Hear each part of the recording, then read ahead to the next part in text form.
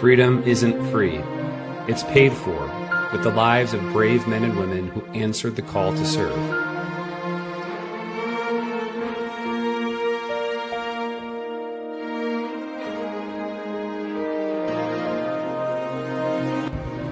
At the Price of Freedom Foundation, we tell the stories of American service members who made the ultimate sacrifice, paid the ultimate price.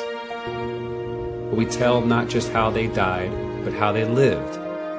Through in-depth biographies, we honor their memory, comfort their families, and preserve their legacies for generations to come. Each biography is created with care, accuracy, and respect. We work closely with the families, friends, and fellow service members of the fallen to ensure every story is complete and deeply personal.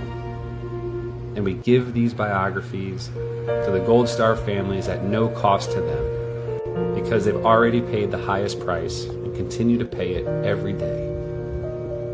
But we cannot accomplish our mission without your help. Your donation supports the research, writing, production, and delivery of these great stories. It helps us preserve history, bring healing to grieving families, and inspire a grateful nation. Honor their sacrifice. Help us tell their stories. Donate now. Visit www.priceoffreedomfoundation.org/donate or scan the QR code on your screen.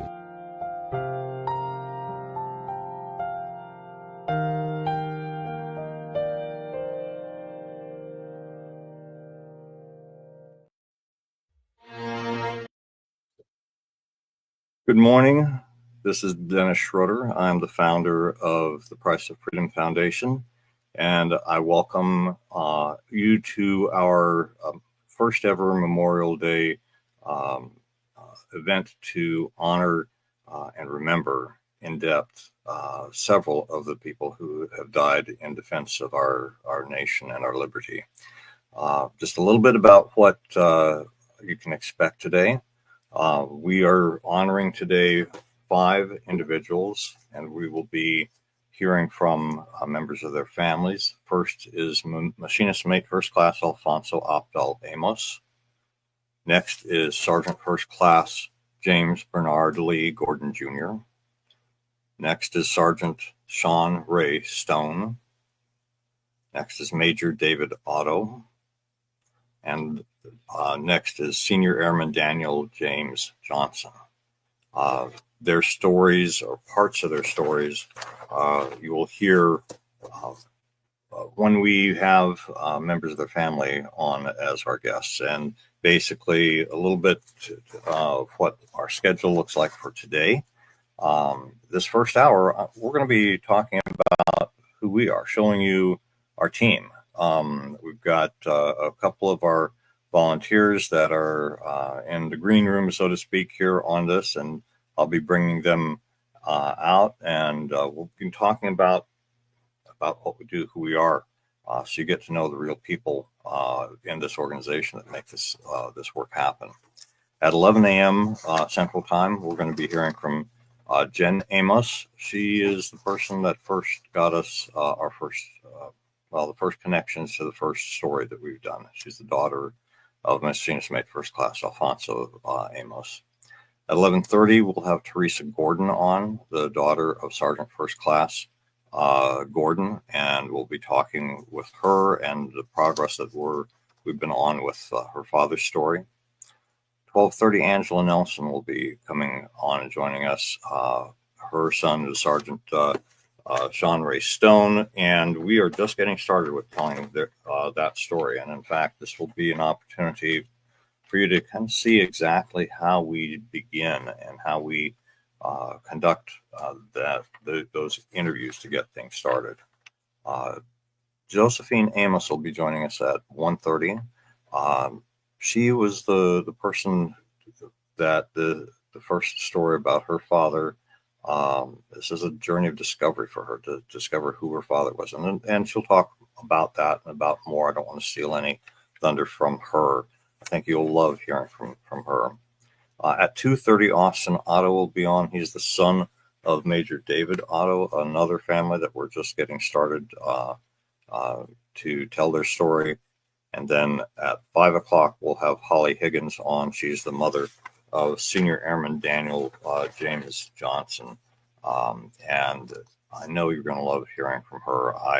She's been an inspiration. So today is a day of reflection, and it's a somber day, not a day that I say Happy Memorial Day to anybody, because it's a day that people paid a tremendous price to for us on our behalf to be able to be here. So let me.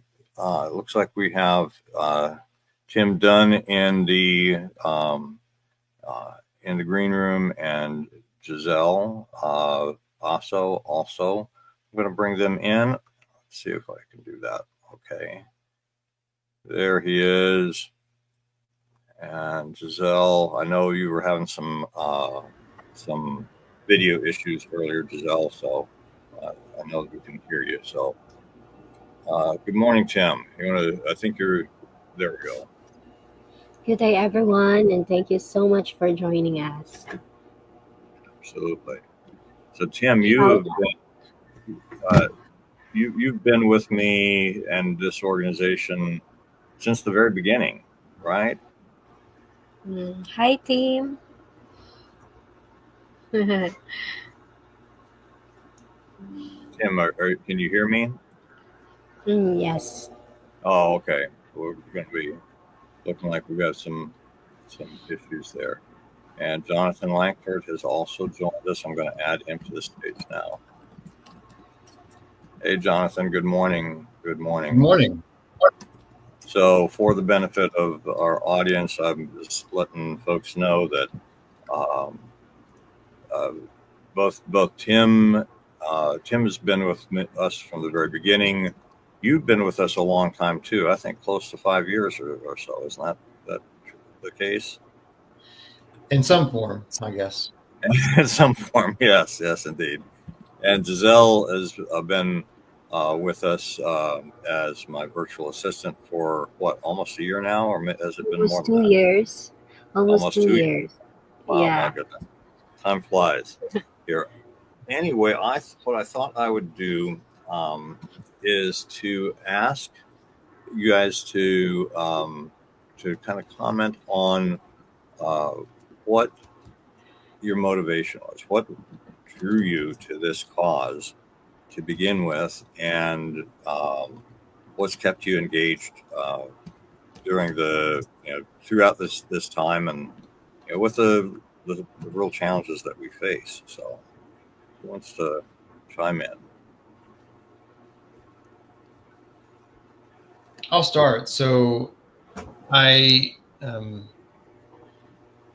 guess back in 2018 when I started to do some.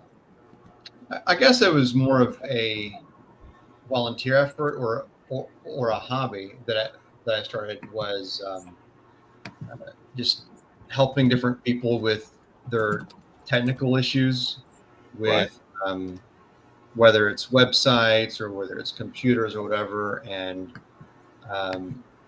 it really wasn't something that I was looking to do beyond just a hobby. And then in 2020, I got a full-time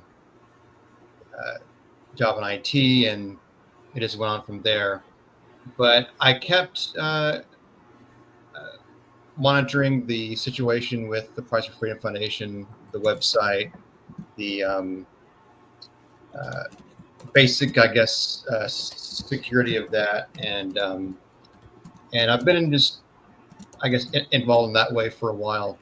And what got me into wanting to just keep on with this is that my family is really. My dad was in the Army. My uncle was a chaplain. My brother was in the Navy. My nephew was in the Navy, and they all served long tours. My brother was on several 9-month tours to Southeast Asia as a nuclear engineer. My uncle was a chaplain. My dad, though technically not deployed, he wanted to be. So that's the background I came from, and that's so I have some connection to the military in that way, even though I've never been in myself. Appreciate that. I appreciate you let me know about that. Or, I mean, I knew about that, but letting our viewers and listeners know. And let me go and add Tim back here. So I don't know if you'd heard the question, Tim. I know you were having some challenges to begin with, but I can hear you now. Excellent. What I was asking about was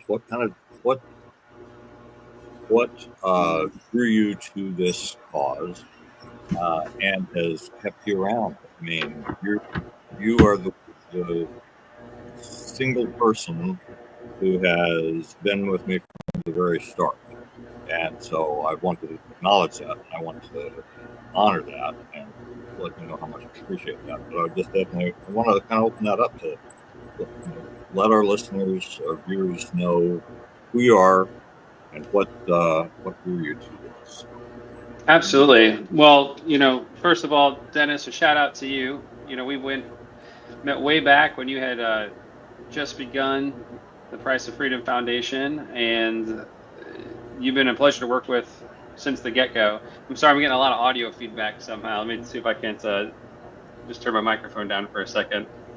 But it's a really unique project. There's a lot of different entities, there's a lot of different people, organizations across the country that do a lot of good in honoring our veterans and those that have served. But, I think for me, I've got a lot of nostalgia that goes back to the Indianapolis area. The Indianapolis 500 was just yesterday.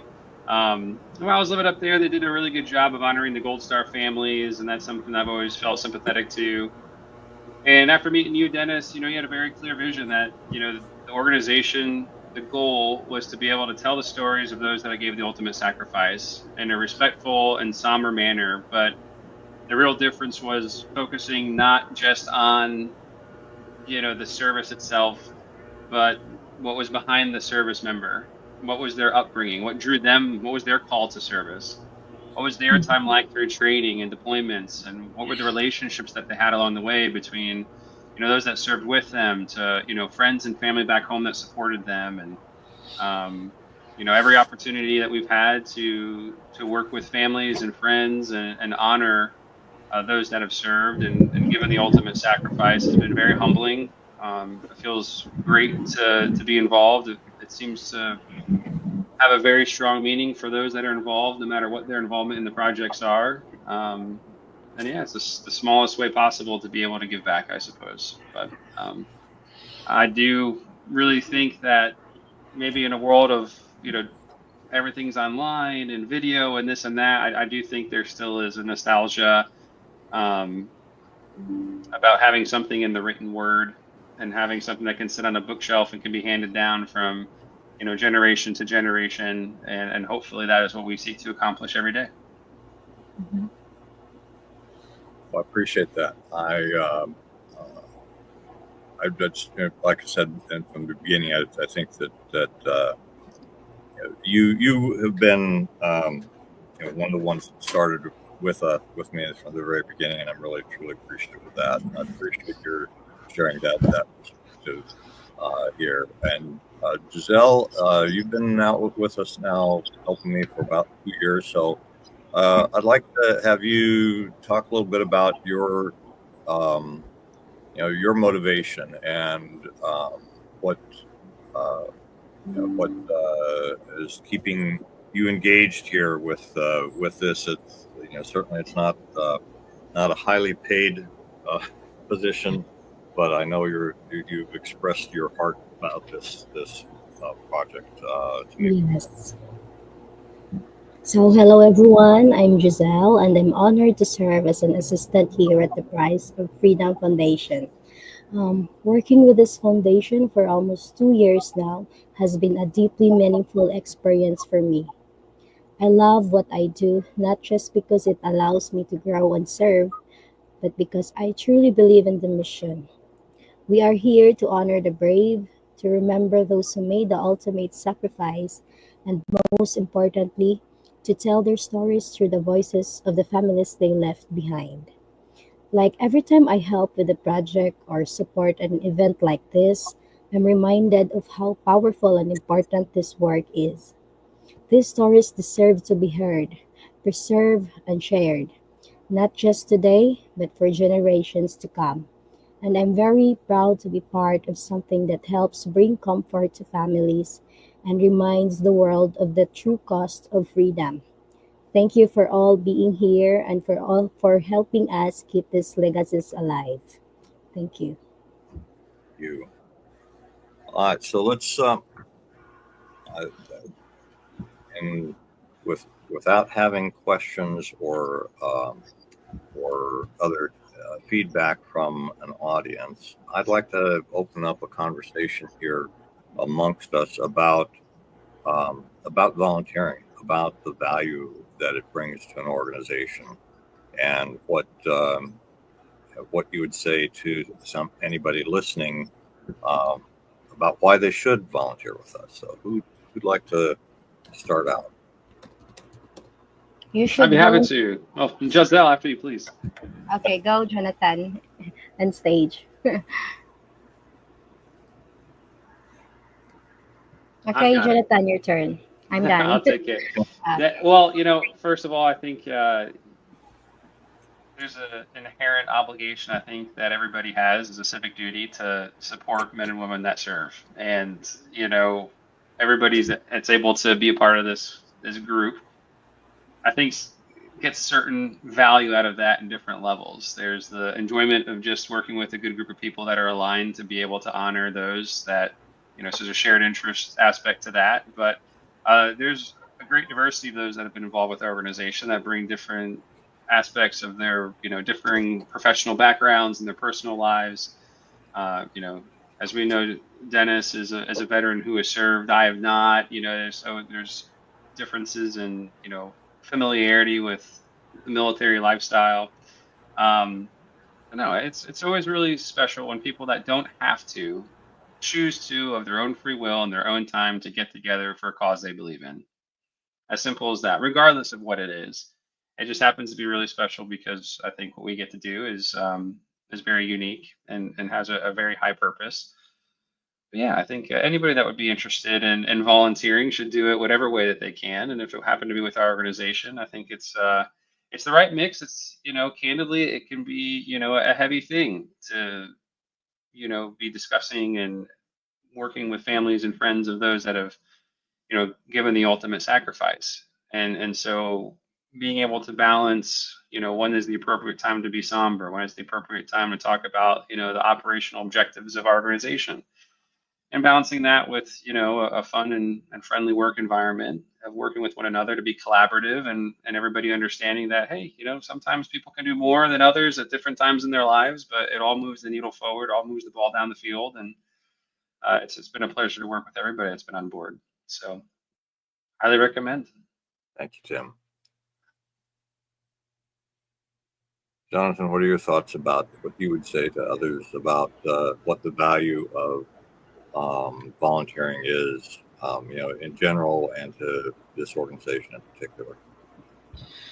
Um, Because behind every fallen hero is a story that deserves to be told.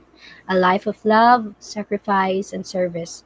This foundation gives a voice to the families left behind, preserving the legacy of those who gave everything for our freedom. Your support helped us create detailed biographies and produce tribute videos like this and honor each hero with the dignity and depth they serve. They are just not donating, you're helping keep their memory alive. So, guys, help us make sure their stories are never forgotten. Thank you, Giselle. Mm, you're Jonathan. welcome. yeah, everyone should have something they're doing that, I mean, some people, they will even, they will help others, and they will support others, and they will contribute to other causes simply because it benefits their soul, and that is true. And Exactly. and even though that's a selfish, you know, reason, is for the benefit of your own soul, to benefit your own uh, conscience. That's still, I guess, not a bad reason. Everyone should have something in their life that uh, that they contribute to, that builds, and it just so happens that this is something that not only gives me pleasure, but it also is something that I feel strongly about. So when the two meet, that's a good thing. I appreciate that. I appreciate each of your perspectives here. I'd like to add from my perspective to that. You know, one of the biggest challenges that we face and have faced is having enough operational funds to do the things that we need to do. And that's why this is a fundraiser as well. We're asking for your support financially. But I want to also bring to talk about the value of volunteering to us in a dollars and cents mode, because there are tasks that need to be performed. You know, the task that Jonathan provides us. If we had to go out and pay somebody else to do that, it would be something that would be very difficult for me to come up with that kind of money.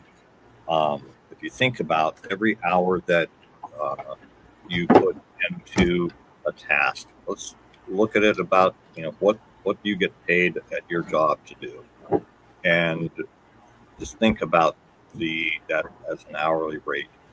That is basically on average going to be something that is is is money we don't have to get from someplace else.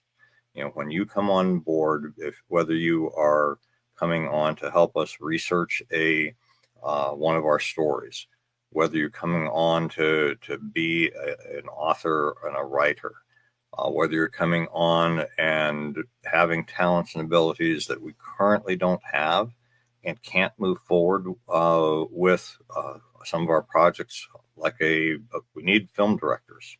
We need somebody who can put the video content that we have amassed together in a meaningful and cogent, coherent way, so that we can not only tell these stories in written form, but in video. Because, you know, Tim was talking about it earlier, that, you know, we tend to be a video-centric society. I love and will always stay committed to writing the books, because, as he also mentioned, this is something that we want to see handed down from generation to generation. But at the same time, we want to reach an audience. We want to reach an audience on behalf of these families, because one of the first things within the first year of our getting started, I had the benefit of being on a conference call with the folks who run the Army's Survivor Support Outreach Services. And they had a guest speaker on that conference call who was from the Uniformed Services University of Health Sciences. And they've been doing some ongoing studies of military survivor grief. And among the many things that he talked about, a couple of things really struck me, because it was really confirmation of what I felt in my soul, but didn't have the statistics of. But he said that the number one and number two most common concern or issue that these families have is that within 2 years of the loss of their loved one, these families feel like their loved one has been forgotten, Number two, that they feel that that their sacrifice is no longer being honored. And this includes all of those who have had public ceremonies where they honored their fallen loved ones, where they've had buildings or streets or other things named after them. Before I had actually got started with this, I'd had the opportunity to talk with a Gold Star mother who was telling, basically she has a bridge in Franklin named after her son. And what she said to me was that doesn't begin to communicate and tell people who my son was.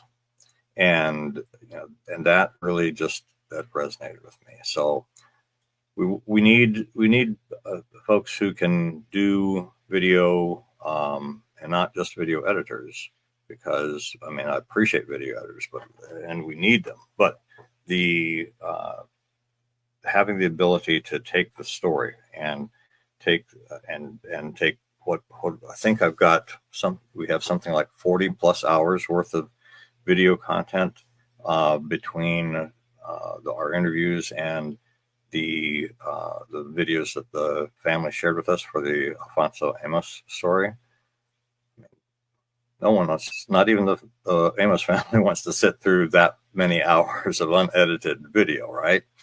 So we need somebody who can come on board and help us to go through that, and that would be the best kind of volunteer that we could possibly get. And so, Dennis, if somebody was interested, how would they go about getting in touch with us for that? Well, they can email us, and let me see. I don't know did we create a banner for that, Giselle? I don't think I did, but we should probably put that up there. We'll put our info at priceoffreedomfoundation.org. And we also have on our website, priceoffreedomfoundation.org/volunteer. You can put your information in there. You could also text or call. It's at 615-389-1867. And Giselle, if you could create banners or tickers that we could do for those three, we'll run those. Actually, that's a good idea. We could run those throughout the day. So yeah, that's really, I mean, and then the other things too. I mean, there's other aspects we haven't really explored, but I have in the back of my head that We also need volunteer researchers. yes, researchers. We Yeah. have a few that have stepped up and are just getting started, but we need more. And in fact, the researchers can probably form teams, or put 2 or 3 Mhm. people in a particular story, To perhaps. assist with biographical research, like gathering details, interviewing families, and helping write powerful life stories. Absolutely. I'm Mhm. also thinking that we could. I would love to have, I guess, what we would call them, they're champions or advocates or an area rep, so to speak, uh, where we could get presence out at public events. Um, I've done a few. I know that Tyler, one of our other board members, and Parul, one of our other board members, have done public events. But it would be great if we could have a presence that people could see. And so if you are listening to this and you're saying, hey, I really don't, I'm not a researcher, I'm not a filmmaker, but I want to help and want to volunteer, you can be an advocate for us. You can be a champion.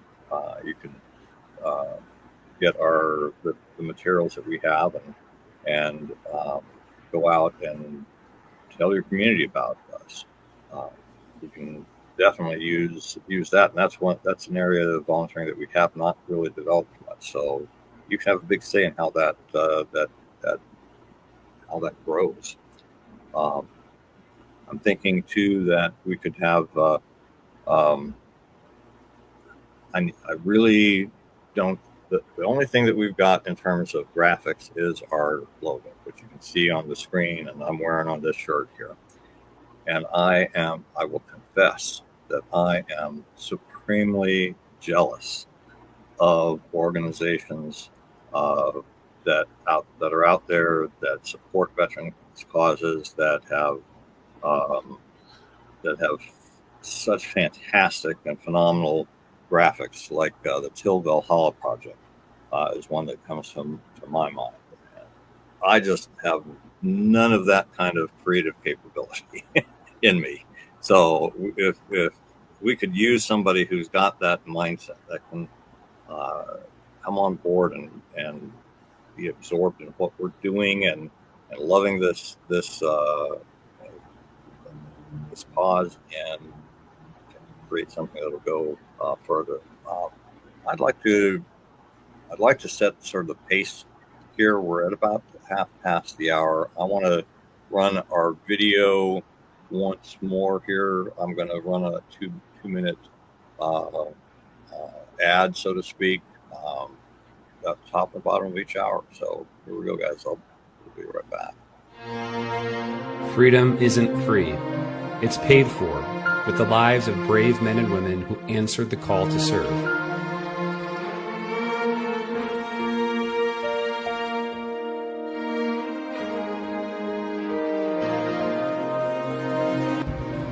At the Price of Freedom Foundation, we tell the stories of American service members who made the ultimate sacrifice, paid the ultimate price.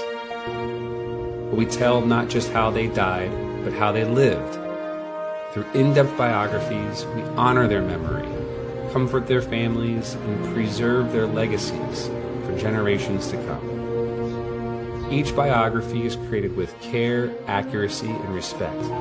We work closely with the families, friends, and fellow service members of the fallen to ensure every story is complete and deeply personal. And we give these biographies to the Gold Star families at no cost to them, because they've already paid the highest price and continue to pay it every day. But we cannot accomplish our mission without your help. Your donation supports the research, writing, production, and delivery of these great stories. It helps us preserve history, bring healing to grieving families, and inspire a grateful nation. Honor their sacrifice. Help us tell their stories. Donate now. Visit www.priceoffreedomfoundation.org/donate or scan the QR code on your screen.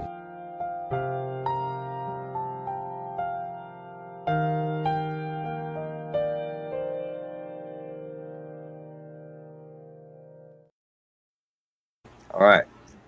Well, this is our opening section, and this is an opportunity for folks to kind of see who real people are, and I definitely want to give a kind of behind-the-scenes discussion here of that video. And Tim, thank you for doing the voiceover. I'm glad that it's another voice, not just mine, that people are hearing when we go out there. Kind of a vision that I have for going forward with this, and Jonathan and hopefully all of our volunteers will participate, is I'd like to have everybody record that script, because I'd like to have every sentence be a different word. Every sentence be a different voice, so that we can communicate to the world, our audience, that we are a team. It's not just one or two people or a handful of folks. And then we can also do some testing to see, what people respond to, whether it's a single voice, multiple voices, etc. So I also want to give major kudos to Giselle, and here's why. Giselle is the one who came up with the script and the ideas for the video behind it. I made a very few edits to that script. Giselle is the one. I've added some graphics and some of the some videos that we used, but Giselle's want to put it all together. And Giselle told me that this is the first time she's ever done this. Yeah, this is my first time. You've got a talent for this. You really do, and I'm so thankful. But we're looking for other talented folks. We're not. My heart and my commitment to the team is that I really do want everybody to feel that they're a part of it, and we're not looking to replace people. There's so much work that needs to be done that I can't envision a time when we got to let somebody go. The folks who have departed, then folks that had other things going on in their lives, and I understand that. Not everybody is in a position where they can volunteer lots and lots of time to this cause. But so anyway, I want folks to know that we need you. We can use your talents and abilities where they may lie. So I'm not really sure exactly where we should go with this conversation. We've got about 20 minutes left on this hour before we have Jen Amos joining us. And I don't want to just mark time, so to speak. So, Tim, what are your thoughts here about what you think we should, if you were a viewer, what would you like us to hear us talk about that we haven't heard? Absolutely. Well, maybe how did these stories come about, Dennis? Maybe just kind of a general timeline from, you hear about, you get contacted with a potential story. How do we get that from intake through to final product? Okay. Because we have had finished products, correct? Yes, we have a. I mean, the Fonso Optimimus story is our most complete work. We have the book published and the presentation ceremony to the family completed. It took a lot longer than I'd like, and I thought originally. I think that I met Jen Amos in December of 2000. And we completed the work and did published the book about 3 years later. And then we did the presentation ceremony to the family in August of last year. So that was almost a 4-year timeline. It could go a whole lot faster. And one of the reasons that we're looking to raise money is so that the bottom line is that I have to work part-time. It costs money for me to travel to do interviews. So your point is well taken, Tim. What's our process? The process is we get introduced to, or we have somebody reach out to us that is a family member, and they agree to have us tell their loved one's story. So there's some paperwork that needs to be done. There's a legal process that we have to have them agree to that gives us the permission to do this. And so once that paperwork is completed, then we begin. And the number one thing is that we want that contact to help us identify, or to identify for us, some other people that knew their fallen loved one, and give us as much as they can the points of contact and how to reach them. And from that point, we schedule interviews, and we record all of the interviews so that we can not miss anything. I guess I'd say that that's the number one point. But secondly, with the thought in mind that eventually we want to create these as documentaries. So my number one thought when I'm scheduling an interview is, can I do this in person? Because if I can do it in person, I can set up a couple of simple cameras, get a little bit better video than the Zoom meeting, this kind of meeting kind of a video that we have when we have to do the interview at distance. But we will do the interview at distance if we need to, and in most cases, that's exactly what we need to. When we have worked with the families that we've worked with thus far, if there's overnight travel involved, it has on average cost me out-of-pocket cost somewhere between $600 and $1,000 for each trip. And so that's why we need that kind of support. We're looking for folks to do one-time donations, but honestly, it would be so much better if we had a large number of small monthly supporters. We have 500 people on our email list. If half of them gave $10 a month, 250 people gave $10 a month, that would finance us to be able to afford to do 2 of those kind of interview trips a month. It would go so much faster on this. I think if we were fully funded, that we could produce a story from start to finish within 1 year. But as it is, it's taken much longer. In some cases, it's taken longer because of the pace of the family is with. So, we'll talk with one of the moms later today. She's been, folks are going to love her, but it's like she's just been so busy. She's never actually sat. I did the interview with her. We did it face to face because she was in the Nashville area. But she has not yet sat down and identified for me or for us for who the others that knew her son were and how to contact them. And that's been 2 years. So it's really going to be dependent upon the family. We're not going to force a family into a particular timeline. This is really about them. It's about honoring their loved one and recognizing that the grieving process never really ends. And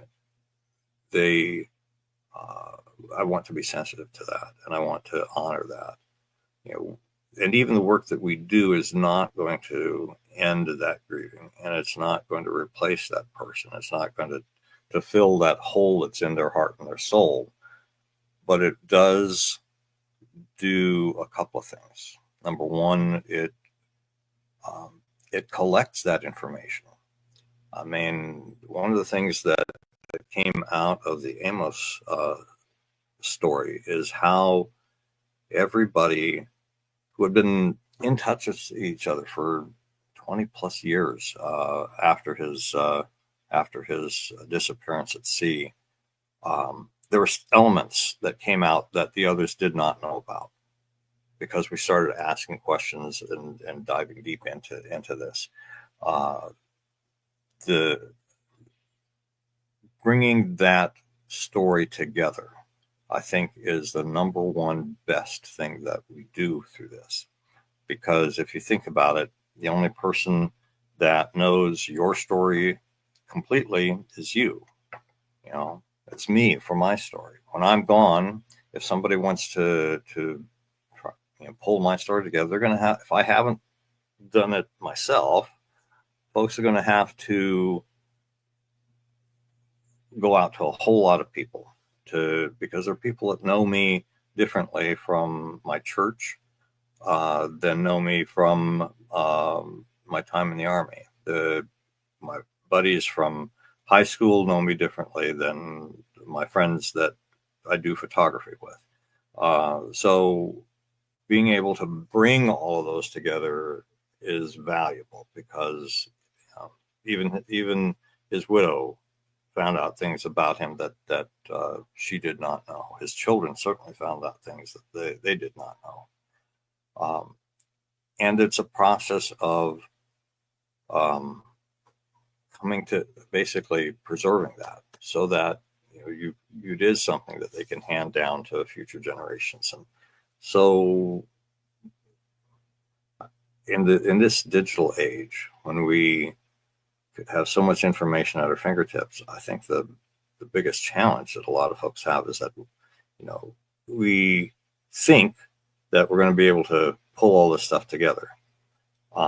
But my experience is that stuff that was written about military operations that I had a big part in 25 years ago, I can't find anything on the internet right now about it. So maybe it's out there. I'm sure it is, but accessing it is a challenge. And I think, and curating it too. So that's the other thing that we do, is that writer, that the role of the writer is to pull all of these things together, all of these inputs that we have, whether it's videos that the family has contributed, whether it's the interviews that we've done with them, looking through their military records, anything else that we have. That person is the key, similar to a film director, is key to being able to tell the story.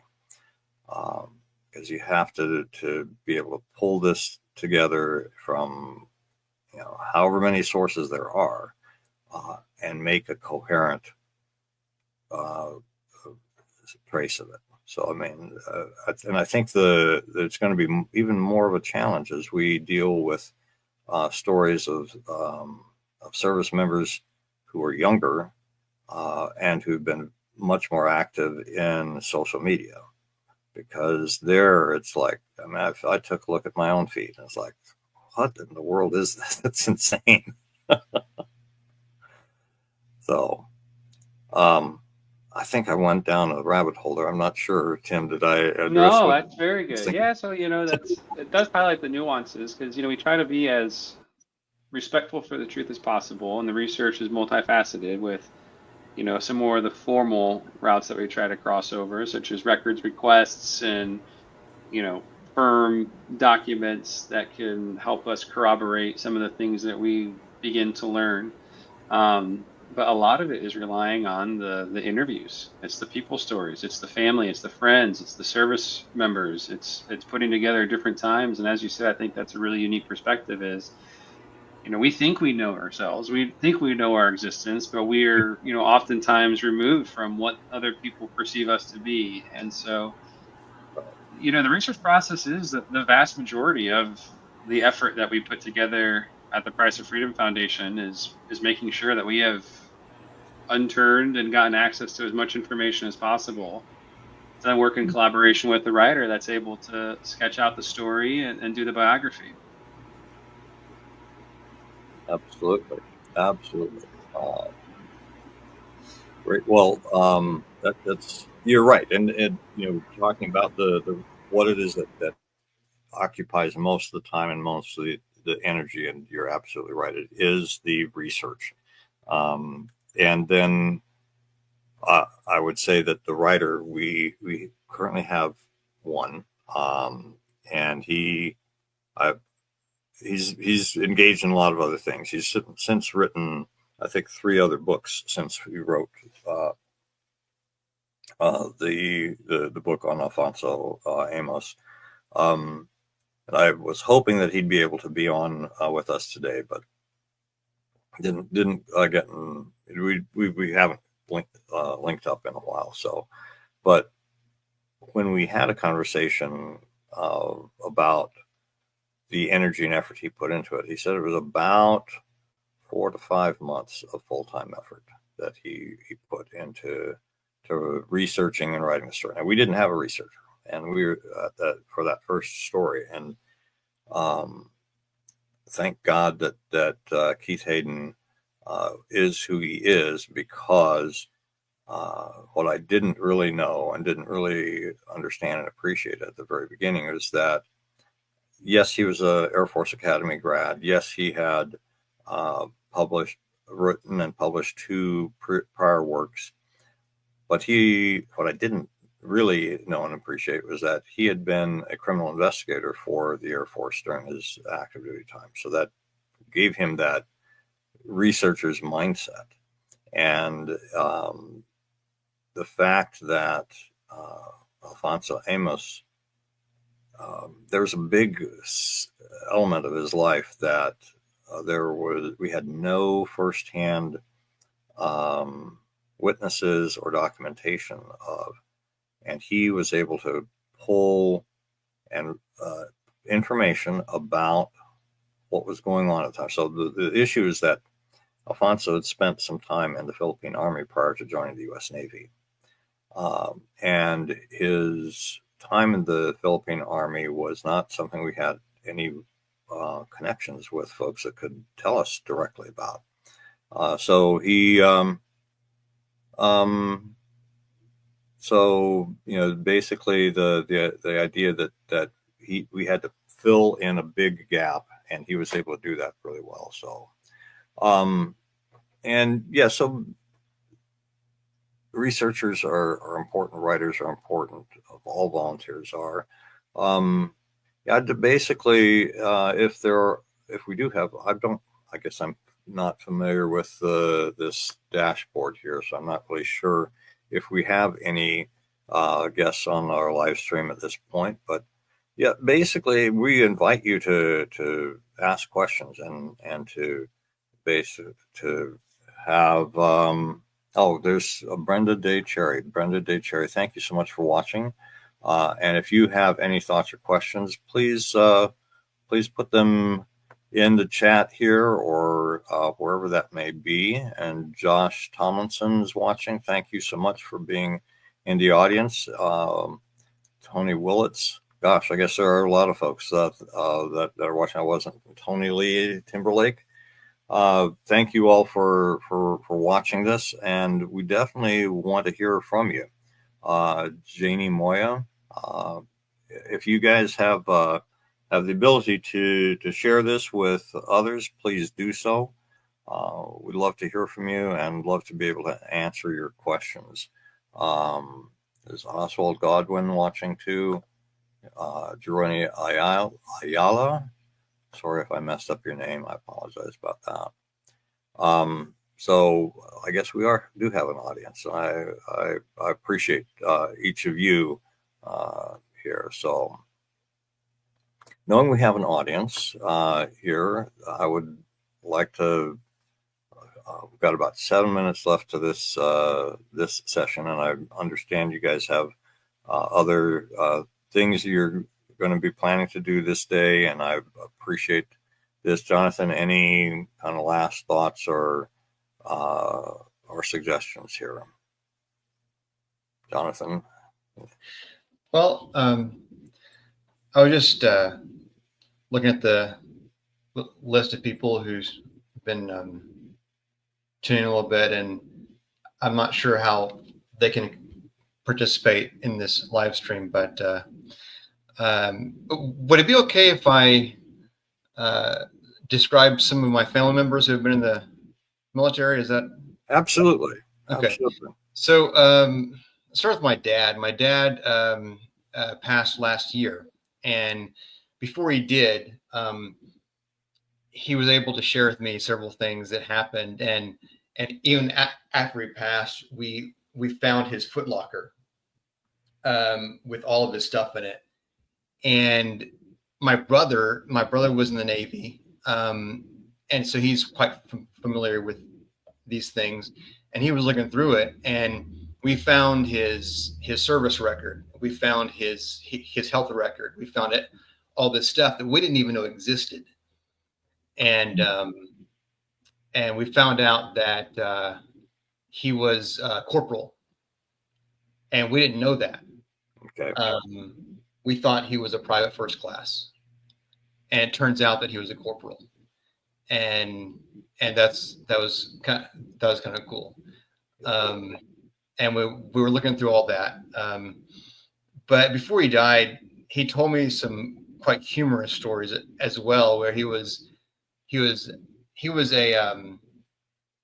a transport truck driver, is what he was, and he was leading it. He was one of the lead vehicles in a convoy going across Southeast U.S. for some reason, transporting something, and he knew a shorter way to get to where they were going, and so he just took it, and everyone followed him. And then when he got to the destination, he got reamed for going off route. And but I thought that was humorous.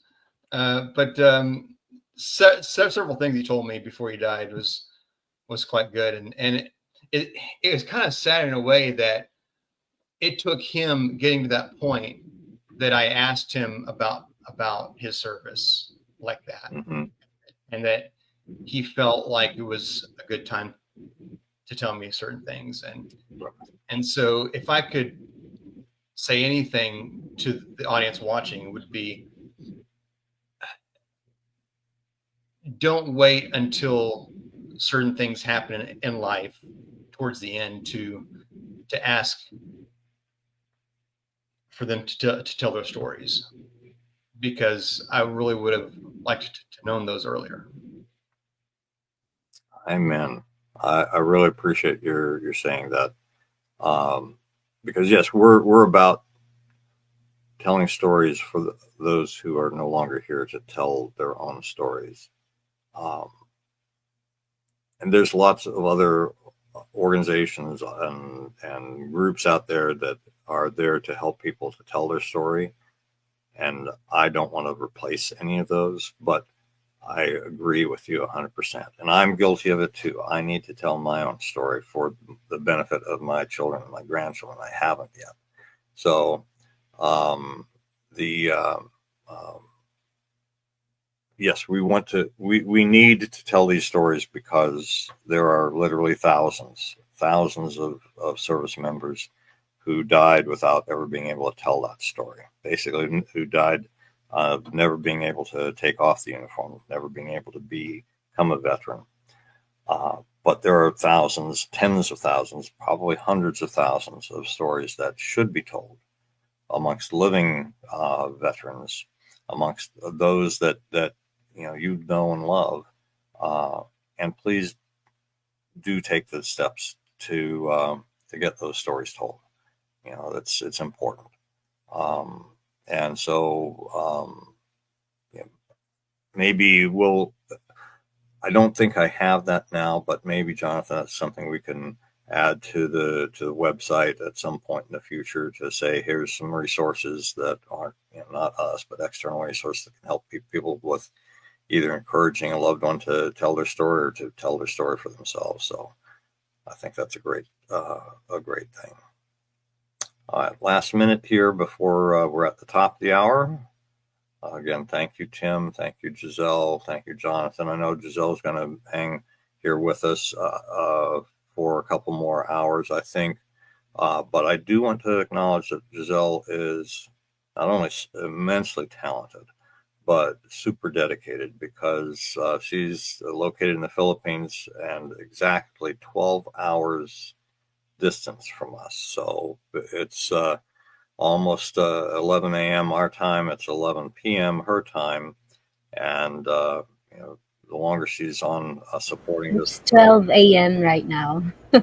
Midnight. Midnight your time, yes. So you are 13 hours anyway. So you are a trooper, and I more than appreciate all that you're doing. So, all right. So I want to thank you, Tim and Jonathan and Giselle, and Jen is in our green room. I am going to thank you all, and we'll say goodbye for now, and appreciate all you do. All right, so let's. Thank you, Dennis. Thank you all. Thank you, Tim.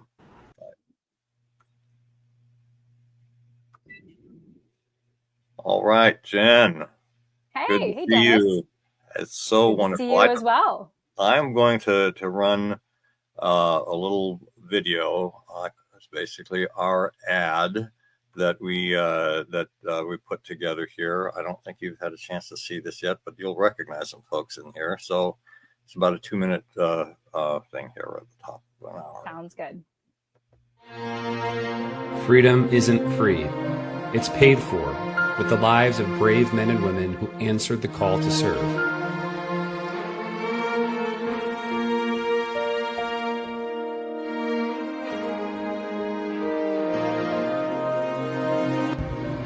At the Price of Freedom Foundation, we tell the stories of American service members who made the ultimate sacrifice, paid the ultimate price. But we tell not just how they died, but how they lived. Through in-depth biographies, we honor their memory, comfort their families, and preserve their legacies for generations to come. Each biography is created with care, accuracy, and respect. We work closely with the families, friends, and fellow service members of the fallen to ensure every story is complete and deeply personal.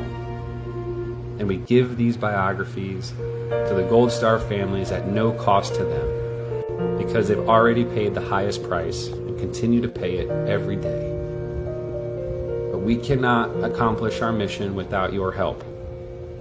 Your donation supports the research, writing, production, and delivery of these great stories. It helps us preserve history, bring healing to grieving families, and inspire a grateful nation.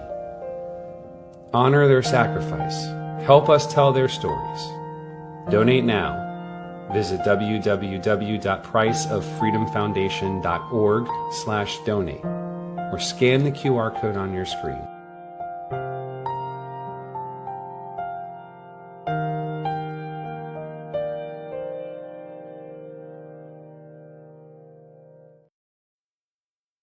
Well, what do you think of that?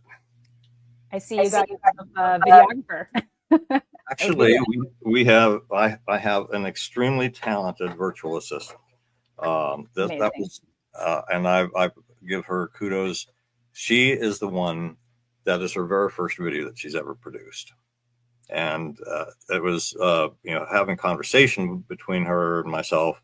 She's the one who came up with the script, the ideas behind the flow of the video clips, etc., and put it all together.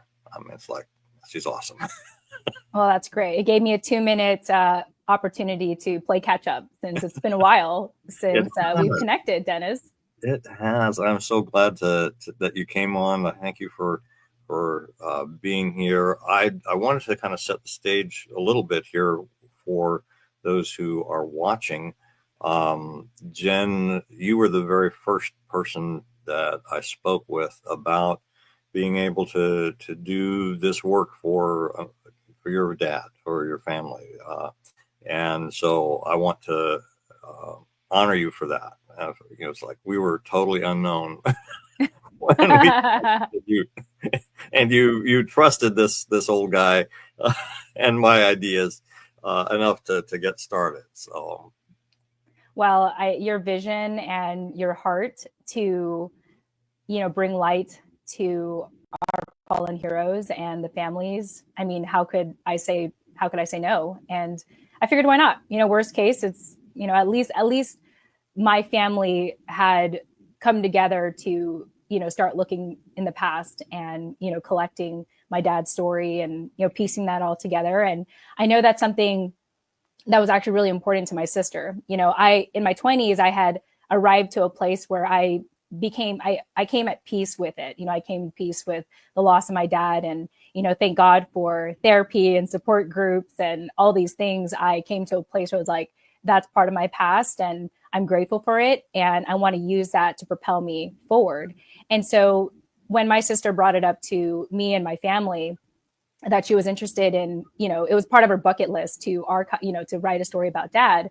And then, thanks to an introduction to you, to who was that? I think I forgot her name. I got to give her a shout out. I forgot the name. I don't know if it was Michelle or Rachel. I can't remember who it was, but, to whoever she was, thank you for introducing me, to Dennis, because it just seemed like the time was right. And I think initially, I think we did had reservations initially, but I saw it as, well, we don't know how long our family, friends, and family are going to be around to document our stories. So the time is now. And, here we are, like, several years later. And it's just really great to see, Dennis, that you and the nonprofit has grown and your team has grown and you're writing more stories. And I'm just, it was an honor to be your guinea pig. I appreciate that. Yeah. We all got to start somewhere, and I want you to know how thankful I am that you and your family agreed to let us have you be our first case. And actually, we're still not finished, because our vision is to be able to to tell this story in video form as well. And when we have the resources to do that, when we either have a filmmaker, somebody who knows how to do all this stuff and can go through. I think when I counted the lengths of each of the video clips that we have between the videos that you and your family shared and the interviews that we've done, we have 40 plus hours worth of video. It's like, I don't know of anybody who wants to sit through that long of unedited video. You know what I'm saying? We need somebody. And then the film editors that we had, it's like they got lost. It's like, okay, make sense of this, tell a story. And it's like, that's not what I do. Yeah. So we need, and I know Josephine had some connections and got some folks that gave us a quote of, I think $30,000 was what the low end. And people who've not been doing this, and for our viewers, this is not a inexpensive operation when you're trying to make a quality video. Most of the folks that I talked to at the beginning here in the Nashville area that were independent of what we're doing, spoke with two different documentary filmmakers and two different law firms, and each of them told me to plan on $100,000 to $150,000 per 1 hour of video. So it's like, I was shocked at the beginning, and most people too. And it's like, that's why we need supporters. That's why we need people to come on board and help us to make this possible, so we can actually fulfill the final part of this story for you and your family there. So yeah, it's very much appreciated. And Dennis, I hope you're taking care of your health, because I don't know how long it'll take to get that documentary done. Well, my hope is that, I guess I'll be 69 here in another month. So yes, I am very much aware of that. I do have some longevity on my father's side of the family. My grandfather lived to be 100.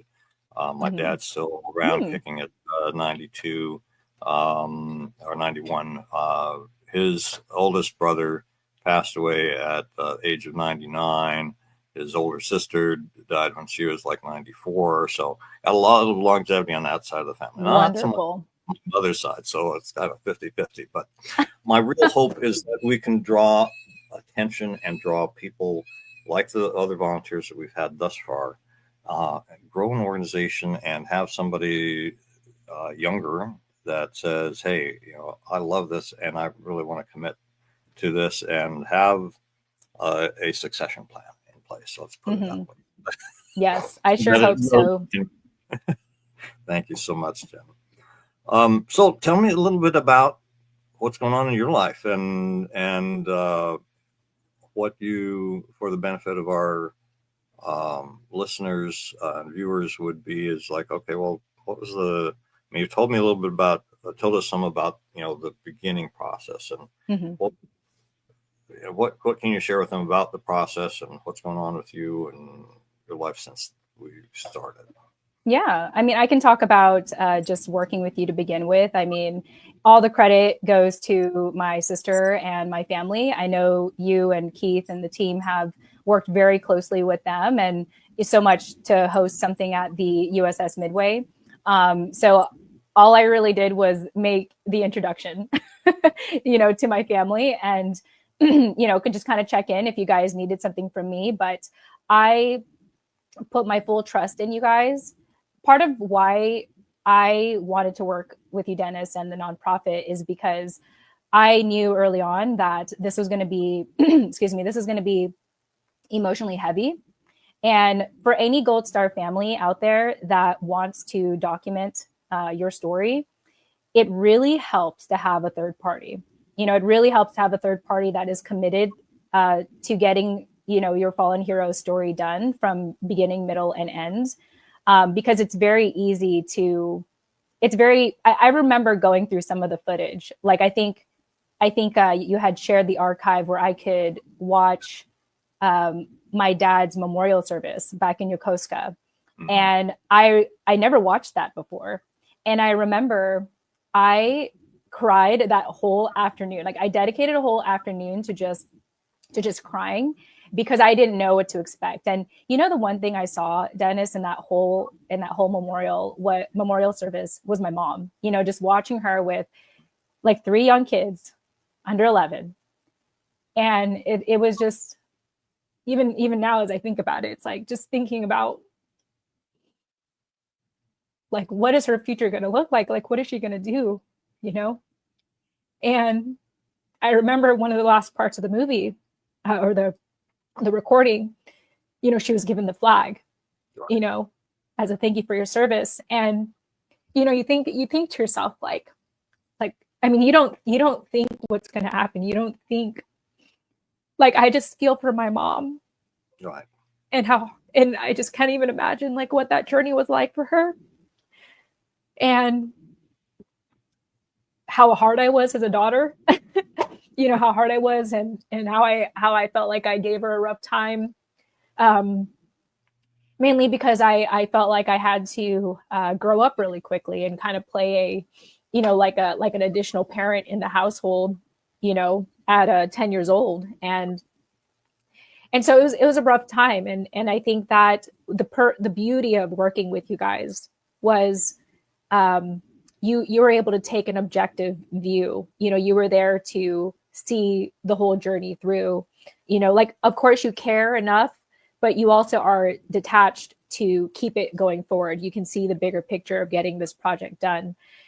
So that's what I would encourage for Gold Star families, and also to anyone that wants to support what Dennis and his team is doing is, we may be part of why military Gold Star families cannot tell their story is because even right now, like, I think I'm pretty charismatic, but even I'm choking up, right? Just thinking about the past. And I've already been, what is it? It's been like 25 years, since I lost my dad, and those feelings can still come up for me. And so the reason why you guys are so important is to help us get our stories out.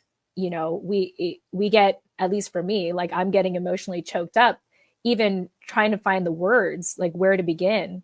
So I'm just so grateful that your team was willing to, and I know Keith did a lot of the heavy lifting with, combing through all the things and crafting our story in a very cohesive way where it's just such an easy read. You can read my dad's book in like 2 hours and you just get the full picture, and the 2 hours of reading that book doesn't do credit to, the months or however long it took for him to write that book and hear our stories and empathize with us.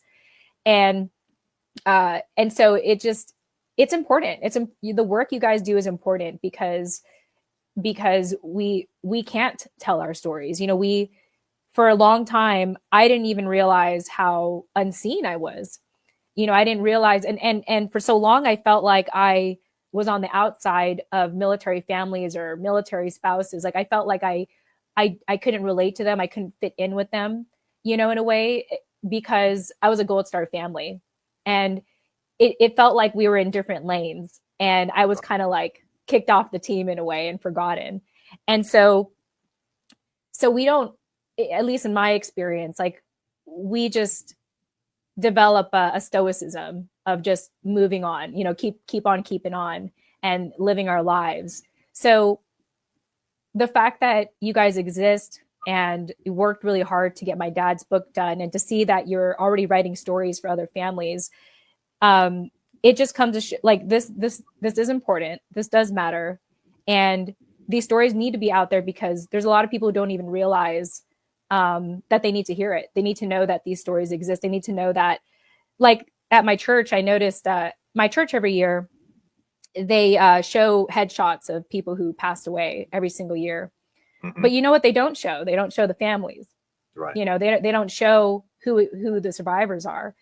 And it's always about honoring the fallen, but what about the families, you know? And so we are in such a very fortunate position. Like I feel very blessed that I could carry this burden of carrying on my dad's story, my dad's legacy.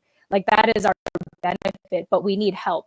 You know, we need help. We need people like you, Dennis, and your team to pull those stories out of us, because we don't even think we should tell our stories. It's not even a thought. It's kind of, you got to keep on keeping on, you know, like I think about my, you know, again, going back to my mom, she didn't think like, oh, we just lost dad, I need to tell this story. She's like, no, I need to raise 3 kids. Right. I need to raise 3 kids. I need to get them into a stable home. I need to get them to college, because that's what me and my husband wanted. You know, right. I need them to become adults and, like, you know, leave the nest. She doesn't, there's not a moment where she's going to stop to think, I need to document this, you know? Right.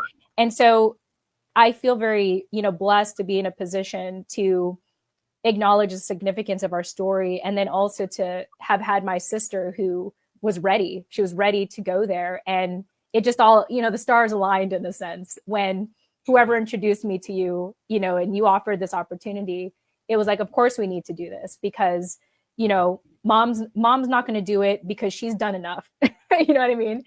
And this is, and so it's really up to the kids. It's up to, you know, like my dad's kids, which is us, to do this. And so I just wanted to share that and express my gratitude and the significance of what it means to, you know, work with you, Dennis. And again, I can't thank you enough, you and Keith and the team, to work with my family.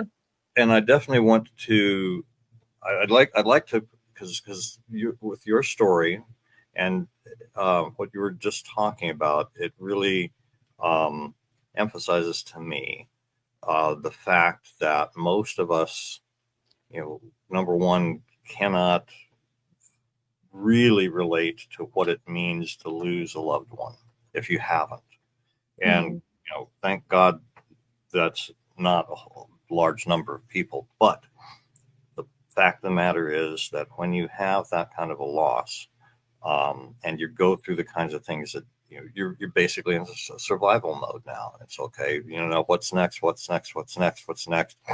How we're going to, you know, where we're going to get the funds to, you know, pay for the rent or mortgage or whatever it is. And then we lose track of the other things that might be of interest or importance to the kids for later on. So let's talk about the fact that, and I love the illustration of it, but I mean, about your learning about where your father's best friend lived, and about your learning about his service in the Philippine Army. Yeah, I still remember when I met who we now know was my godfather, I believe. I mean, I don't have, the details are still blurry at this point, but I remember it was like New Year's Day and we were in Mira Mesa, and this was a couple of years ago now. I think it had to be like in 2019, 2018 maybe. And I remember we were just leaving my brother's place because we celebrated New Year's Eve there. And the following morning, my mom was like, she's like, yeah, let's go visit Uncle Mel, or, you know, like, let's go visit him. And like, oh, he's one of your guys' godfathers. Like, I mean, again, it's still blurry to me. I literally don't know. It's all family. They're all family at this point. And it was just crazy because I remember pulling into his driveway, and, you know, he rolls up I believe he was I think he was in a wheelchair, or at least he was sitting. And he just like looked straight into my eyes, one of our eyes, probably my sister. Like he looked at us. He looked at us, and he was like, "You guys you guys just resemble. I could see your dad's face in you guys, you know." So that was like, it was funny because, you know, the thing about my mom is like she always surprises me with certain things like that, where it's like, oh, I didn't realize like family was just 20 minutes away or something. It's usually kind of, oh, let's go do this, let's do that. And I was like, wait a minute, what? Like, I didn't know that I didn't know this part of our family history. Not that, looking back, I don't think that was top of mind for her to sit us down and tell us like a bedtime story about our family. Right. So there's that. That was very interesting to have met him for the first time and to know that he was always within driving distance. And then to learn that my dad served in the Philippine Army.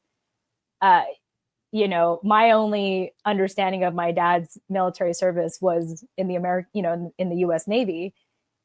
And so it was really interesting to learn that he had this whole life, before he did he joined the U.S. Navy.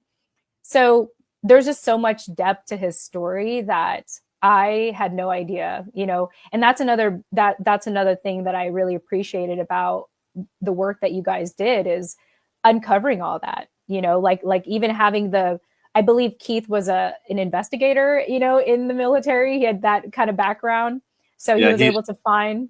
Mm-hmm. He was a criminal investigator in the Air Force. So okay. Yes, he had that kind of detective mindset, right?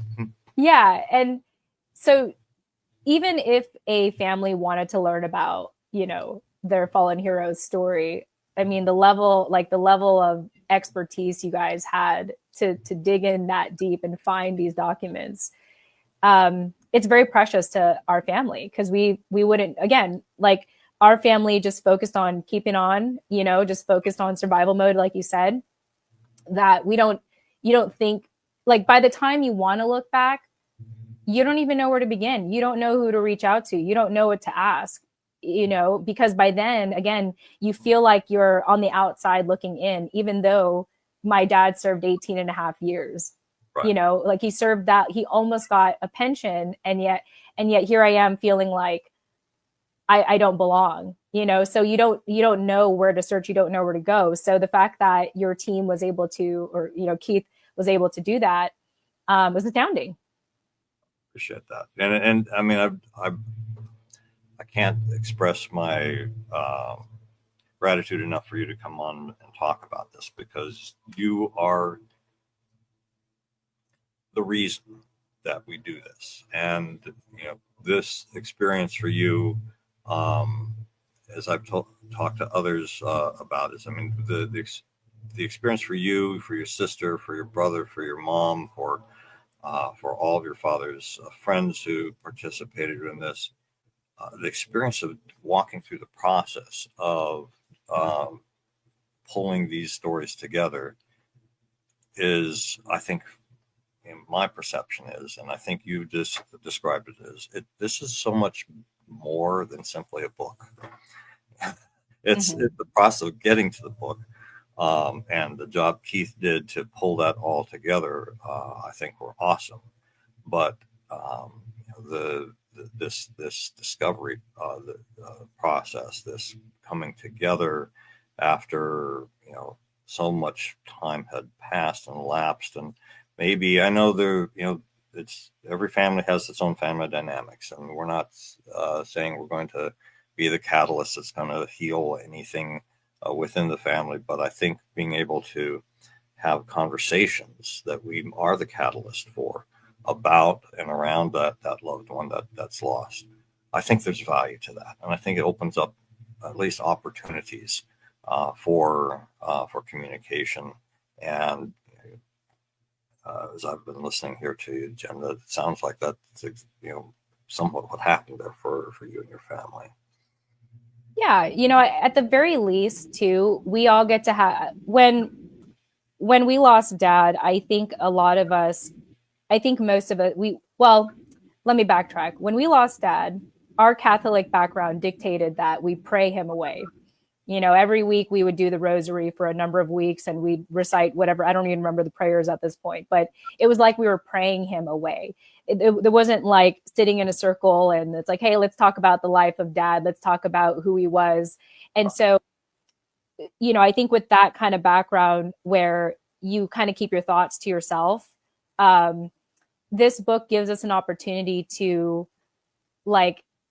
to privately explore, learn more about Dad, but knowing that we're all connected, we all contributed to this in one way or another. We're not the kind of family that's gonna, sit down around a kitchen table and, talk all the time. Like we're a little, I mean, in my opinion, I think we're a little more stoic. I think my mom modeled that, because it worked. It worked in regards to, raising us up and getting us out of the house. And, as far as I know, we're all doing pretty well at this point.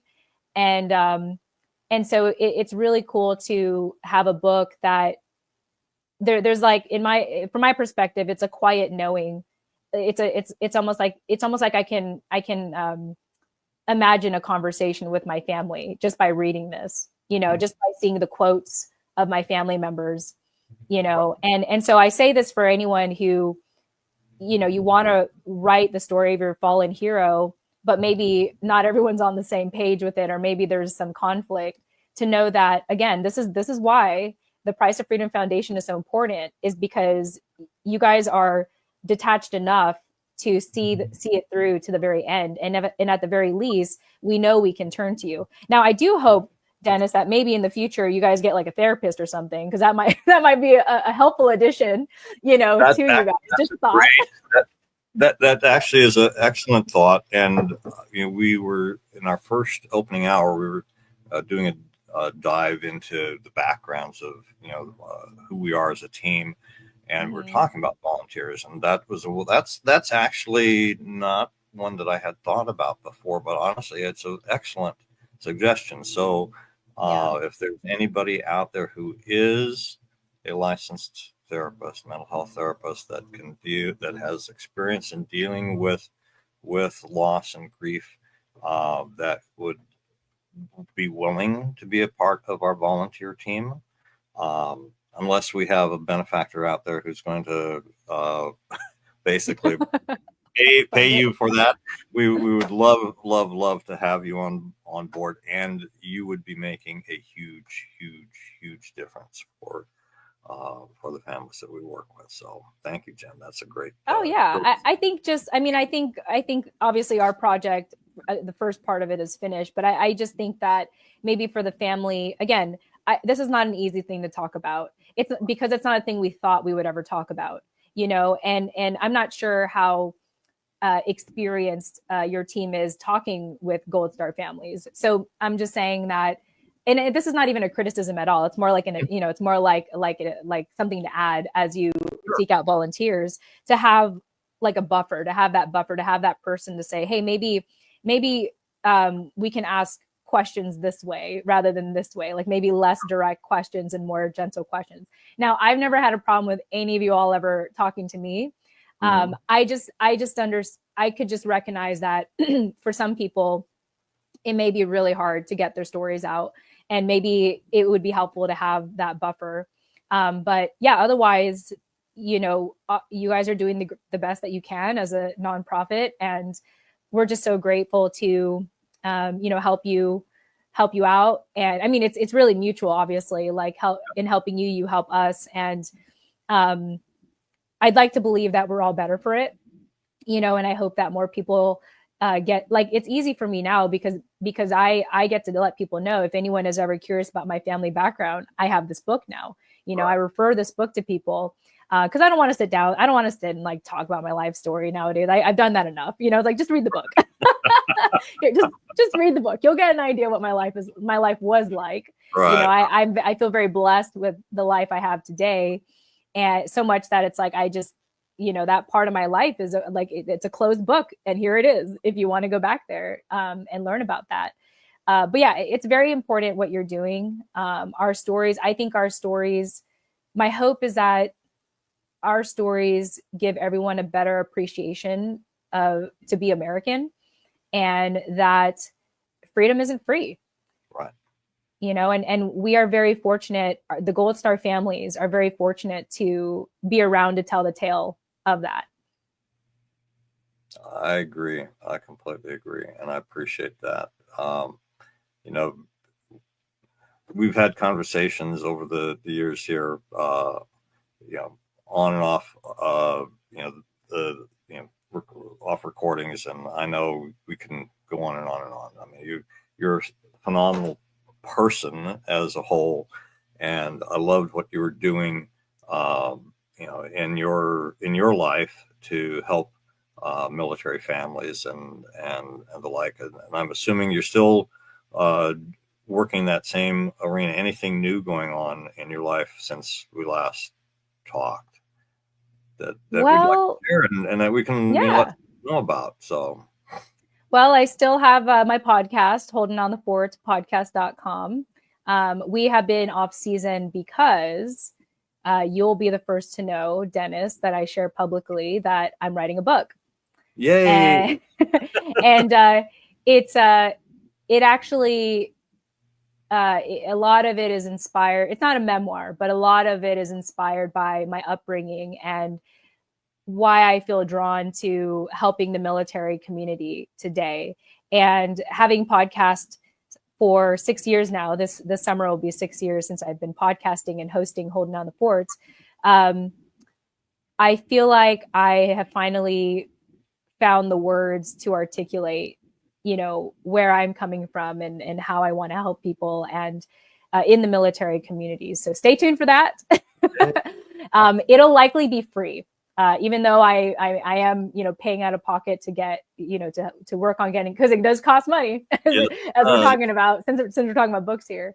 I am going to be offering, if there is a paywall, there will be a discount code for people to get access to it for free, because the book I want to put out there, I think, is really crucial, especially for military retirees who are asking themselves and their spouses the question of, should we keep the survivor benefit plan or not? So that's a whole conversation for a whole other day, but it kind of it ties in with my story, is tied into where I'm coming from and why answering that question in a confident and informed way is very important. So stay tuned. Hey, absolutely. Yeah. Please let me, shoot me any information about that you'd like for me to share.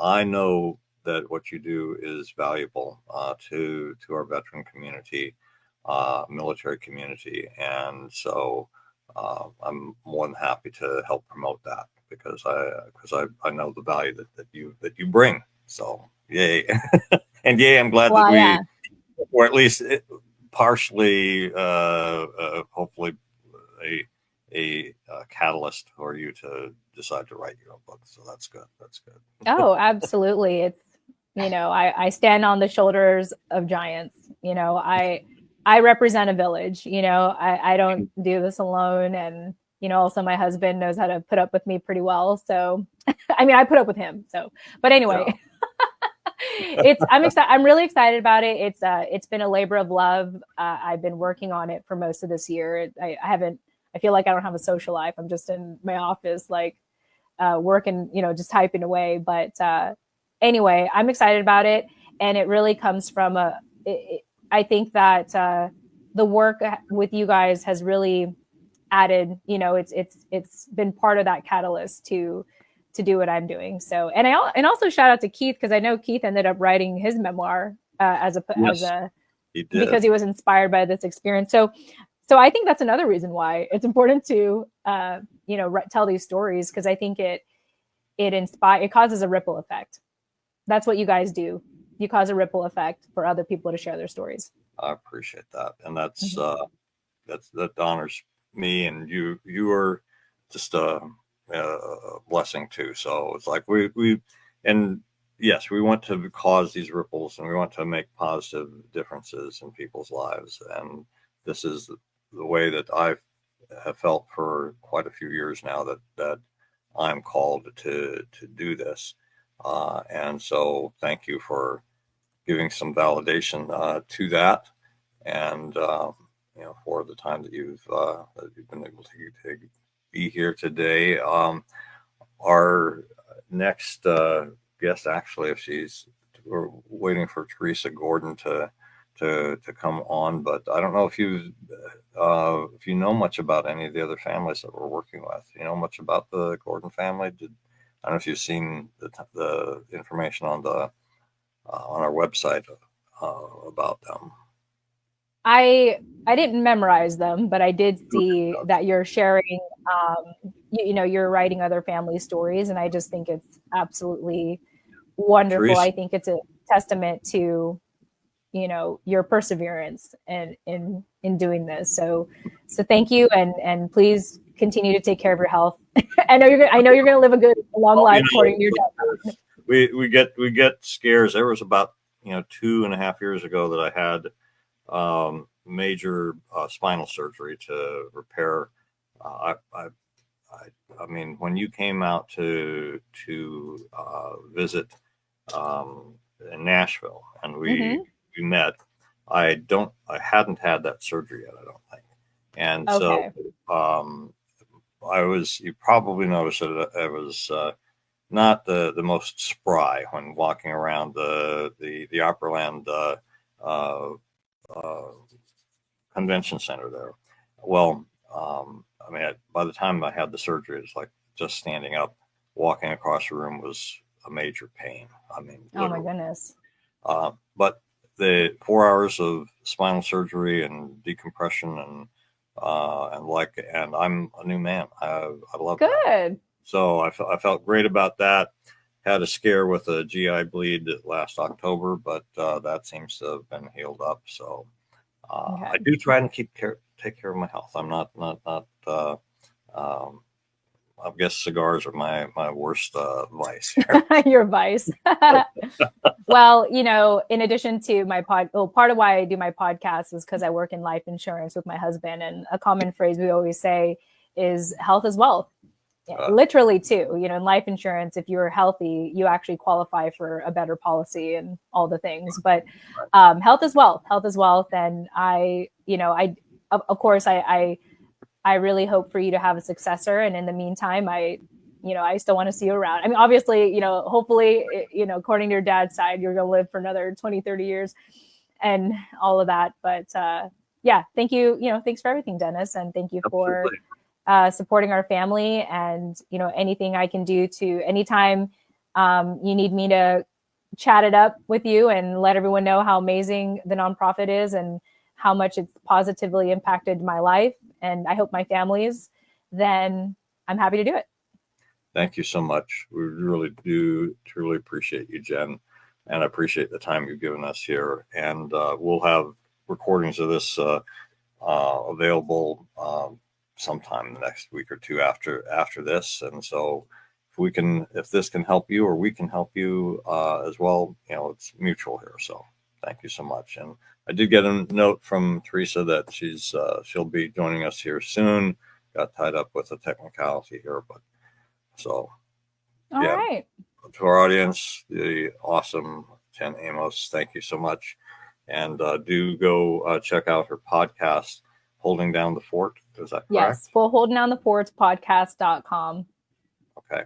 And, what other resource do you want to put out there for them to follow? Anything else? Well, they could always check out our company, usvetwealth.com. That's US as in the United States, vet like veteran, wealth.com, usvetwealth.com. And like I was hinting at earlier, we specialize in life insurance for military retirees. So these are people who are seeking out alternatives to the survivor benefit plan or the thrift savings plan.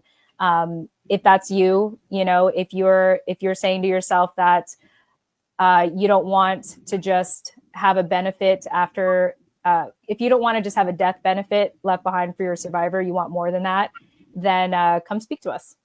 So usvetwealth.com. And and then we also have another website. It's more of our interactive website that I'm actually actively building right now. It's called Military Retirement Blueprint, and militaryretirementblueprint.com.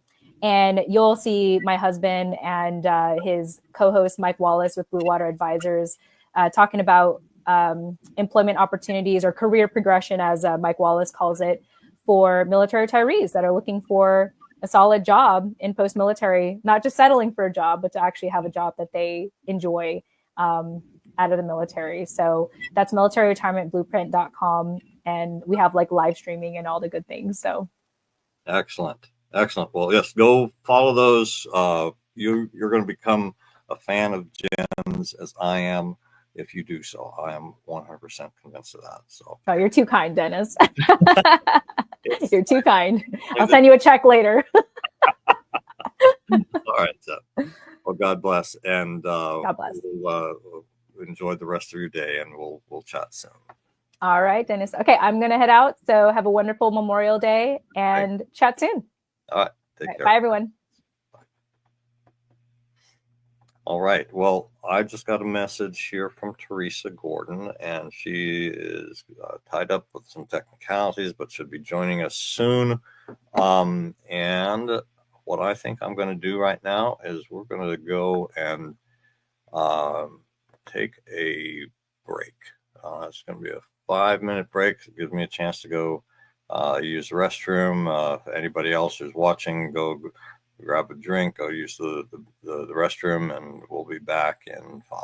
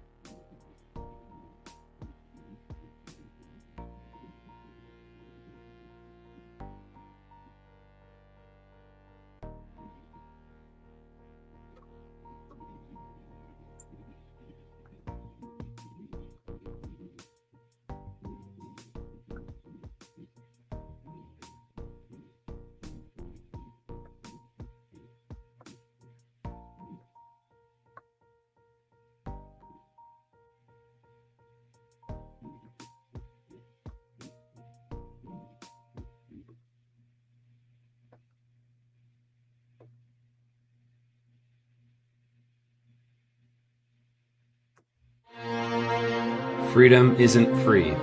It's paid for with the lives of brave men and women who answered the call to serve.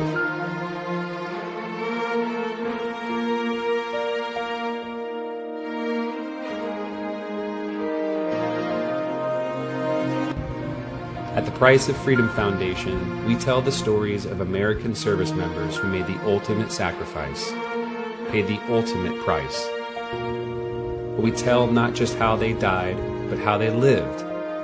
Through in-depth biographies, we honor their memory, comfort their families, and preserve their legacies for generations to come. Each biography is created with care, accuracy, and respect. We work closely with the families, friends, and fellow service members of the fallen to ensure every story is complete and deeply personal. And we give these biographies to the Gold Star families at no cost to them, because they've already paid the highest price and continue to pay it every day. But we cannot accomplish our mission without your help. Your donation supports the research, writing, production, and delivery of these great stories. It helps us preserve history, bring healing to grieving families, and inspire a grateful nation. Honor their sacrifice. Help us tell their stories. Donate now. Visit www.priceoffreedomfoundation.org/donate or scan the QR code on your screen.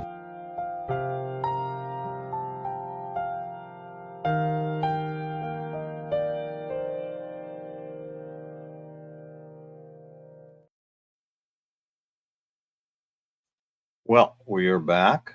Thank you for being patient here with me as I took my little rest break. We'll be here until the 7 p.m., so I'll have to take a few of those from time to time. But we're still waiting for Teresa Gordon to join us. Let me talk a little bit about Teresa and her father. Teresa's father was Sergeant First Class James Bernard Lee Gordon Jr. He was killed in a helicopter accident in Vietnam in 1970. And his is the next story that we are working on. Teresa is one of three surviving daughters. And I don't want to take anything away from Teresa's telling of her own story. So I'm not going to be talking too much about that. But we've already completed interviews with Teresa, with one of Teresa's sisters, with basically a brother-in-law who served with him served at the same time as him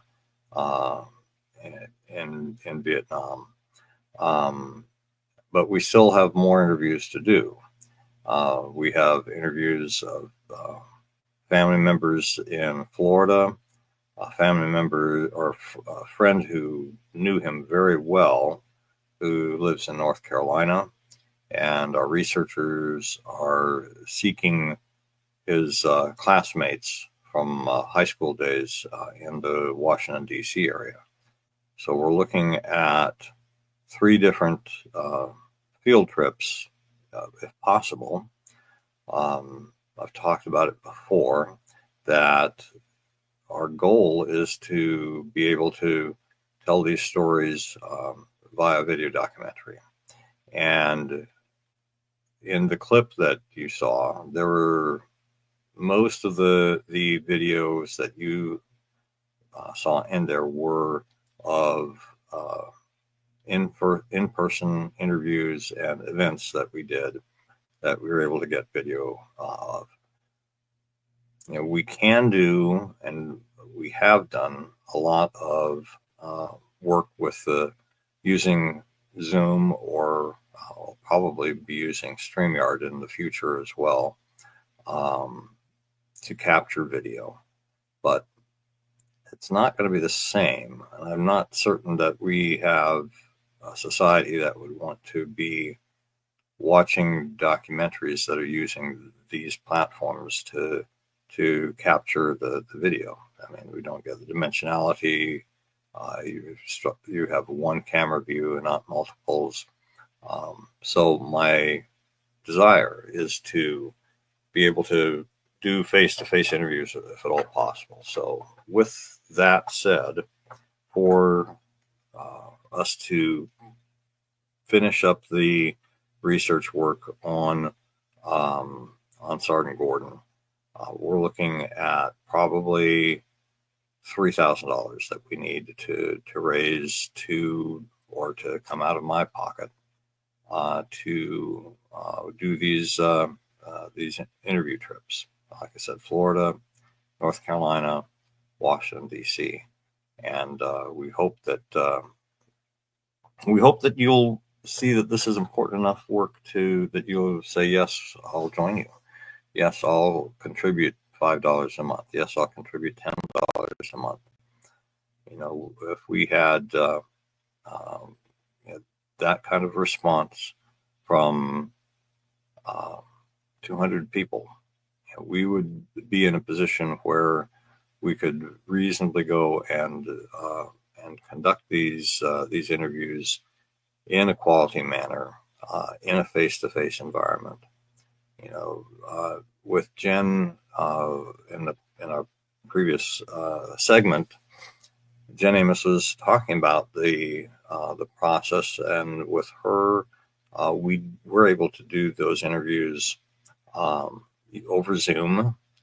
But I would know that my own experience of doing interviews with folks is that most folks are more comfortable when I can see them face to face.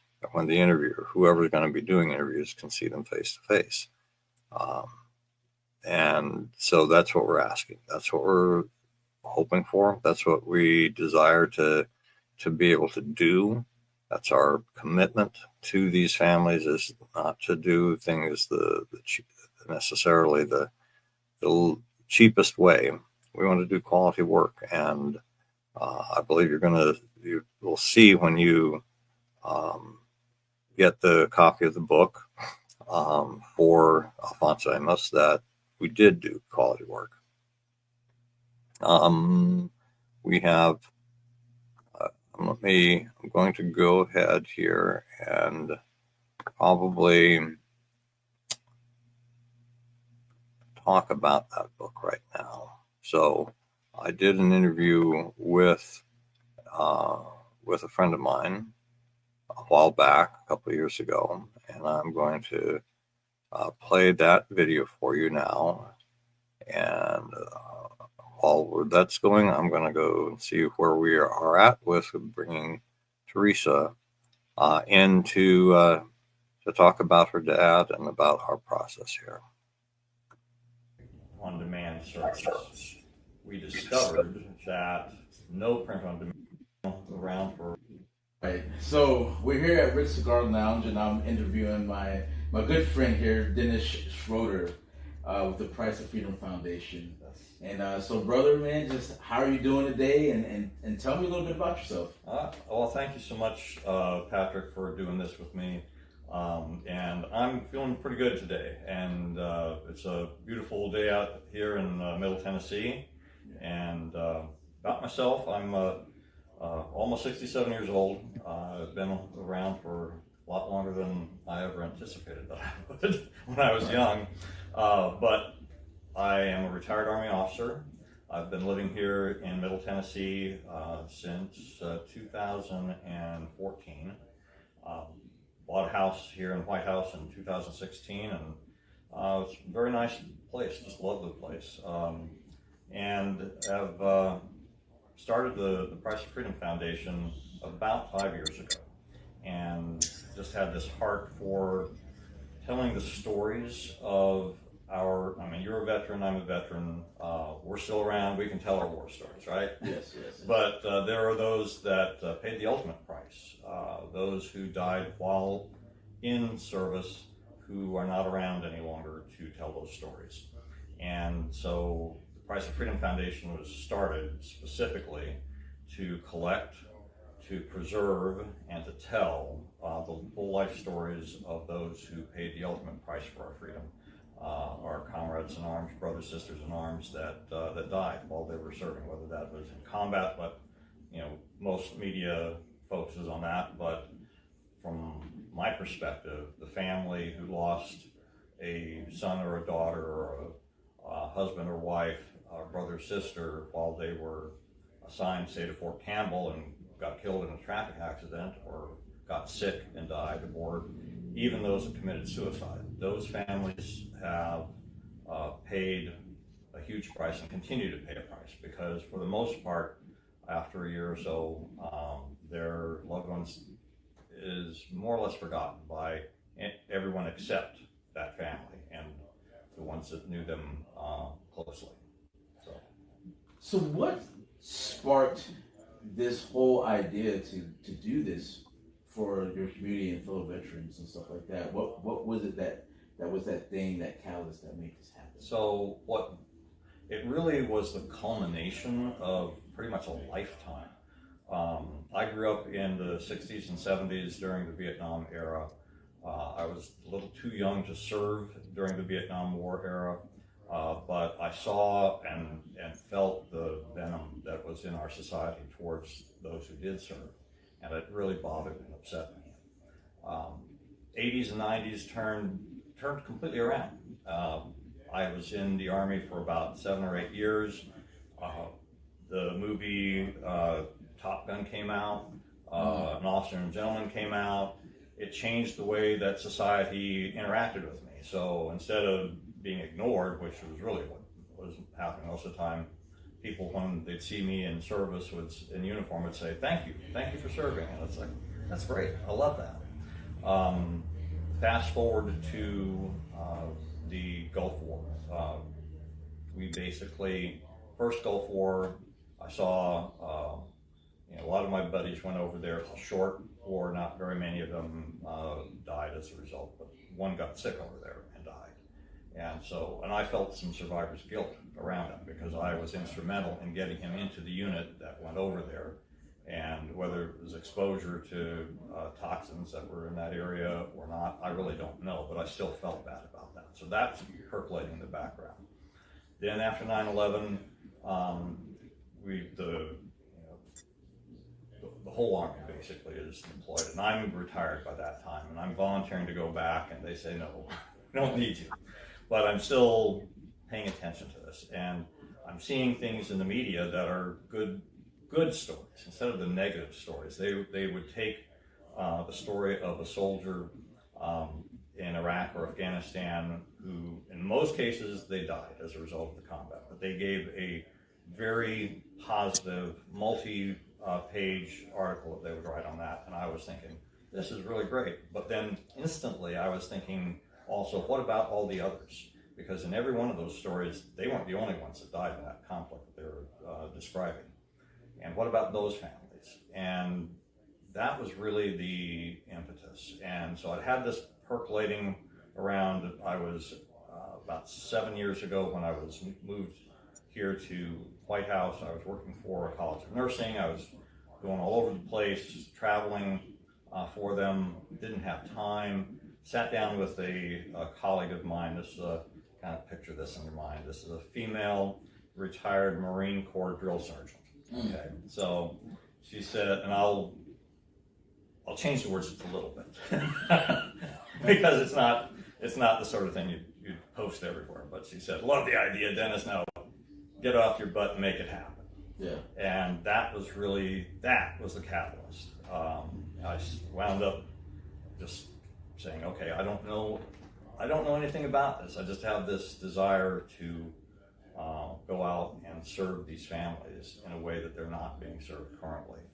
And it took a long time to figure out how to start a nonprofit and get the board members to participate so that we could actually form the organization, and then to find a family that was willing to have us tell their story and trust that we were going to do it well for them.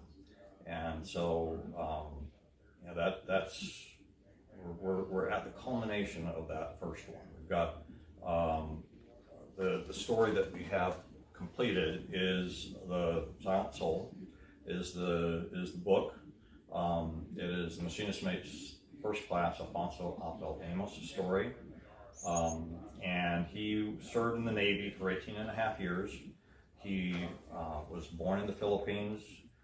He joined the Navy at the behest of his father to have a better life for himself and his future family. He met his wife in the Philippines a few years after he joined the U.S. Navy. They had 3 children together, and at 18 and a half years of service, he was lost at sea. And so this story this book tells that story and tells about Alfonso and about his family and essentially about the mystery surrounding his disappearance. So is this your first book? And if this is your first book, what made you decide to choose Alfonso? Well, what really made us decide to choose Alfonso was that this was the first family that came to us and said yes. I had spoken with several other Gold Star families, but they didn't come out and say why they weren't ready, but they weren't ready just to go right then. And honestly, when somebody sits down and talks with us, this is going to be something that's asking them to open up some old wounds, because when you talk about a friend of yours, if you have a friend that has passed and we're asking you to tell their story, it's going to bring up some emotions that maybe you felt you dealt with before, but maybe you haven't completely, and they're just kind of hidden for a while. And these families know that that's what is going to happen with this. So with this story, I was introduced to Jen Amos, who is the middle daughter, through a mutual connection on LinkedIn. And when I had the conversation with Jen, she was saying that she and her older brother had been trying for the previous year to piece their father's story together for the benefit of their younger sister, Josephine. Josephine had zero recollection of their father. She was only 5 when he was lost at sea.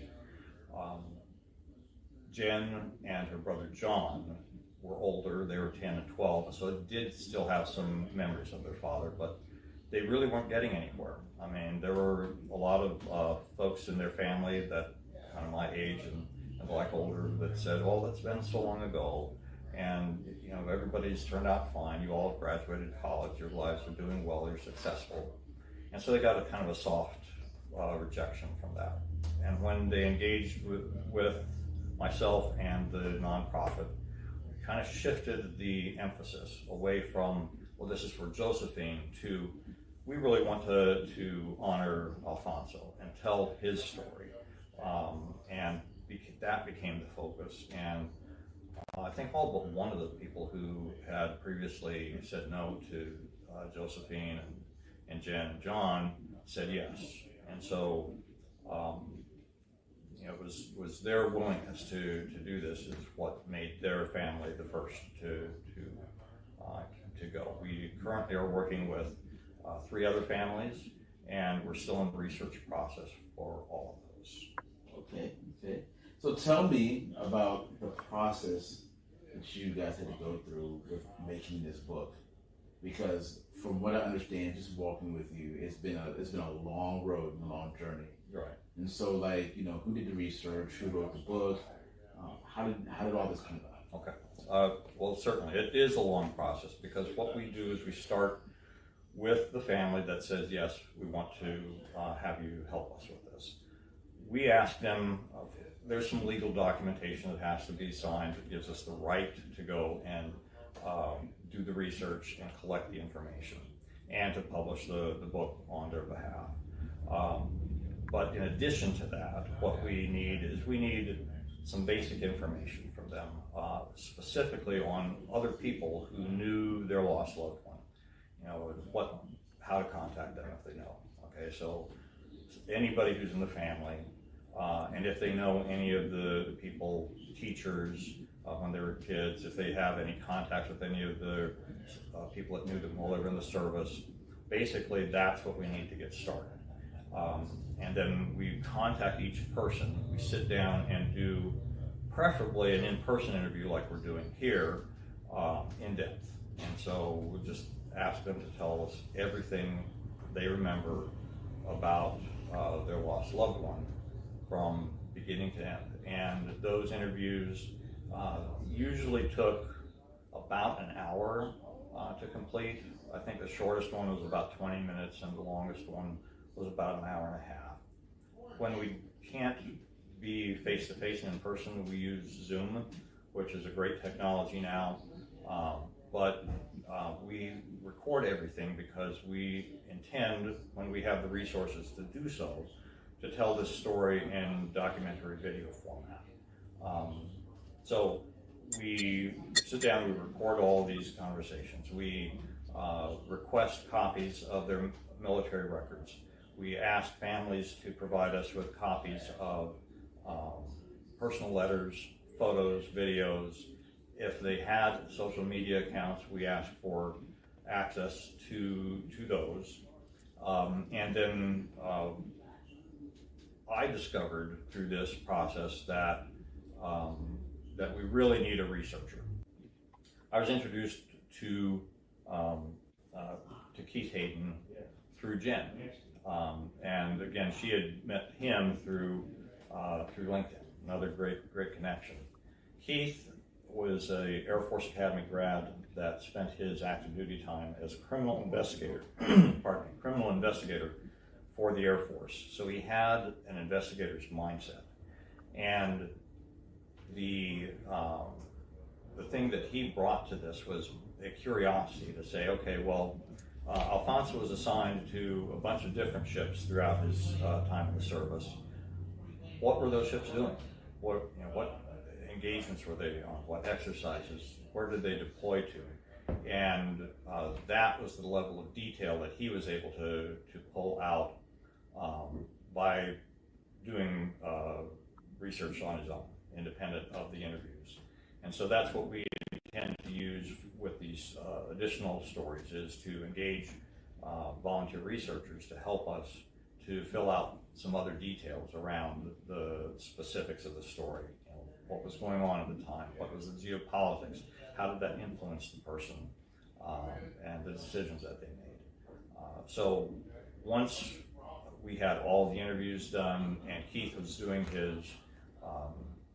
his research, Keith had also written and published 2 previous books, a book on language learning skills and a science fiction book, and had been interested in doing something like this. So he poured about 5.5 months of his life into this, did not ask us for a penny.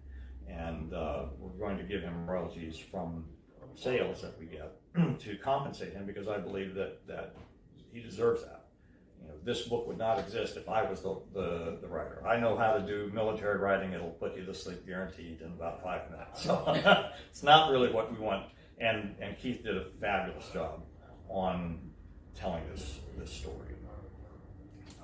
So yeah, that was how we did it. Manuscript was completed within about a year, and then we had a lot of learning to do about the publication process that happened after the manuscript was finished.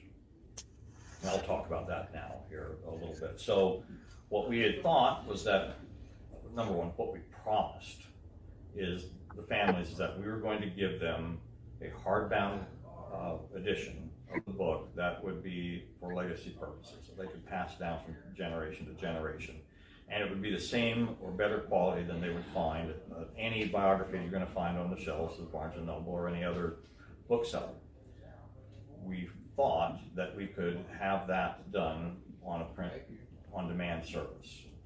We discovered that no print-on-demand service can do that, because it takes 2 different paper types, and there is currently no print-on-demand service that will print on 2 separate styles of paper. So, like most biographies, this one includes a section that has captioned photos, and what we wanted was for that section to be printed on glossy paper. In order to get that, we needed to use an offset printer.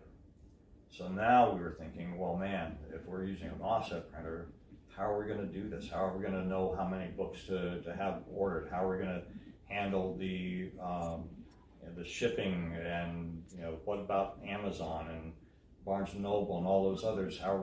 So we were finally months into this turmoil that we're going through, we were introduced to a printer out of South Carolina called Palmetto Publishing. And after they got a sense of what we were going through, they said, hey, how about this? How about they put the book together in terms of the interior design, etc. And they would push it to the print-on-demand services on Amazon and Barnes & Noble so that the general public, you can go out and you can order and purchase a copy of this right now, and this is what you're going to get. But for what we were promising to the family, they said they would do the offset printing and they would provide it to us at their best price and the lowest number of books we had to purchase. They gave us a package at 100 books, and every other offset printer I had spoken to prior to that, the minimum order was 500 or 1,000. So this made it more affordable for us, but still at a price point of just under $20 per copy shipped to us. It still was beyond our budget. So we do have a GoFundMe account that's out there to help us try and acquire that first set of books for the family. We've raised, as of right now, $1,170 of the $2,000 that we're asking for. So we'll put up the GoFundMe link, I guess, later here, so that those that are wanting to help can do so. We certainly will appreciate that. And we're offering somebody a copy of the hardbound book themselves under certain conditions, and you can read all about that there on the GoFundMe page. But all right, so what is it about this book where people should come out immediately and get this book? I think that this book tells the story of the kind of person you and I both knew when we were in service. This is a person who did their job and did their job well. They were a good shipmate in this case. They took their responsibility seriously. This is a story of a man who, it's really an American story, because aren't we a nation of immigrants? This man was born in the Philippines. His father suggested, become a U.S. citizen, serve the U.S. Navy so that you and your family can have a better life. That's exactly what he did. It's a mystery story too, because Silent Soul is a little bit of a description of how he was.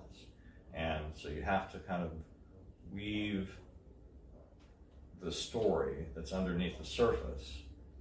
And that's what Keith does in an excellent way with this. So you get to a sense of not only who this man was, you get a sense of a story that is as American as you can possibly get.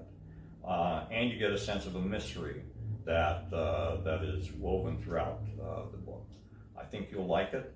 I know I love it. Of course, I was there through all the whole process of building it.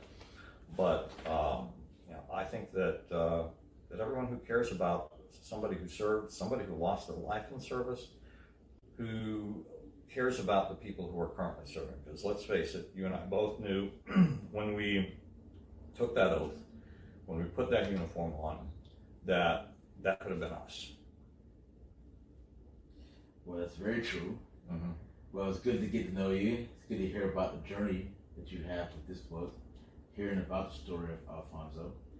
And so where do we get this book? Okay, right now, you can go to any of the online book sellers. So Barnes & Noble, Amazon, Goodreads. It's on every single one of them. And it's available in both the hardcover, paperback, which is what I've got here, paperback edition, and ebook. Eventually, we're going to have it produced in audiobook format, but that's a price that we currently don't have available to us. That's could cost up to $6,000 to convert it to audiobook. Right now, all of the online booksellers have it. I would say if you do a search for more than just Silent Soul. because there's a lot of books out there that have Silent Soul in their titles. What if you do Silent Soul MM1 Alfonso, that will bring it up. Or if you do a search for The Price of Freedom Chronicles, that will bring this book up as well. Eventually, we are looking into how we can make the electronic versions, the ebook, and our eventual future audiobook available on our website. That's not available currently, but it will be in the future. I love how it's Price of Freedom Chronicles, because that tells us that there's more to come. There's more stories to be told. Thank you for taking on this massive undertaking and having the perseverance to really seek out and find the stories of our fallen soldiers and military members, because there's so many. I have brothers and sisters where their stories are just untold, and they're all significant. They're all significant to us, and there's so many people out there that want their family members or significant other stories to actually be told. And so, thank you for having the heart to do that. Thank you for having for jumping out actually on a huge leap of faith, really. Yes. With starting the Price of Freedom Foundation, and I'm looking forward to seeing the next book, the next copy of what you do. All right. Thank you, Patrick, so much. It's been an honor. Same here. All right.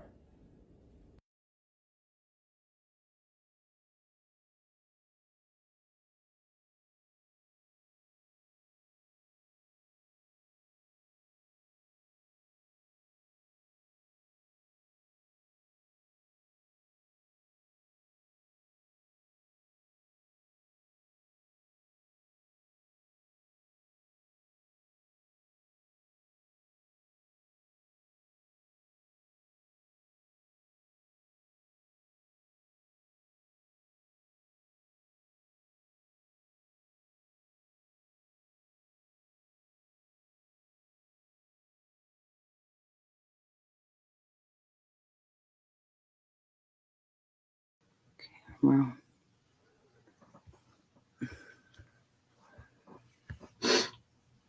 oh, Dennis, I can't hear you. Can you hear me? I can't hear you.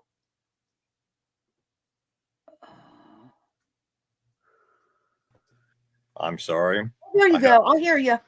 Yeah, I apologize to everybody because I am talking and I had my mic was muted. So, That should do it.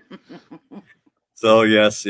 I'm still a little bit of a tech dinosaur here. So, Teresa, thank you so much for joining us. And would it be too inconvenient, Dennis? I was trying to stream this with my audience, and I hadn't quite got there. Can I do that real quick? Let me see. On air. I think I just have to add the destination real quick, and then I'll be right with you. So I'm going to do it to my page. Here we go. I tried to have it ready beforehand. There we go. It's doing it. Okay, give me just a sec. Let's see. Yeah, one of the things I like about using this platform with StreamYard is that it does have the ability to allow folks to stream to their own audiences as well as the ones that we put in there, which I think is awesome. So hopefully it works. Yeah, let me just see. It's going to a different page. It's not going to my correct Facebook page, so I might have to not do it. Oh, now I got to get back to you somehow. Jeez. Oh no. Well, I can see your virtual background, but I really can't see your face here. Hang on, I got to get out of this Facebook connection to Facebook, and then I should be okay. You're in the process of adding a destination. Yeah, it's going to my wrong Facebook page. Nobody will see it there. So I'm going to skip that and just visit with you a while. All right. Well, great, Teresa. Well, thank you so much.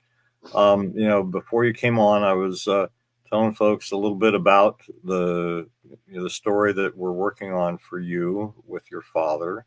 And you and I did an interview already. We did one with you and your sister.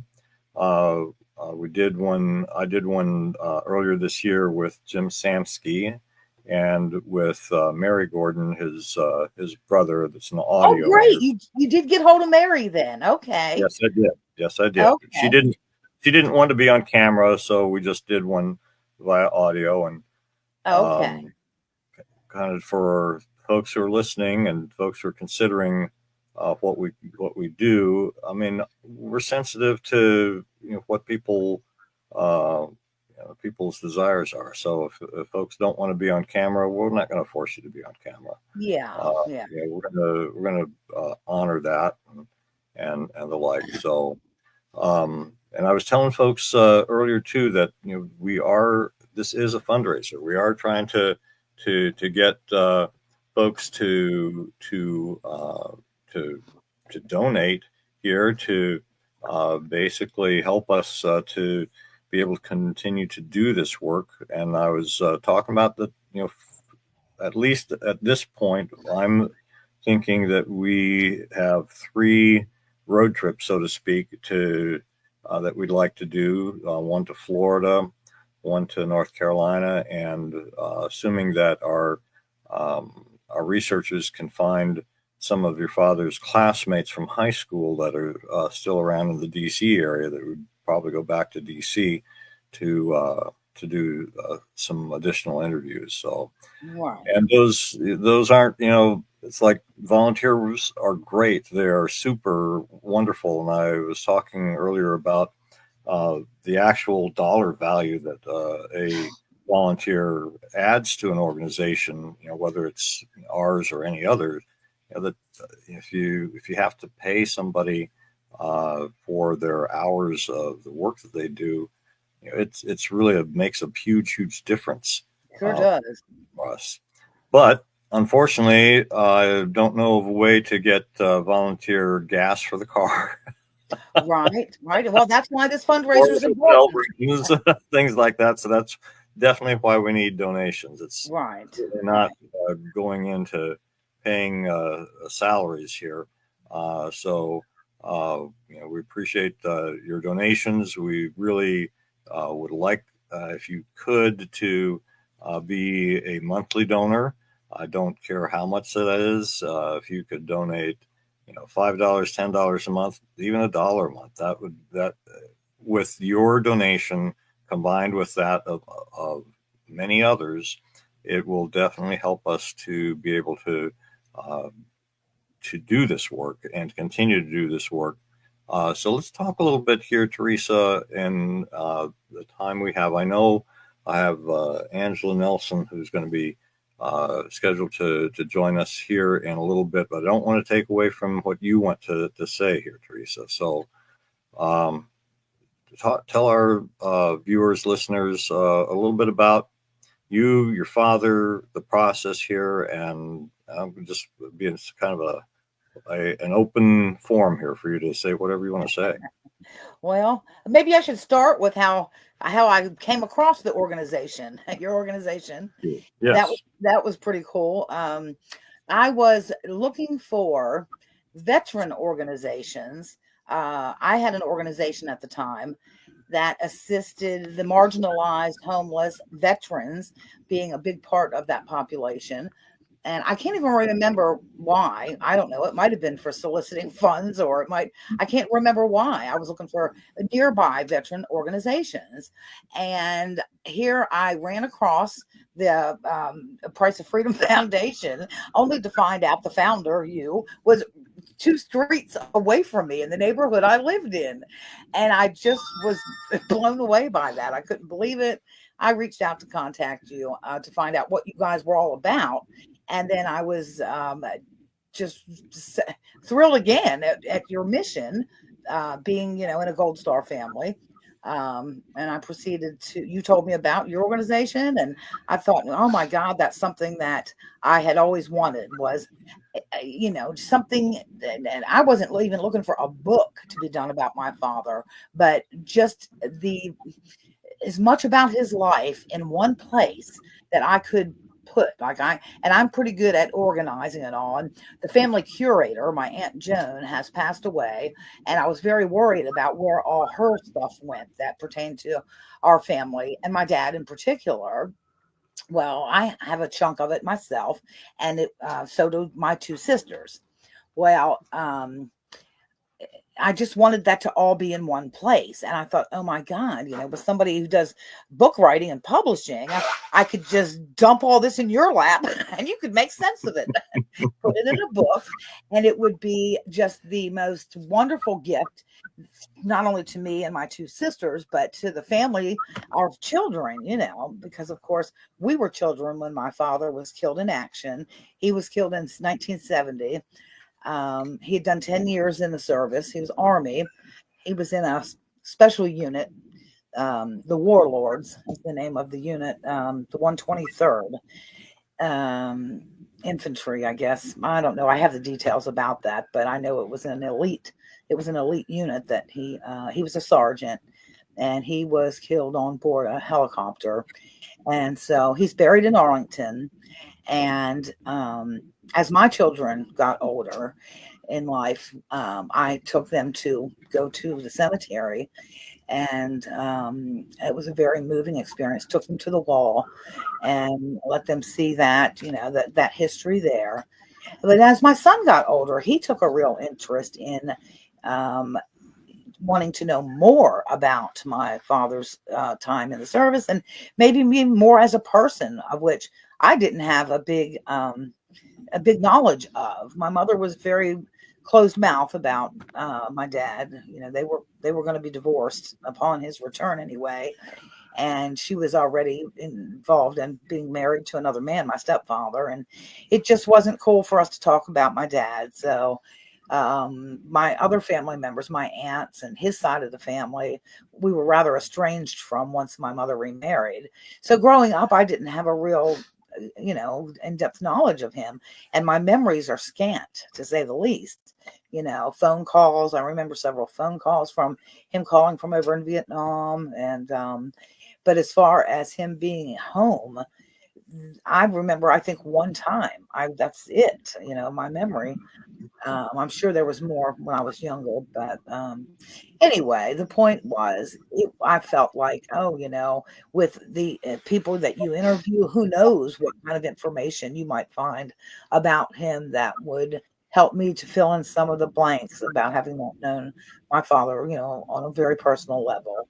And then again, it would be a legacy to pass down to, my children and their children and so forth. So I was thrilled to death having come across you, and the process, we got it started. And like you said already, you've done some interviews. There's still some more to do. I keep coming upon more information. I came upon a book recently that I didn't stumble upon it, but my sister Jenny was given this book by one of the members of the squad that he was in. And it's a book that was written about a guy named Skip Swain. So Skip was in the 123rd Warlords, and this book was written by Stephen Banks.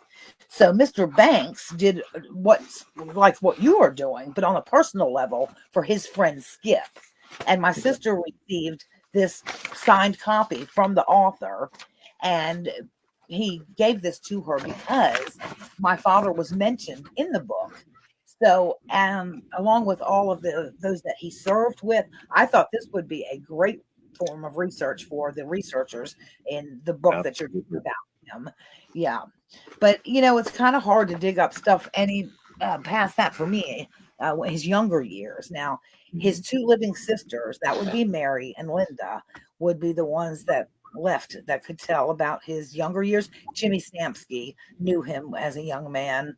But there's really so few people left that, I hope some people are found through your research. His school years, he left school early. And I found out recently that I have another sister. I was hoping she could watch us today. I didn't get a chance to get the link to her, but anyway, he had a daughter prior to marrying my mother and having us three girls, he had another daughter while in high school. So he took his high school equivalency exam and was encouraged to join the Army. His father encouraged him. And Debbie was given up for adoption, but was raised by friends of the family, we found out. And she's very happy in her life. And she also wants to get to know her biological father. So this is a real treat for her. You know, she really knows what we share with her. So, you know, we're all really looking forward to the publication of the book, and are just, you know, just really excited and grateful for your organization. And I hope that today's broadcast will bring in the donations that you're looking for. And as time goes on, more and more people will get to know about the organization. And, you know, I think it's going to be something that's going to be around for a long time, you know? Well, I appreciate that. And we're definitely looking forward to your, you know, to being able to bring this to conclusion here for you. I know it's taken longer than I wanted it to, and probably you wanted it to, but hopefully we're going to be able to get the resources to finish this here too. And I definitely, I've got a note here from Angela Nelson saying that, yes, you are ready. Basically, all right, so Angela, I had sent you a link via email. That is the link to join the show. And so let me get to a different email email here, and I'll resend that to you so that you can join us. Okay, so I apologize for my.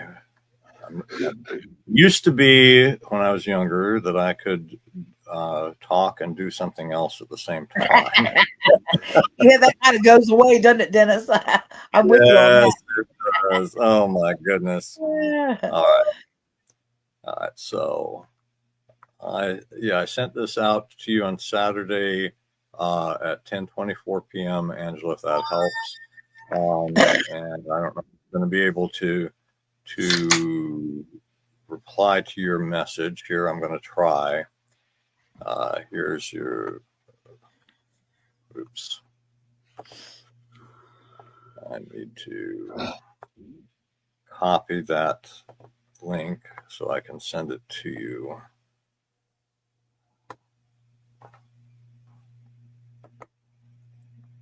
All right. And come back into this, and hopefully we can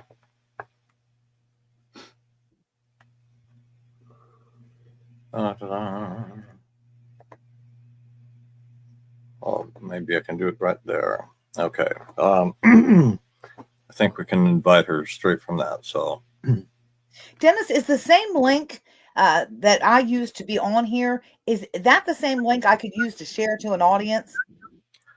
Honestly, this is my first time being a host on this, so I'm not sure if that is or not. So Angela has joined us here. So great. I'm going to add Angela here to the stage. And Angela, good to see you. Hi, Angela. Angela, introduce you to Teresa Gordon, who we've been working with for a while. Angela, we're just getting started with Angela and her story with her son. So Teresa will be in touch more.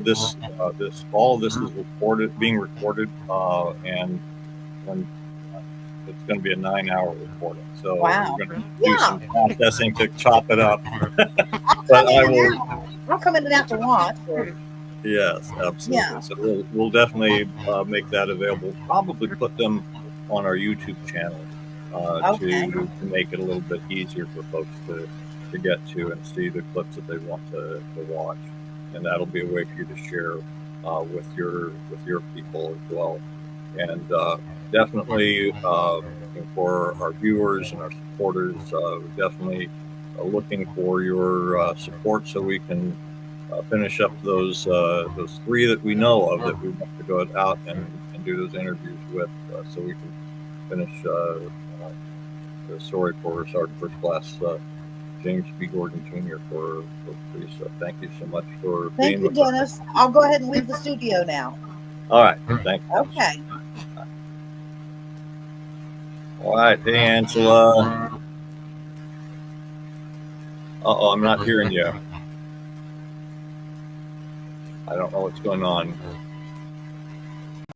I can't hear you, Angela.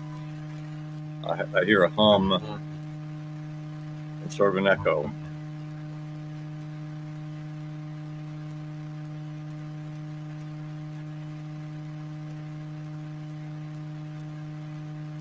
Can you hear me now? Yes, excellent. Okay. And the sound quality is superb here. So no problem. Yeah, so I missed my virtual background because I've never been there before. I missed my flag. Yes, I know, but yeah, I know that they have. I'm just new to this myself. I mean, I was a guest on somebody else's podcast weekly for about a year, which is why I'm familiar with this platform, and I love the fact that it can live stream to multiple platforms simultaneously. So it's something that's a possibility you may want to think about and explore for your show. There is a cost to it, and it might be more than what you want to pay. So just be aware of that. But you can kind of look into it. Yeah, the tools and the like were I think are pretty awesome, and they certainly helped me. And in fact, when in the past I've tried doing live streaming with people from different locations on Facebook Live and LinkedIn, and it's like it was a big failure for me.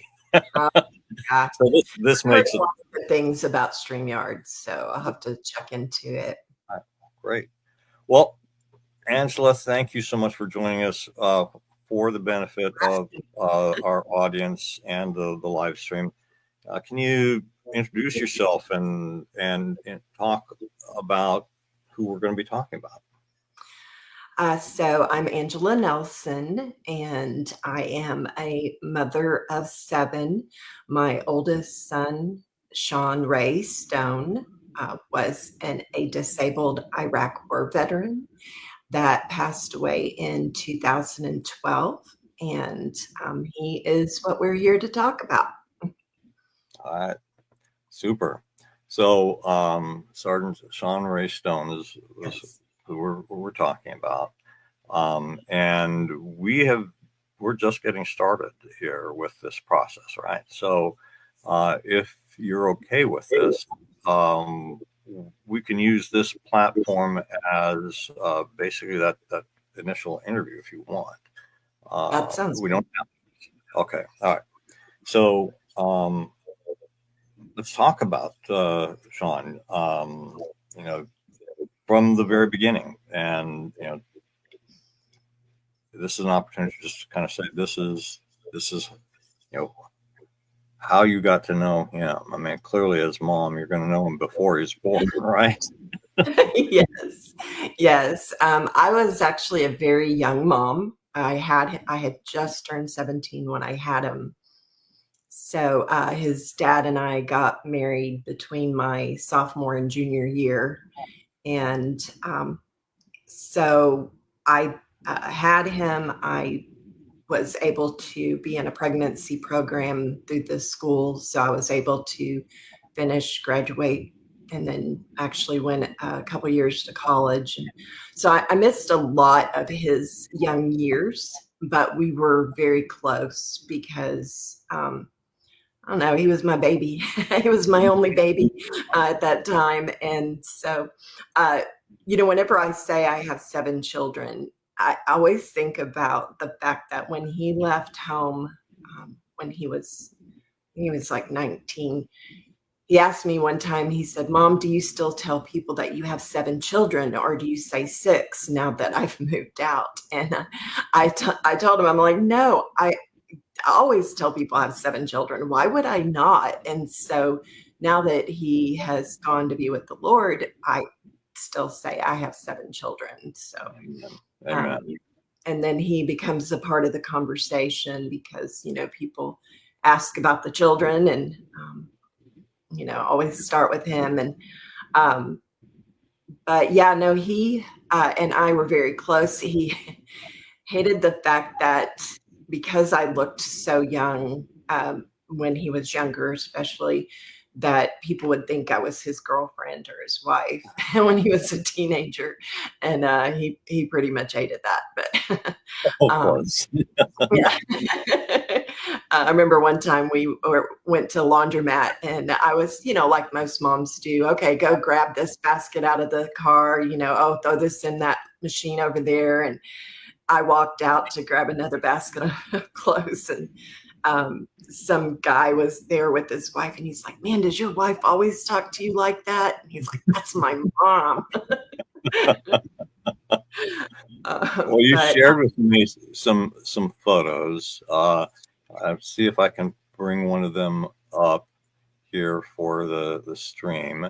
And where did it go? And I can't see you. All I can see is myself right now.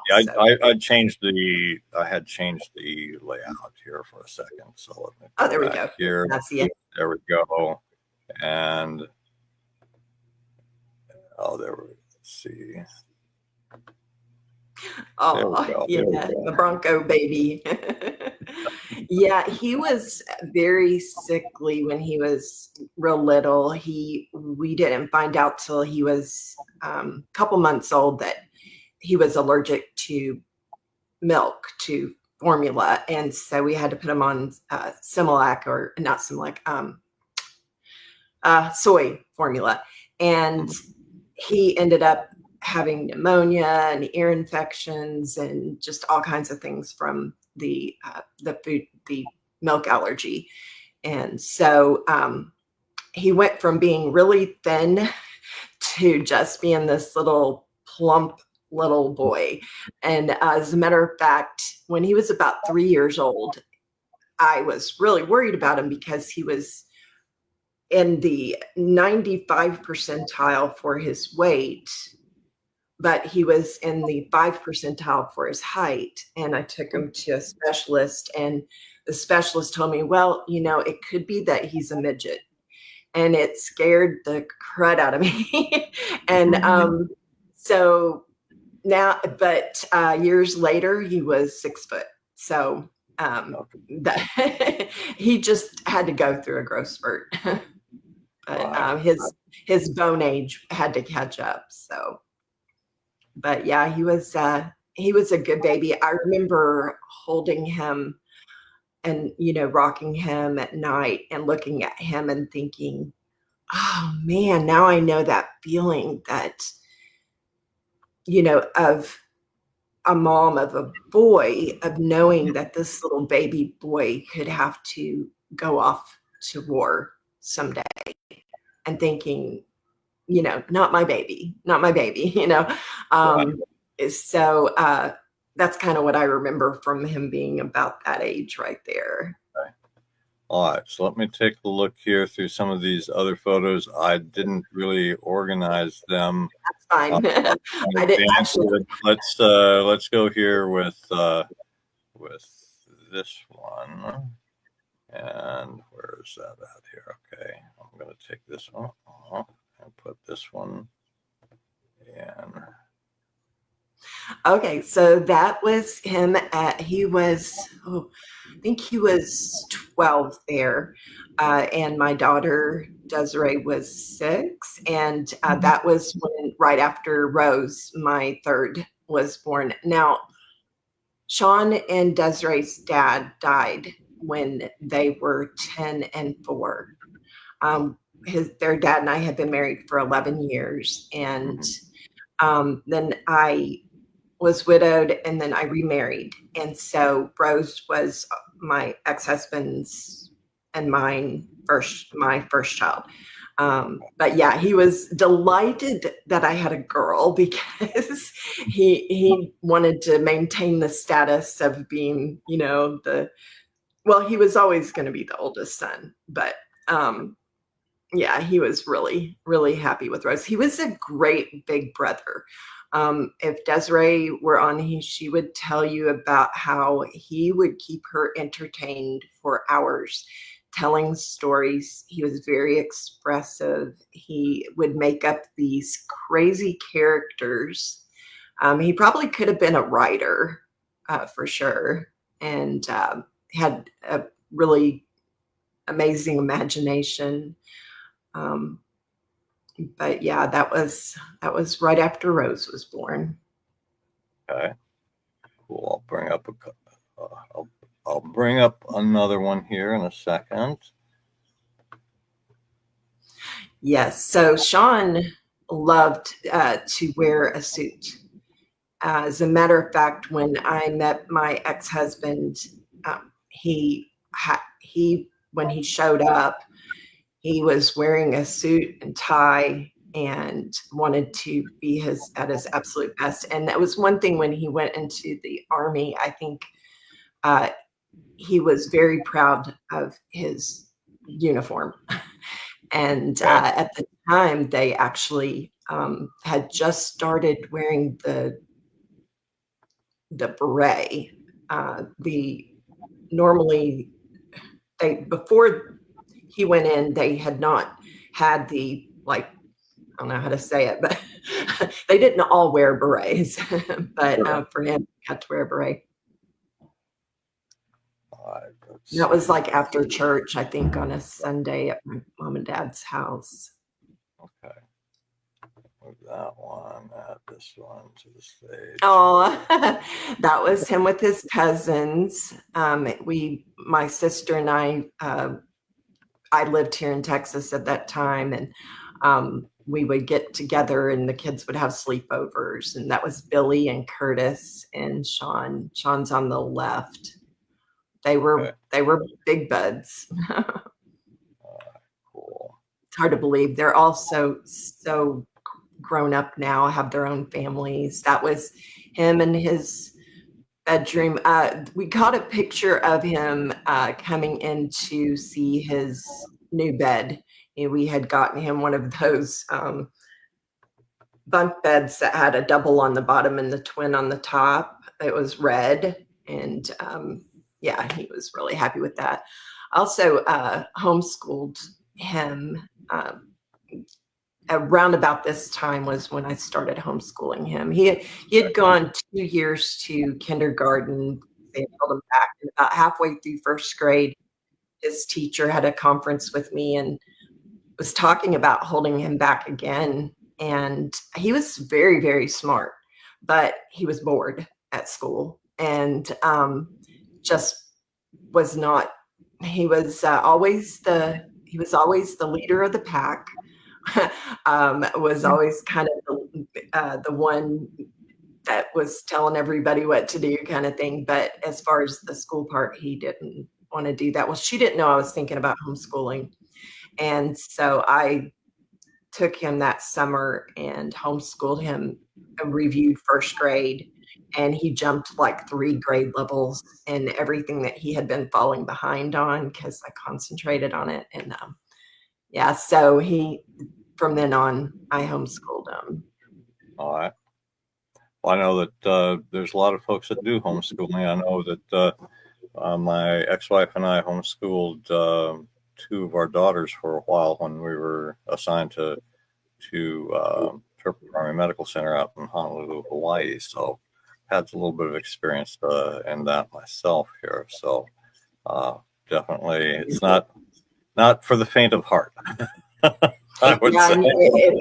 That's true. You and I were kind of pioneers in it. Now it's kind of the cool thing to do. But at that time, there was a lot of pushback on it. So. Right. But definitely I can see the benefit to our children. And clearly, I'm sure you saw it for Sean here too. So. Yeah. Well, definitely, I will say, so I started homeschooling him, like I said, this summer after first grade. And that fall, his dad got very sick and was in the hospital and almost died. He went into toxic shock. And he had diverticulitis, and we later found out that he had also something called hemochromatosis, which causes the iron to store up in the organs and deteriorates the organs. And but the fact that I was able to homeschool him allowed him to spend a lot of time with his dad that he wouldn't have gotten to have. Right. And he actually, the 2 years later, he got better, but then 2 years later, he went to work with his dad one day, and he was installing he was an AC heating and air conditioning mechanic, and he went to, kind of go to work with dad one day, and that happened to be the day that he started having major heart issues and was going into heart failure, and called me, and he was like, "Mom, something's wrong with dad. He keeps complaining his chest hurting, and will you talk to him, tell him he needs to go to the doctor?" And so that was the beginning. Like a week later, he died. So That's pretty traumatic for all of you. I'm sure.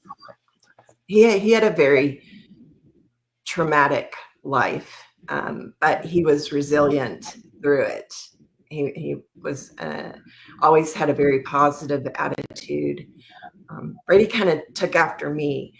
That when my daughter was telling me the other day, she's like, "Mom, it's like, if you're happy, like you're always happy, but when you're sad, it's like you're really, really sad," And I tend to work to not have to think about things. So I become kind of a workaholic. And after my son died, I just dove headfirst into doing everything I could to stay busy.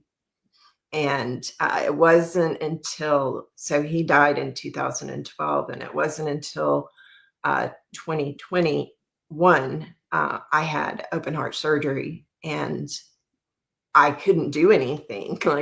I couldn't hardly think afterwards. It was just the pain and everything I was in. It just took everything just to sit in a chair. And I had to start dealing with a lot of the things that I had shoved down and not dealt with. And so I went through kind of a depression pretty much, and sought therapy. I've been listening on and off this morning to you, and the girl before, the lady that was on, I didn't catch her name, but she mentioned that it would be great if y'all had a therapist or, a social worker to help with these things. And I will say, I have this last several days, I've tried to think of every possible excuse I could think of to not come and do this, because I can talk about him. You've heard me tell people on my networking meeting many times about my son, and you get kind of callous to that.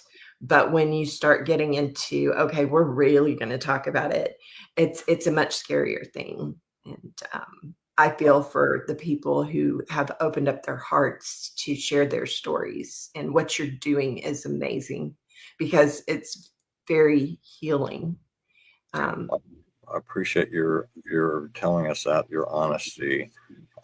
My commitment to you is to be sensitive to that fact, and to knowing that this is in a sense opening up old wounds. My hope and my belief is that by doing this, we're not simply doing it to for no reason. We're doing this to be able to capture the essence of who your son was, and that we can then use that information to write his story in a way that if and for families that may be watching this and thinking about this, is that the idea is that not that you don't want to talk about this again in the future, but the fact of the matter is that none of us are guaranteed the next day, just like you're talking about your husband who passed away quickly. You didn't have a whole lot of time with that. And when we're gone, those memories of those stories of the people that we love and care about are gone too. And so, for the benefit of your offspring and future generations, it's like I think there's a value of capturing that person's essence. The phrase I've heard long ago was lost to the dustbin of history. No, we don't.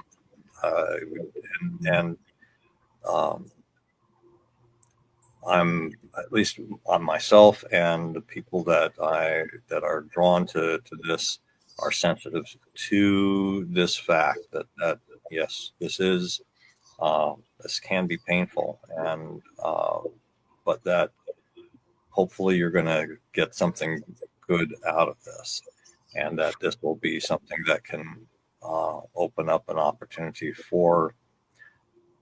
I've heard people use the words closure and healing. I don't know that that's necessarily correct, because there's nothing that's ever going to replace him. There's nothing that's ever going to fill that hole that's in your heart and your soul that he had, that's missing there now that he's gone. But hopefully be something that can be of comfort to you through this, and that my pledge to you and to any other family is that we are going to be patient. We'll go at whatever pace you want to go at, and we will be honoring and sensitive of you and your and where you are with all of this. So hold on just a second. I've got some background noise I got to deal with. I apologize. No worries.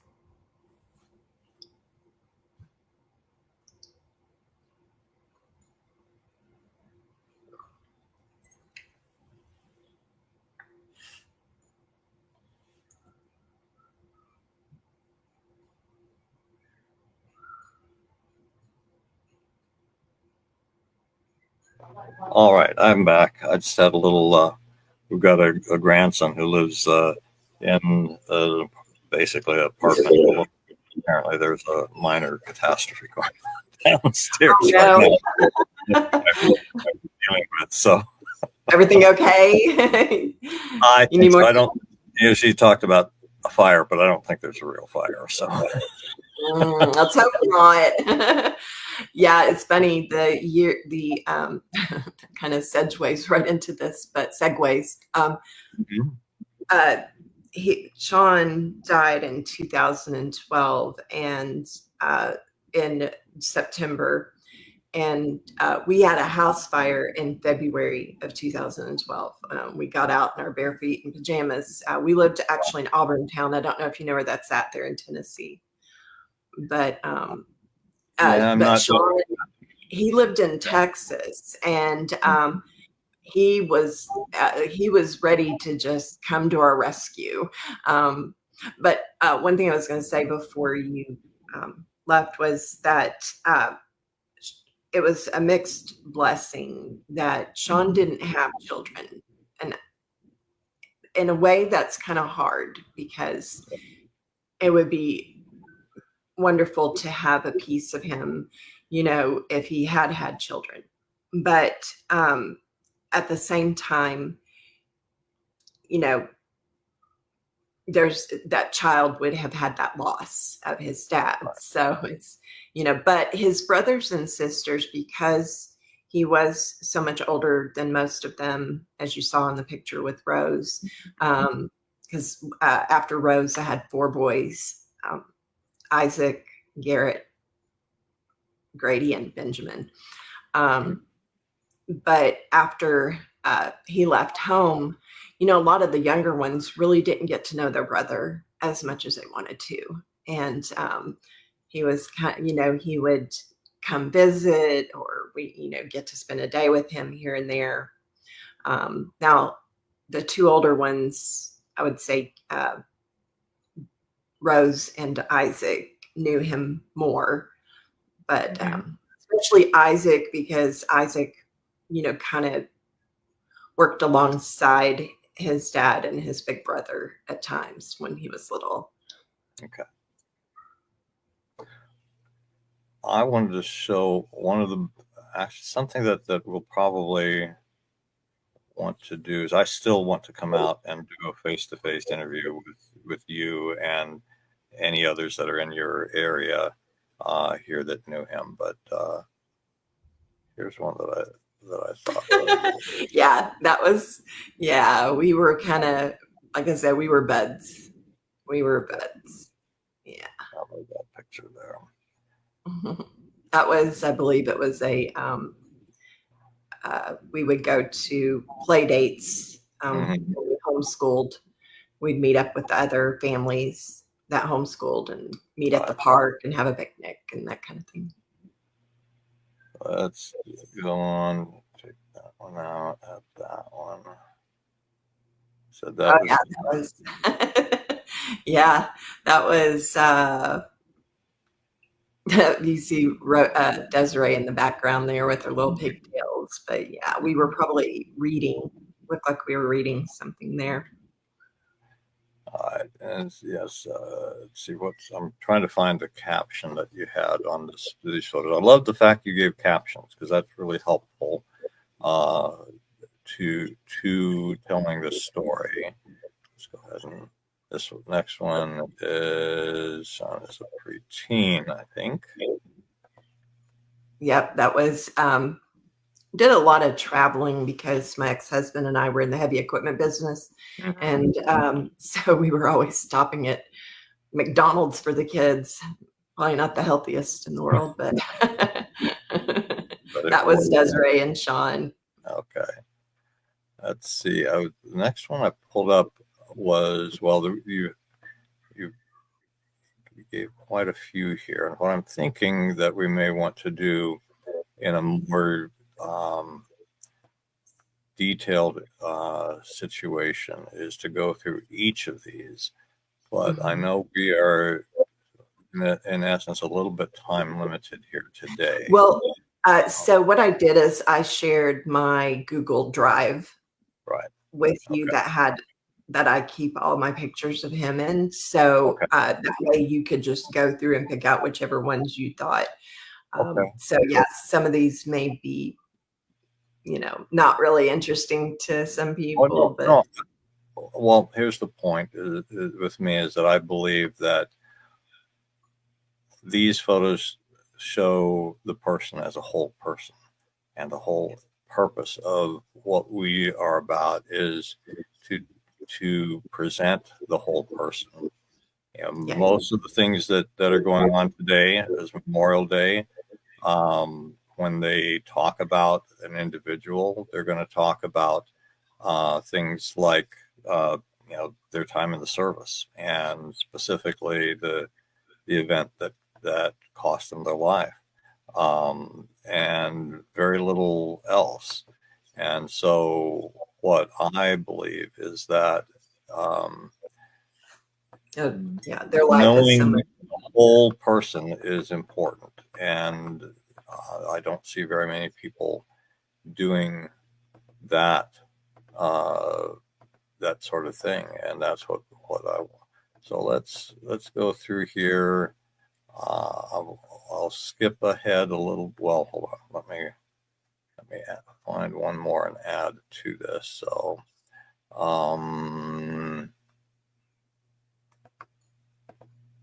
I see some of him in uniform here. So let me get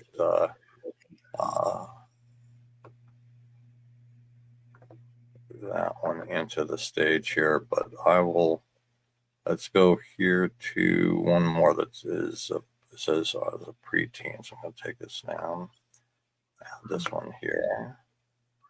Yeah, so that he's with Billy, his cousin again. That was my parents had come. We lived in Florida at that time, and my parents had come down to uh, visit, and they had brought his cousins with. Billy is now a kind of like dad, and he's. But I would love for you to interview him because I'm sure he has lots of stories about Sean. Hello? Yeah, I'm here. I think something happened to your. I heard a click, and I thought, oh. Yeah, I saw a couple of those, circles of doom on our pictures. Uh-oh. That was in St. Augustine, Florida, I believe. Okay. We had gone up there to visit. So let's go ahead and I'm going to skip ahead here a little bit here and show him. He was really proud of that beret. Now, this was on his wedding day. He got married. Now, before he died, he was divorced. I think they were married for like 5 years. And he was going through a really rough time around that time. Yeah, and I sent you a picture of my daughter sent it to me. She has all the things from after he died. She went to his house, and she was the only one of my kids that was an adult at that time that could do that for me. But she went and got his things, and a friend of hers had taken all of his medals and everything and had put them in like a case, a display case. But all that stuff is in a display case now. And I would be really curious to know more about each of them, because each of those things and what they represent. Because so when Sean went in the military, I'll just say this. My ex-husband was very much against the military, which was very hard for me because my parents were both had been in the Army, and we were raised to have pride in our military and people who served. And so when he was in, his stepdad tried to talk him out of going in. And when he was like, no, I'm going in, you can't talk me out of this. We went through a period of time where it made it very hard for me to keep in contact with him.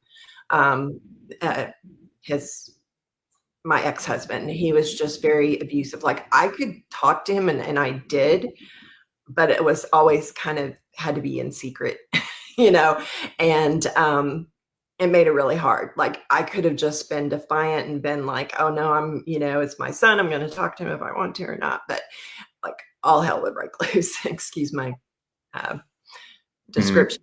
But so yes, I kept in touch with him, but it had to be, I wasn't able to be as supportive of him as I wanted to be. Right. And so when my two youngest went in the Marines, much to his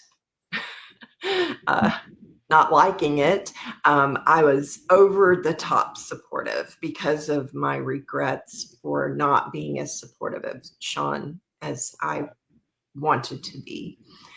But I remember one time he showed up to come surprise us and come to visit, and he was wearing his uniform. And I was just so proud of him. I remember just giving him a big hug. And well, he wanted his stepdad to see him because he thought he would be impressed. And he wasn't there. And I told him he was at an auction down the road, and he went to go find him. And he was always trying to please him, and he went there, and he just made fun of him for wearing his uniform and ridiculed him. And there was a crowd of people there. And so I just know Sean, like he dressed up in a suit and tie to meet that man, and so he loved the I don't know, he loved wearing the uniform, and he was very proud of his service. Well, I understand that. I mean, I loved it when I was in uniform, so I definitely understand that. Let's go ahead, and you said that was on his wedding day, so let me go ahead, and I have. Oh yeah, yeah. That was his wife, Sarah Jane. Right. And you said they were married for 5 years, you said? Yes, for 5 years. And so he, she told him he changed, and he did. He did change a lot, but I think he had PTSD. He was struggling with a lot of things. He had shared with me how that he felt that there were things that he had done or wasn't able to do that could have made a difference in saving someone's life. And, that there was a lot of things weighing on him. And there were times when they had to come and, like he called in, like a hotline number because he had considered suicide. And next thing you know, they're like breaking his door in and, going and basically admitted him for observation and for, I can't remember how long he was in at that time. It was probably like a week or two, but to get him the help that he needed. But it's really hard on military people to reach out for help because of the fact that, I love this picture. Yeah, what he did was he taught the Iraqi soldiers how to use the weapons. That was his job. But this was in Iraq. But it's hard for them to seek the help that they need. Right. Because they don't want to get kicked out. And a lot of times they go into the military because they have issues from their home life. Like, Sean was abused as a child by his stepdad. And they carry those things with them into the military and thinking it's going to fix everything. But, where they should be able to get help for a lot of those things, they're not able to because they worry that they're going to end up getting kicked out if they say that they have PTSD from their childhood or any kind of issues like that. Right.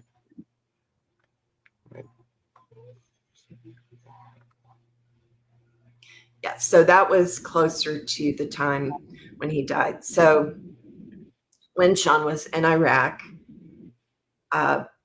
and he told me later that he had eaten the night before with some Iraqi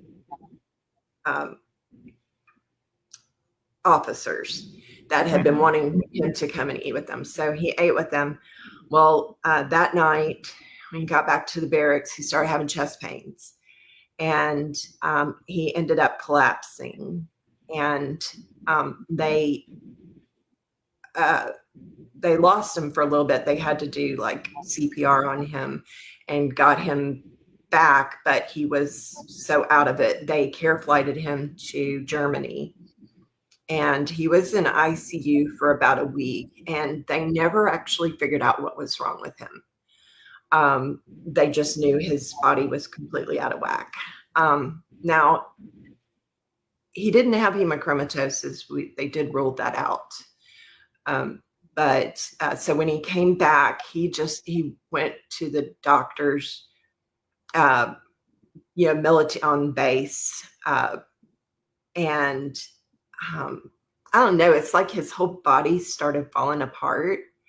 And he had several different things that were wrong with him. One was his heart. One doctor told him his heart was mad at him.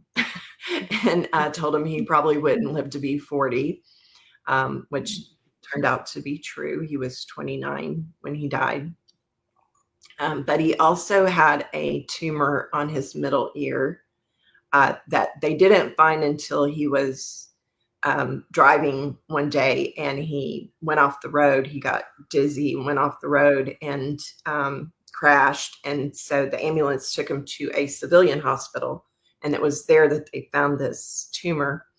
He had told my mom that he thought it could have had something to do with the fact that he had been close to an IED, but I don't know. Really don't know. There's just so much mystery there, but he had to have surgery to have that removed. And then a year later it grew back, and they had to go in and do it again. But the second time, the tumor had eaten through the bone plate between the middle ear, where the middle ear is, and the brain. So there was some brain tissue sorry, I don't mean to get No, it's okay. descriptive, but anyway, so they had to do a lot of reconstruction, and so he was in a lot of pain. And I've had an ear infection for like 2 months, and I think about him every time my ear hurts, because I think what that poor kid had to go through. But he had a combination of that. He had his heart issues, and he had his back. He had issues with his back too. They had put some kind of electrodes in his in his neck to cut off some nerves, but it ended up getting infected and did a bunch of damage. So he had a lot of health issues, but this much I will say that, and he had sleep apnea too, but he died in his sleep. And so he was divorced, but he had gone to the hospital and taken their dog to like a doggy daycare. And I don't know the details. I know it had something to do with his heart, but he had gone back home and decided to wait to pick up the dog the next day. But he went home and he decided to just rest. And when they found him, he had a beef jerky in one hand and a Coke in the other. And he was just kicked back watching TV. And that was how he died. And it was an accidental overdose of prescription medications. He was on a lot of pain medicine. He was on morphine and hydrocodone and, just all kinds of different things. I don't know what all, but that in combination with the heart medications he was on. And when they found him, he had been there for 11 days because the dog didn't get picked up. They called his ex-wife, and she went to go check on him. And I guess the minute she walked in the door, she knew something was wrong. Thank goodness, that he had left the dog there, because, I don't know when he would have been found, but we didn't know for a long while whether he had taken his own life or whether it was something else. Right. And so I'm on a lot of different pages with Gold Star moms and with moms of military people who've taken their own lives, and that feeling that I had waiting to find out, your mind goes all kinds of different places. And so my heart goes out to them. But yeah, that was the hardest part, was the fact that, he didn't get found for that time. And we know that from his cell phone, the last text he made was on September 9th. Okay. And so they found him on the 22nd. Wait, on the 20th. Sorry. It was on the 20th. So it was 11 days. And so we don't know for sure exactly when he died. But right. But the whole month of September is like I kind of almost schedule it. Like I'm going to go through depression. And so I kind of focus it around the September 11th, because it's such a hard time anyways. And that was a lot of the reason why Sean went in to the military. Right. It was not long after. It was about a year after. It was about 3 years after. And it was in 2004, or the end of 2003, I believe. And my dad died in 2004. But there's pictures, I think you probably have of my dad, of him with my dad. Yes, they were in the group there, and like I said, I'm still trying to figure this platform out. It'd be nice. I'll figure out someday here to do kind of like a slideshow or something like that with oh yeah. But anyways, he was able to get leave to come to be there when my dad died. But I have a little bit of ADD, which you probably have figured that out already. So I'm kind of okay. But anyways, I was saying that September 11th is kind of when I concentrate that. And then I have two of my kids have birthdays at the end of September, and it kind of pulls me out of that funk. Right. I understand. And we go, like, I'll go out to the cemetery, like my youngest son, Benjamin, who reminds me so much of his older brother. I call him Sean all the time, or I call Sean Ben. But he's come and pick me up later. We're going to go to the cemetery, and we'll take like a beef jerky and a Coke out there with us. And he's buried next to my dad and my mom now. Or we'll take a jar of cherries. There's a little story about the cherries. When he was little, we used to get these cakes from the store, and they would have like this one cherry on top. I don't know why they do that. Just one cherry on top, you know? You get this, what they expect, like one person to eat this great big cake, and nobody else is going to want that cherry but one person. Right.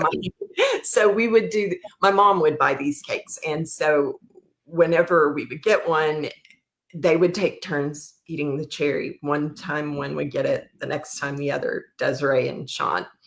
And so this one time she comes bawling to me, Sean ate the cherry and it was my turn. And so I made him buy her a jar of cherries, which was my bad, because I should have bought a jar of cherries, and every time we got a cake, put an extra one on it. But anyway, so the maraschino cherries has always kind of been like a little inside joke with us. And so we'll take a jar of cherries and a Coke and a beef jerky out and have a drink with them. I love it. I understand it. I really do. So, what I'd like to be able to do, we do have somebody else scheduled in about 6 minutes to come with us. But I thank you, Angela, and I think for our viewers and listeners, I hope you get a sense of what the beginning of our process can look like. And I don't have a structure. I don't have anything that forces you into anything at all, but basically to give you a platform and a listening ear to share those memories. And honestly, I do believe that your sharing those photos is very helpful because it really kind of triggers some memories and brings some things back into focus. And so when we do have a more full interview with you, Angela, what I would love to be able to do is to schedule a weekend visit out to your part of the country, and sit down. Maybe have those photos printed out, and then we can pull them out, and you can talk about them as as they trigger memories for you and bring them back, so that that it can be more complete. Because I know there's more there. Yeah. Yeah. But, well, and I just want to say that, my son died at home in his sleep. I mean, for a mom, it's so hard. I miss him, but there's moms out there whose sons have died on the battlefield. And to me, they are true gold star moms, because now there's a lot of people who tell me, oh, you're a gold star mom. But I don't feel like that. But technically by regulations or whatever people have written up, that's correct. There is a difference between Gold Star and military survivor families, and military survivor family would be their technical definition for your situation. But from my heart, it's like you've suffered a tremendous loss, and your son's death was related to his service, and I believe that it deserves to be honored and remembered, and that's why I offered to begin this process and complete this process for you and for him. And personally, I don't like the idea of doing that kind of a separation. I think that every loss is traumatic. I think that every loss, yes, those that died in combat did so in a specific action or with enemy in contact, etc. But there's lots of others. The majority of losses happen without that kind of enemy action. Sergeant First Class Gordon, whose daughter we were talking to just previous, he was not in combat. He was in Vietnam. He was with his squad that was on a helicopter. They were looking for combat, but they died because of an accident, hydraulic failure in the helicopter with a dead rotor. You're not going to survive that. Nobody did that was in that aircraft. But to say, oh, there's a distinction because he wasn't killed by a VC's bullet, to me, it's splitting hairs, and I don't want to do that. I don't want to be part of that. And so I know whenever I thank my boys for their service, my two youngest, who are Marines, they used to say, oh, don't say that, Mom. Like, I'm not, it's not wartime. It's not, don't thank me. And I'm like, no, every person who joins our military, even if they don't face combat, they are committing to do that. Right. They've made that commitment. And just when people say that to you, just say, it's my honor to serve you. Right. And so now I think that's what they say. Oh yeah, and I completely understand that. I completely agree. I was one of those guys myself. I was a medical service corps officer. I was never deployed. Even if I had been deployed, I would have been in a rear echelon kind of location, not really at risk of combat. So I was one of those guys that for years would say, my story wasn't important. I didn't really do anything that was, that brave or things like that. But I've come to recognize that serving is serving, and that when we take that oath, that we basically say, hey, well, I'm willing to to do what the Army or the military service requires me to do in defense of our nation, including, at the risk of my own life, and that every one of us took that oath to do that, and that those that died from whatever cause, I mean, the traffic accident victims that I see on the reader board when I go and visit Fort Campbell, and it's like those readers boards are there to try and convince these young soldiers, no, slow down, you're not invincible. Yeah. And here's why. But those losses are just as traumatic, and those families are going through what you're going through.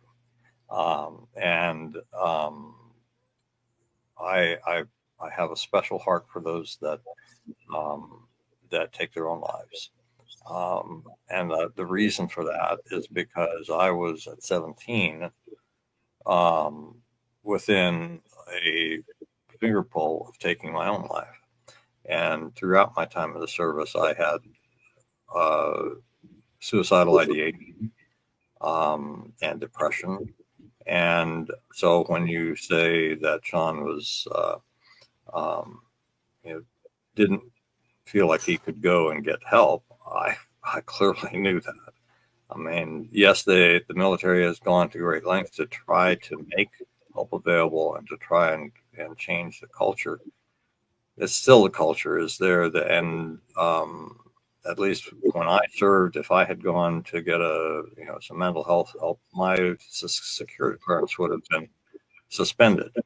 And that's a kiss of death for anybody that's thinking about a career. So unless those kind of structural changes happen, there's always going to be a disincentive for people to go and seek help. So, yeah. And there's also in some sectors of society those that look down on or try and just avoid the whole subject of suicide. So I want to. There's a special part in my heart that goes out to those families, because they don't get the kind of support from the community that those that die, even just by traffic accidents, get. It's certainly not the kind of support that they get from somebody who dies in a combat zone. So. Thank you, Angela, and thank you for being willing to start with this. I do have a volunteer researcher who, if we haven't put you in contact with them, I'll ask Giselle to do so here. And definitely,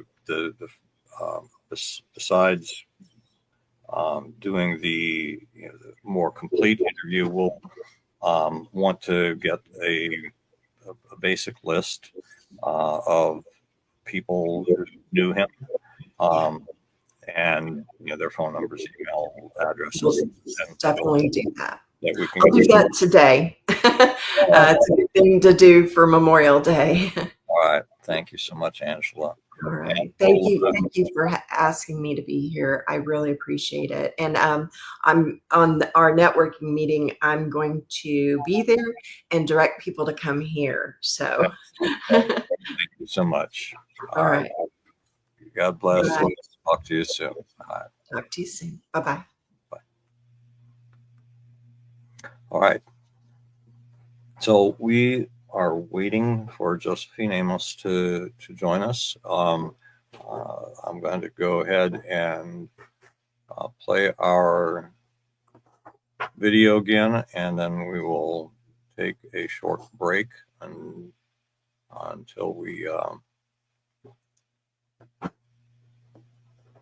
until Josephine joins us. So, freedom isn't free.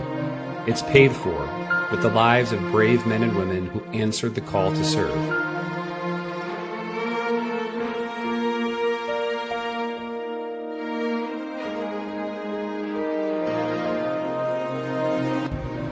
At the Price of Freedom Foundation, we tell the stories of American service members who made the ultimate sacrifice, paid the ultimate price. But we tell not just how they died, but how they lived. Through in-depth biographies, we honor their memory, comfort their families, and preserve their legacies for generations to come. Each biography is created with care, accuracy, and respect. We work closely with the families, friends, and fellow service members of the fallen to ensure every story is complete and deeply personal.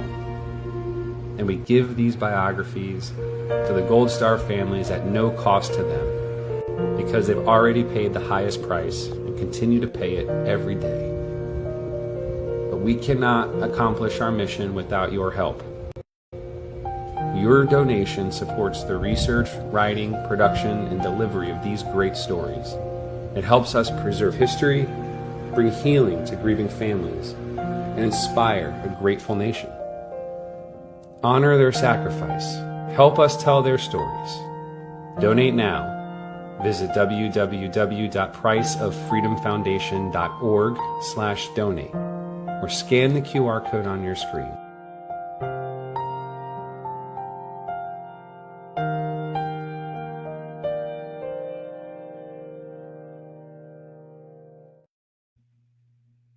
Hello, Josephine. Good to see you. Hi, Dennis. Thanks for having me today. Happy Memorial Day. I appreciate you being here with us. Let me get this up, this banner here for a little bit here.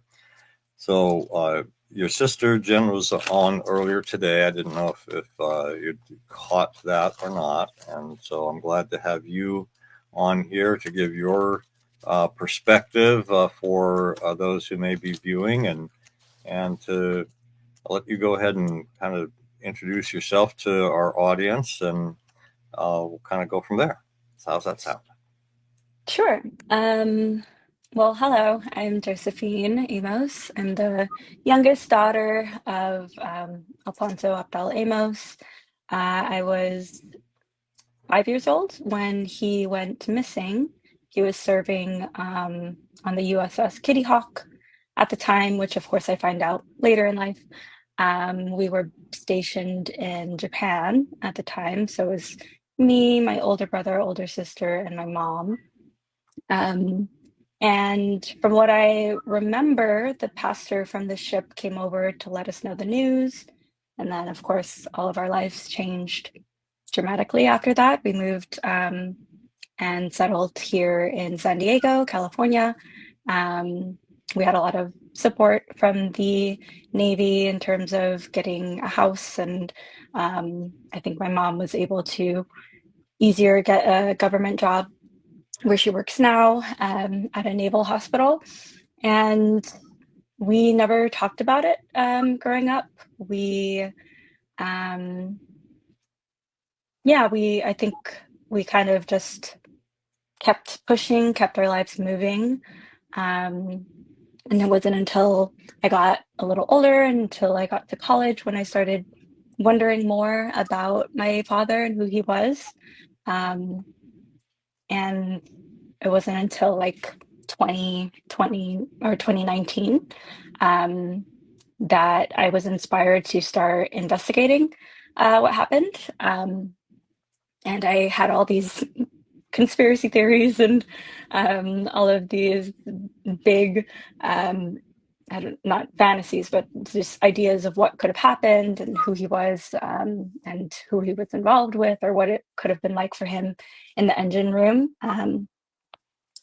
And my sister might have already spoken about it, but yeah, she's pretty prevalent in podcasting, and somehow, Dennis, you found her and heard about our story of our father who was lost. And then we were able to start the process of investigating and finding out more.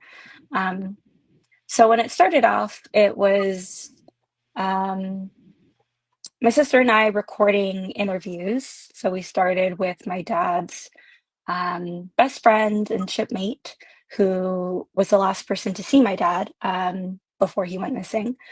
And it was then made aware that he thought it could have been suicide, which is never something I considered, never something I thought was a possibility. So I didn't personally believe it at the time. And then we learned a bit more about my dad, and something kind of, I guess, profound that he mentioned was how he always felt that maybe one day the children of Alfonso would come to him to learn more about their dad, and how he felt like a big weight was lifted, just being able to talk about him. Because it sounds like after the funerals, after the aftermath, everyone stopped talking about him.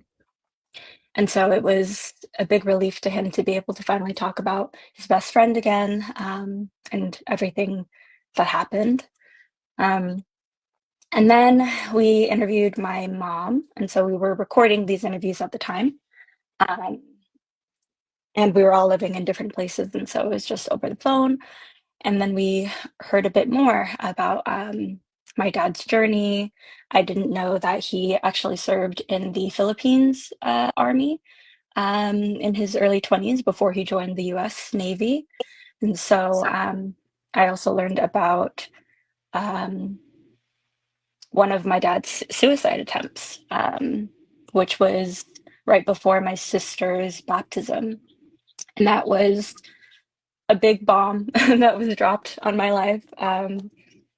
I was extremely angry and mad at everything, mad at the military, mad at about the people in my dad's life. I felt like maybe they failed him or something like that. Or I took a lot of time to process. And then after that, I think is when we found The Price of Freedom. And then I made a list of people that could be good to interview. And we, had these big dreams of creating a biography and a documentary, and just learning more. And then I think it was 2021 or 2022 when there was a summer where we did a lot of interviews, leading up to a trip I took to the Philippines, to my dad's hometown, with my mom. And I never knew that my dad had a older stepsister. And I met his neighbor, his childhood neighbor, and we, Dennis was able to supply all of this equipment, and we were able to have all of these interviews. And Dennis came up as well, came over to San Diego for that summer, and we did, I think, 5 or 6 interviews with my family and my dad's friends. And then just a lot of people came out of the woodwork of knowing and loving my dad. And it was extremely heavy, extremely healing, though. I think just like my dad's best friend, everyone else felt the same way of like, it's so nice to talk about him, and it's really important to talk about mental health. And they even, talked about depression as valid or like as a real thing. And I think it's more common now to talk about mental health, but previous generations it was untalked about or suppressed, and especially with men talking about feelings, that's just not something that was normal. So it's just really wonderful experience to hear all of my elders think about maybe how they could have acted differently around him, or how they could have supported him more. And I was just able to learn a lot more about what he was going through.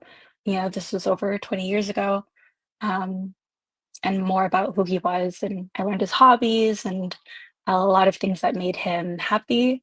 And overall, I learned how much he was really loved, and that he was doing the best he could to provide for his family. overall, the experience brought me so much closer to my mother, which is my biggest takeaway, and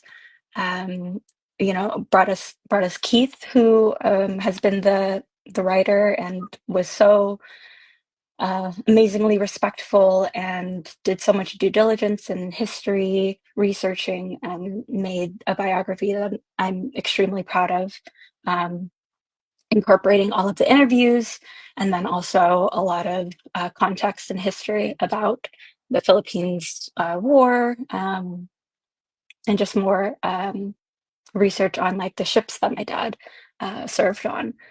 And so last year in August, we had the ceremony, and it was very life-changing, honestly. I think I was just over the moon with how much support showed up. There was several shipmates of my dad who saw the event on Facebook, and they showed up. And so I was able to meet all of these people that I didn't know before who were connected to my father, and um, it was really beautiful. I think a lot of people resonated. A lot of people came up to me and talked about different experiences that they've had with people who've committed suicide or suicidal ideation.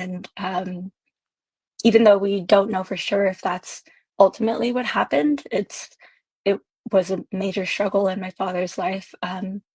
That isn't his legacy. It's not his identity, but it just paints a more clearer picture of who he was. And I'm just so grateful I've been able to be on this journey with Dennis and really have this deep dive into like all facets of who my father was. And yeah, just ultimately bring my family closer together and have like a base level understanding of um, who everyone is. And I'm just grateful it opened up so much dialogue. Um, yeah, and that I'm able to understand more of where I come from and who I come from, um, and how we could possibly be better in the future. We can, check in on each other more, or fight for better resources, mental health resources. Um, yeah, I think that brings us up Yeah, to today. it's an extremely good summary. Thank you so much, Josephine. And I've said it before, I believe, and I will say it again, that it truly is an honor for me to for you, for your family to take that leap of faith and trust that we could do a good job that is honoring of you and your father in and through this. Because when Jen came to me, I was introduced to me. We didn't have a track record. We didn't have something to show. Hey, this is what we have done for these folks, and I'm truly appreciative that you guys did. And hearing what you and she have said about your experiences through the process are truly honoring things, and I'm truly appreciative of that. And my dream, my hope, my goal, my vision is to be able to do something similar for many, many, many more families. And so thank you for sharing that. And for the people who are watching or listening to this, none of this is staged. Where this is promote. Yes, we're trying to encourage you to be involved with us, to support us either as a volunteer or as a financial contributor, donor, monthly donor, whatever.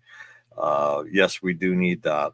But I didn't coach anybody into what I wanted you to say, did I? I mean, like, No. I asked for questions, and you didn't provide questions either. So I was like, okay, well, I'll just tell my story. Tell your story. That's what I want.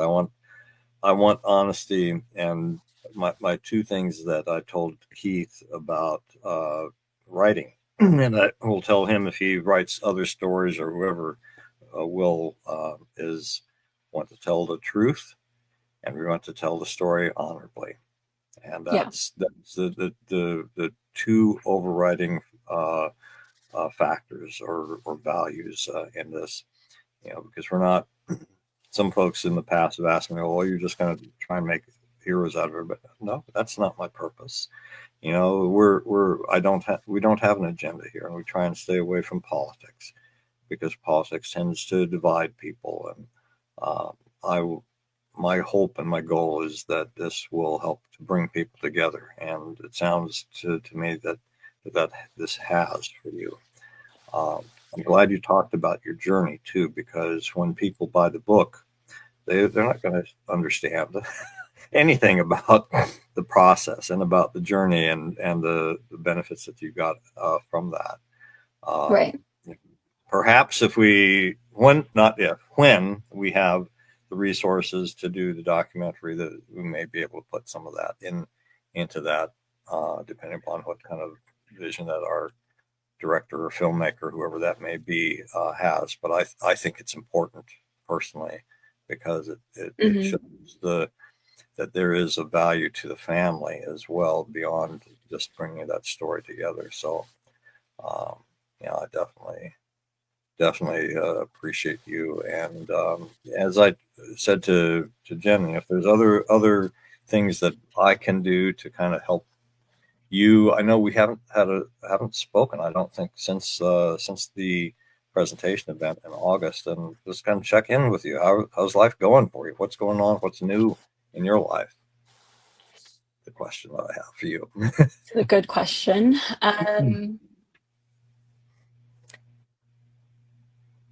I think parts of the process that I continue on a daily basis is continuing to ask questions, and always continuing to learn more about my mom, and remaining curious. And that goes for every family member as well. I just walked away on such a high and just so full of love and understanding. I had so much anxiety about the whole process. I was very scared of only painting him a certain way or just I don't know, being just being uncomfortable sharing his story, which is my story, which is my family's story, and just taking up space in that way. And I think a lot of thoughts and that went through my head was like, well, no one's going to care about this, and like why does this matter? Because I think I'm just so conditioned to not feel like important in society, or we're not not worthy of having some sort of a platform like this. But something that I kept reminding myself is how it can potentially help others, and how, like a story like mine, if I heard or saw something like this, how much that would have helped me. And so that was a driving force. And I think, part of the process in getting to know the price of freedom is just making sure that that level of care and those fears that of not showing my dad as like this multifaceted person with just a lot of even like the questions that you gave for some of the interviews of like what were some of his hopes and dreams, and like things like that were just really helped me understand how to better get to know others as well, and how to also see others as like multifaceted. And I even went to a grief circle for survivors of suicide loss. And that's been kind of on my list since 2020 when I found out about my father. And so I finally mustered up the courage to go. And so I think just being open to talk about things and heal in different ways will greatly impact the rest of my life as well, and also be able to point out resources to others if I ever hear if they're going through the same thing. And so I'm really proud that I was able to attend that and really fight for my healing process, and gain a lot of understanding of how the grief process works. Even though it was, so many years later, I took away so much from that. So yeah, that in terms of my dad, every Memorial Day we go, my mom and I go to my dad's grave marker at a naval cemetery here in San Diego. So I, always just talk to him, update him on my life, and just continue that dialogue. And so I think there's overall just a lot more peace in my life. Good. And and just a lot more openness and understanding. Well, good. Well, I appreciate your willingness to share all of this, and just from my from my heart to you is that if we can, this doesn't. I mean, I know we haven't completed everything because we still want to and pledge to do the documentary. So we're probably going to be in contact for some time unless we have some benefactor who can drop a big check with us to do that. Let's hope for that. I hope so, and I pray so. And for those listening, even if you can't be a big benefactor, if you can contribute a small amount on a regular basis, that would really, really, really, really, really help us with this. But beyond that, I basically, whenever this process is through, complete, is a better word for it, is that my heart is that I'm building connections and helping people be connected, and that I guess my sense is that some organizations and some processes, it's like you get to the end and then it's boom. Now what? I know I'm never going to have connections with those people again.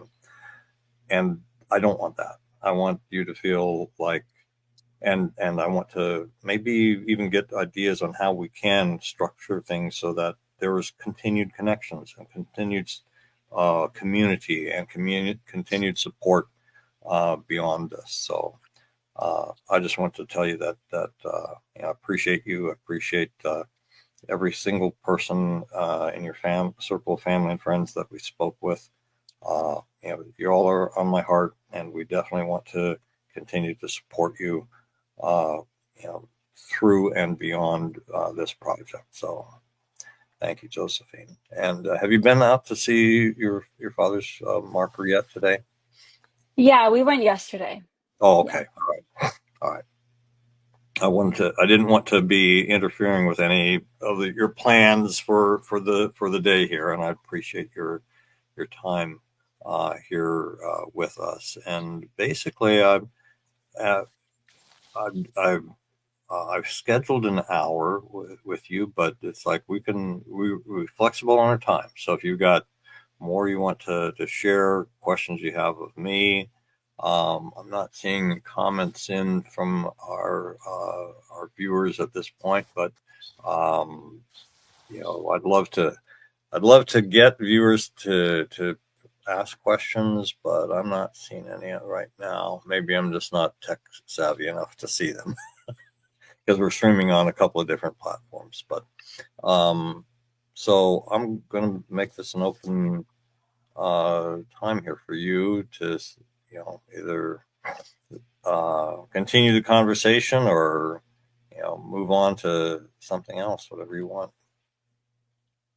Yeah, no worries. I don't see any questions, at least in the comments, and StreamYard, which is what I'm currently on. Um, but I think in regards to like keeping in touch and even forming, even if it's like a Facebook group for all the families that you've worked with or that we'll work with, I think that would be great. I would love to connect with other families who go through this process as well. And like I said, I think like the process and the work continues of staying curious and just getting to know our loved ones on a deeper level and being as supportive as we can for them. So yeah, that that's is all. That's all I got. That's an excellent idea, and I just spent some time writing that down. So we will Yeah. do that and invite everybody to participate. That were your family, your friends, and the ones we're currently working with to that. So that is great. I thank you again so much, Josephine, and God bless you. And we'll say goodbye for now, but we'll stay in touch and. Thank you so much, very much. Thank you so much, Dennis. Really appreciate it. All right. All right. Take care. All right. Bye now. All right, folks. So that was Josephine Amos, and you'd seen her sister Jen earlier. And I hope you got the sense of what we were blessed with to do our first story with. But honestly,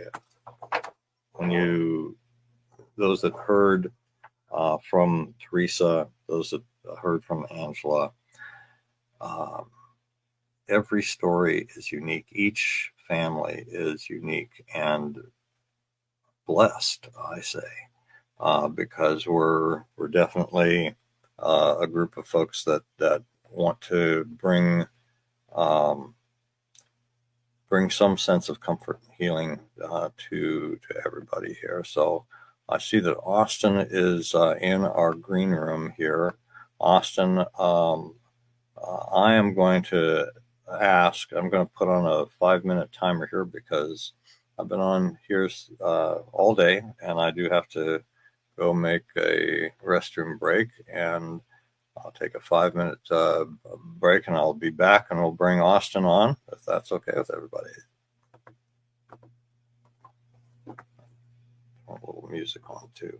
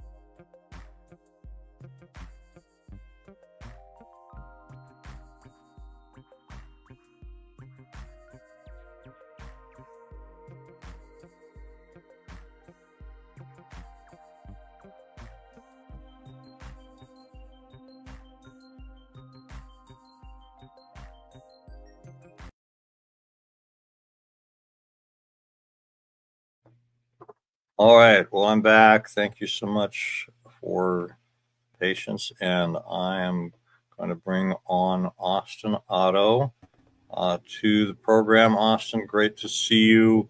It's been a long time since we spoke, and you are the son of Major David Otto, and so for the benefit of our audience, I'm going to change your screen here just a little bit and let you introduce yourself, and we'll begin the process about talking about your dad. Yeah, absolutely. Thank you so much, David, for allowing me to come in. It has been quite a bit of time since we last spoke, but man, a lot has happened since then, and all good things. Thank you for the invite of being able to come here and talk about my father and talk about my family's experience this Memorial Day. I'm hoping that the short story that I do share, impacts everybody, and that kind of draws a better understanding of what today is about. Not that I question anybody's understanding of the day, at least I hope. But I'm glad we get to share it together, and I'm glad to share my story. So thank you for the opportunity to be able to do that. Absolutely. So let's I'll get this play out there. So we will, as part of our process, we do have some legal paperwork I'll send your way, but we can use this as a platform to start the very beginning process. And if you want, let's go ahead and open this up for you to kind of start that telling your story and your dad's story here. And we've got pretty much as much time as you want to and are able to spend with us. My next scheduled guest comes on in about 3 hours. So I'm pretty sure you're not going to want to do a 3-hour marathon here at this moment. But we, as I've done with the others, it's like we do this at the family's pace. And so sometimes it's one interview, sometimes it's multiple interviews, and sometimes they're quick, and sometimes it months and years apart. So, but we'll begin. Yeah, no, absolutely. No, I luckily today I have quite a bit of time. I actually just spent quite a bit of time over with another organization this Memorial Day weekend. One that I'm sure a lot of people know already about, TAPS, Tragedy Assistance Program for Survivors. So you're probably going to hear my voice be a little raspy. I've lost my voice in the process of hanging out with all the kiddos out in the DC area, honoring their loved ones and celebrating the Memorial Day weekend with them. So that's where I have been, at least for the last few days. But to kind of jump into it, as far as stories are concerned, obviously, David is correct. I am the honoring son of Army Major David Otto. And he passed away on October 27th of 2009 on his 5th deployment to Iraq. His combat tours consisted of a few deployments. It was 2 in Afghanistan, 2 in Iraq, and then he had 1 over in Kuwait as well. So he was very familiar with all things being done there at the time, and he was just one really worthy of being honored. He first went in as a military police, and then he eventually went in 101st Airborne. And then after that, on his 5th deployment, he went in for CID, which is Criminal Investigations Department, for those who are not familiar with the acronyms. 30, 36, when he hit Major, very, very distinguished guy, and all of the guys who he worked with always said that he was, quite frankly, a soldier's soldier. He was the guy who wouldn't give orders and not expect himself to follow the orders that he had given. I've got plenty of stories, plenty of fun stuff to talk about there. And I'm just happy to provide whatever it is that you're looking for. Like I said, this is an opportunity to begin. Let me change my screen here just a little bit. Or begin our process. So I appreciate your giving that overview of your father. We are combining this with a bit of a fundraiser here. Perfect. And thought in mind with this is to to be able to give people who have supported the organization, through our social media or other kinds of connections, a, a deeper insight into who we are, who the families are that we are supporting, and how we go about doing this. And part of that, the big part, is of letting folks know about who you are. The kind of conversations we had, I think, on our veterans Friday meetings about close to a year ago, and then to do a deep dive on the research about telling your father's story, because you have a perspective as his son that's going to be different than, say, his wife, your mom, then his siblings, then his buddies that knew him before he joined the service. And so those are the kinds of folks that we want to be able to eventually contact and interview. But your story and your experience of him is vital to beginning the process. So, so for the folks who are watching, this is basically how we start. You saw a little bit there with Angela Nelson earlier, talking about her son, Sergeant Sean Ray Stone, and this is again the beginning of the process with Austin for his father, Major David Otto. And so, as with I did with Angela, as I do with all, it's like, we'll start wherever you want to start, but we want to basically kind of think through this whole start from the beginning. And we talked about what started his service, but I guess the question I could start with: what were your earliest memories of your dad? Oh yeah. So some of my earliest memories of my father while he was alive was just him being. He was always striving to give 110% at everything he did. Mm-hmm. He was definitely a man of character and really strived to provide, the best that he could, like I said, to every aspect of his life. He was a very big car guy. I remember that specifically. One of the best stories I have with him specifically, I think I had to have been, he was stationed out by Kansas City, Missouri. In that area, there's a base nearby, but the name is blanking on me right now. And it was closer to wintertime, and he had just bought a 2009 Dodge Challenger, black stick shift, just completely brand new. He was, like I said, he's a very big car guy. And we were sitting in the living room. We were watching the news, the weather rather. And there's a lady there on the screen who was talking about, hey, just make sure that your car runs well on ice. Mm-hmm. So he's sitting on the couch. He's sitting there, and he's like looking outside. He's like, there's me at 7 years old. I'm sitting below him. He's like, Austin, I think we got to listen. I think we got to listen to the lady. Like, she's got a good point. We really need to check to see how well our car runs well on ice. You want to come with me? You want to find out? And obviously, I had no idea what he had planned, but I was like, I'm willing to go on any adventure that he's got. So yeah, sure thing. And we have a YMCA parking lot, huge YMCA parking lot that's right outside of our house, just right as you exit our driveway, pretty much. And he's like, all right, well, make sure you're buckled. And I'm sitting there in the passenger seat, not expecting a thing.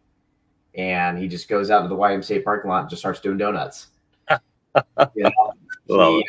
He simply, like, I think he knew very well that it was a rear wheel drive car, stick shift. It wasn't going anywhere on snow, but he found a way. And so we had our fun times. I remember being able to share that experience with him, definitely one that I hold very close, very dear.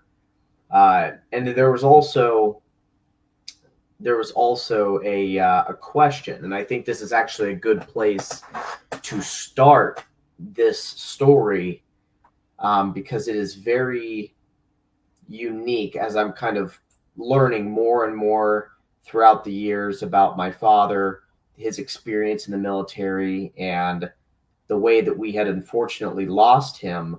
I think this question that the 7-year-old Austin had asked really sets the stage, if you will. And as we were kind of driving out of the parking lot, on this snowy day, he actually did drive the car on a normal road like a normal person at some point or another. And, we were just listening to music. Daughtry was one of his favorite bands.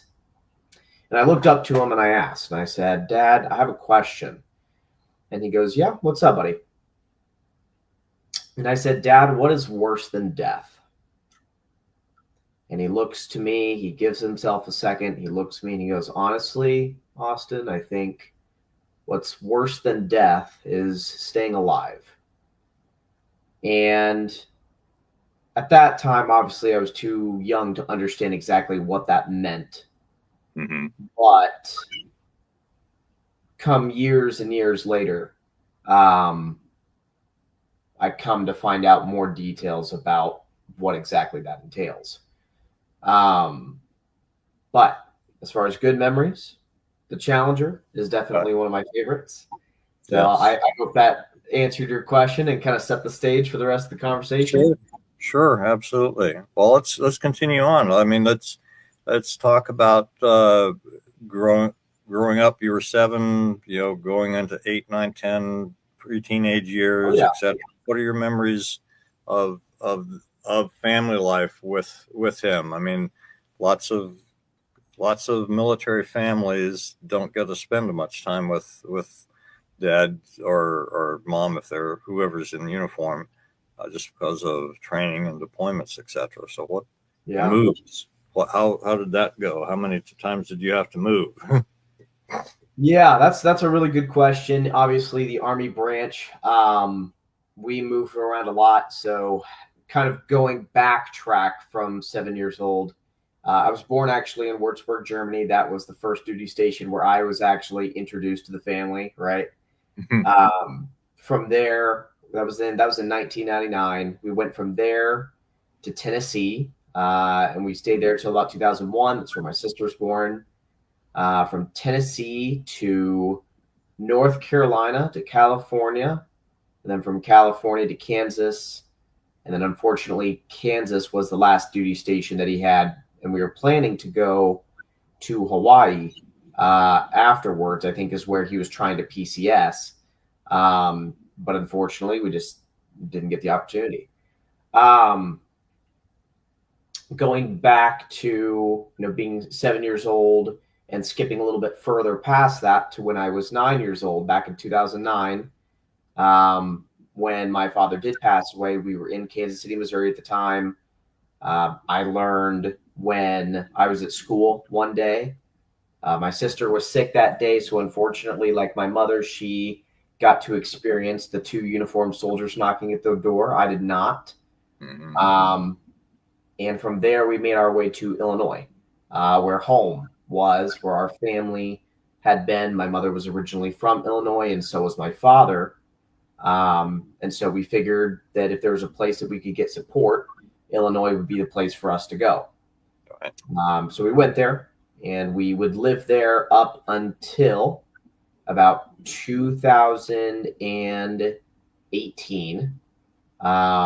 Actually, I guess further than that, because I had went to college for 4 years after at the University of Illinois, where my father had been. So sets the precursor to geographic location. Went to high school, grew up pretty much from 5th grade all the way to high school and into college in the Illinois area, very close to Champaign-Urbana. So Fighting Illini, if anybody is familiar, that is pretty much the home center, not to where my story as a professional in the veteran space grows, but also where my father started his military career because he went to ROTC in fighting Annihili. So, Annihili, oh man. So it really was kind of a starting place for the both of us. Like I said, he started ROTC there, graduated out, and wanted to explore the world because he only lived in Illinois. And for those who don't know, the Champaign-Urbana area, pretty much everything outside of that is pretty much just corn. Illinois is just entirely corn, aside from Chicago. And unfortunately, I lived in like the thick of it, of the corn, about a 30-minute drive out towards a small town called Danville, where there was just really nothing to do. I would go to school during the school year and go and enjoy my time with whatever I could get myself to do with, around corn, and there being very little to do there. But luckily in the summers, I would have my father's battle buddies come and talk to me and my family about going and doing just, again, these really awesome adventures. For example, I got my rescue scuba diving certification from Bonaire with the Special Forces Battalion and the Navy SEAL Cadets group. And I would just go with them everywhere. Sailing in Rhode Island, outdoor survival in South Carolina on the Appalachian. Just a bunch of cool activities and stuff there to do. So yeah, that pretty much covers the span of 9 to 18. And I began, we could talk about that in further as like a separate chapter and more to detail. But once I hit college, that's when everything pretty much changed. But I'll allow you to ask questions if you do. I'll take a pausing point there. No, it's fine. I like to, when we start, I like to give pretty much carte blanche to you to tell the story as you want it told. Sometimes when we're in the process of doing all the research, a follow-up question may come up, but I basically we want to know from your perspective about your dad. And you covered a fair amount of it for a child of the age that you were, and basically the kinds of things we like to know is, in addition to his military experience, what was he like as a person? What were the things that he loved to do? What were the things that he did that he didn't want to do? Because we all have those kind of things that absolutely you got these kind of things. What were his hopes, dreams, aspirations? What were the things that he struggled with? And I mean, as I know myself as a father, and then thinking about when I was a kid with my dad, there are a lot of those things you really don't have that kind of communication between a parent and a child about. And so I'm not expecting that you would have an awareness of those unless you found out otherwise. I did. A lot of what I found out was later. And I think it was even after his death where he was trying to communicate things to me in a very spiritual way that I think is going to come to light here in a few. Really fast, would it be okay if I just took a small break real quick to get something fixed? And then I will come back to it, and I'll just go right from square one and just go and just spill all the stuff we need to. So I'll be just right back. Thank you so much. My friend. We'll see you in a bit. All right. While he's gone, I'm going to go ahead and play our ad, the reason that we're doing this, and have ask folks to support. Freedom isn't free. It's paid for with the lives of brave men and women who answered the call to serve.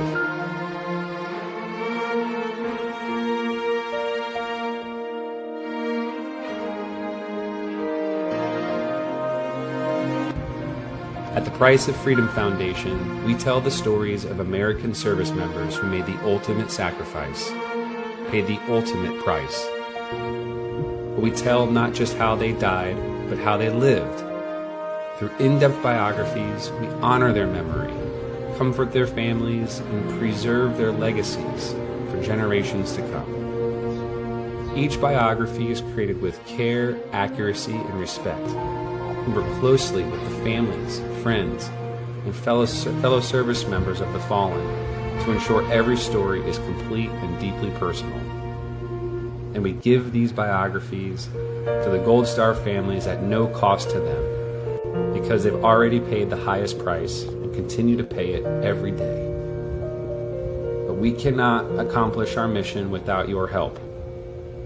Your donation supports the research, writing, production, and delivery of these great stories. It helps us preserve history, bring healing to grieving families, and inspire a grateful nation. Honor their sacrifice. Help us tell their stories. Donate now. Visit www.priceoffreedomfoundation.org/donate or scan the QR code on your screen.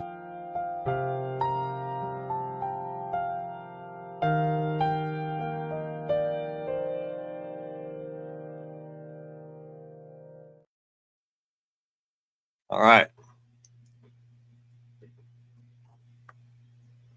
You're there. We go. All right.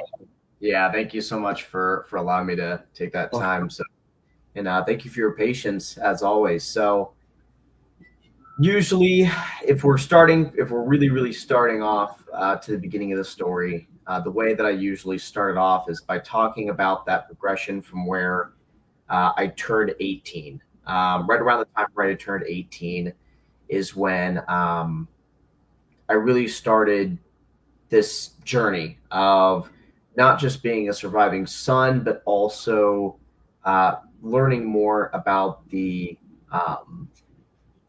experiences that my father faced, the topic of facing against military veteran PTSD, and kind of what allowed me to progress through my professional career, not just as a surviving son, but also as somebody who wanted to go through and share love and support throughout the military community, both on the active duty, the military veteran, and the surviving family side. I feel for this conversation, though, specifically, although I usually start, like I said, at 18, for this specific encounter, I'm going to go back to when I was 9 years old, when I had first learned that my father had passed. I mentioned that I was at school in 2009 on October 27th, where I was in class. I was held back in class when everybody else left for the buses. And I was very confused. My teacher had pretty much stated that she just wanted to talk with me, just wanted to hang out for a little bit, said that my mother was going to be picking me up from school that day. And I remember myself vividly drawing. I think this is part of the key points to this story, but I was drawing a tornado on the whiteboard, made out of green and red Expo marker, the old school whiteboards that we used to have before, the electronic ones now, I'm sure, for many schools. It was very unusual for me to be held back in class when all the rest of my friends had already left to go home. And it was also very unusual for my mother to come and pick me up from school, considering that she only lived a few blocks away. Nonetheless, I stayed there and I enjoyed my time. And eventually, at some point, me and my teacher had walked down to the front desk, and we were stopped by the desk staff and said, "Hey, not yet. Like, he's not supposed to be here yet. Like, bring him back up to the class. We'll discuss that a little bit further here in a minute." And so my teacher and I kind of looked at each other and we were like, well, this is confusing. Like, why can't we wait here? So she didn't have any information either on what was going on. I was only 9, so I didn't really think too much of it either. So we went again back up to the classroom at the into her room, and just talked about how I was doing in school. Like, did I enjoy spending time with my friends and other details like that. And then over the intercom, we were told that it was time that I could come down to the front office. Now, when I hit the front office with the teacher and I, you essentially enter the door, you turn right, and there's just a desk in a small hallway off to the left-hand side. I didn't really get to see anything happening on the left-hand side down that hallway because I was at a perspective angle that didn't quite show me the end of the hallway yet. So we walked in. I said hi to the front staff and or the staff that was working the front desk, and I kind of came around that wall. At the very end, there was just lining. People just lined up on both ends of the hallway. And of course, my mother's friend was at the very, very end of the hallway, right before a door that I would turn to on the right. The first thing I noticed was that my mother's friend was holding my mom's phone, my mother's purse, all of my mother's belongings. That didn't quite make any sense. None of this was starting to make any sense to me. Still, though, I was, saying hi to all of the teachers and the people, because I would consider myself a pretty friendly kid at that point. But I would continue to walk down that hallway and started to see the faces turn, change from, "Hey, Austin, how are you doing?" to, "Austin, I am so sorry for what you're about to hear." So I got to the end. I was still very confused, and I turned right. And that was the doorway that would lead me into the school's conference room. It's a very, very large room with a very large table. And I would guesstimate probably about 30 to 35 chairs just around this big oval looking table. Mm-hmm. Very far side of that table, I would see my mother crying beyond anything that I had ever experienced seeing her cry before. And I was a mama's boy. So the first thing I would do is, just without a second guess, I just ran straight to her, started hugging her.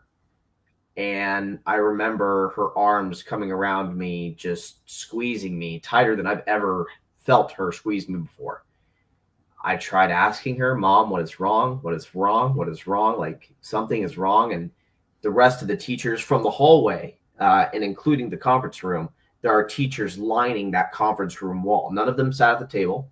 They were all around the wall. They had not heard the news at all themselves yet. All they knew is that my mother needed support, I needed support, and that they all needed to be there. There was no exception. So as I'm, holding on to my mother, trying to calm her down, trying to figure out what is going on, this old lady in dark green clothing looks at me and says, "Hey, Austin, hi. My name is so-and-so." I cannot remember this woman's name to save my life right now. But she says her name very respectfully. She goes, "Would it be okay if I were to ask you to sit down for a second?" And I did. And I said, "That's fine, but what's wrong with my mother? Like, you see that she's crying, because clearly I can see that she's crying. That's a problem. Like, we need to fix that." And she turns towards me and she goes, "Austin, there's something I have to tell you. It is about your dad."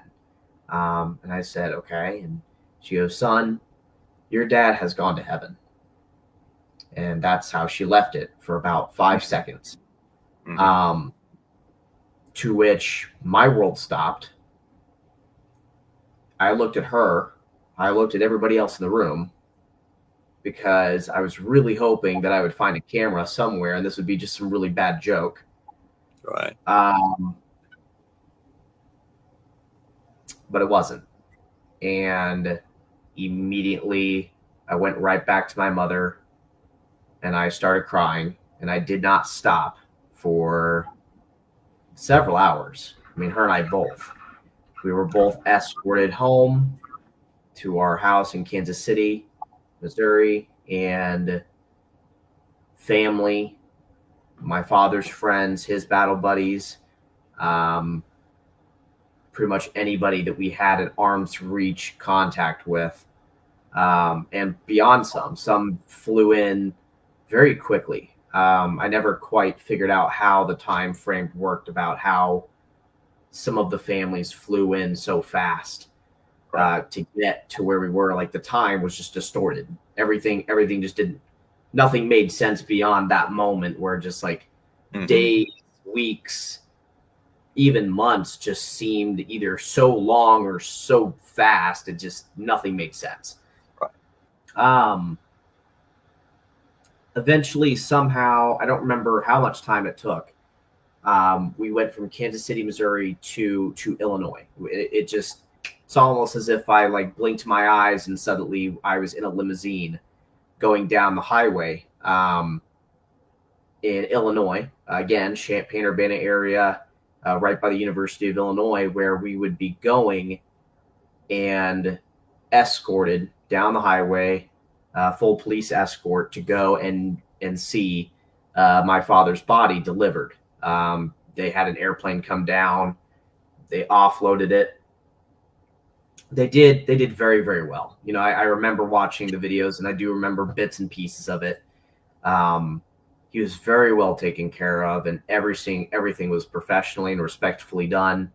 They really brought him home as if he was a true hero. And, you know, I was there watching them offload it, casket with a flag over, and they would escort it to the hearse.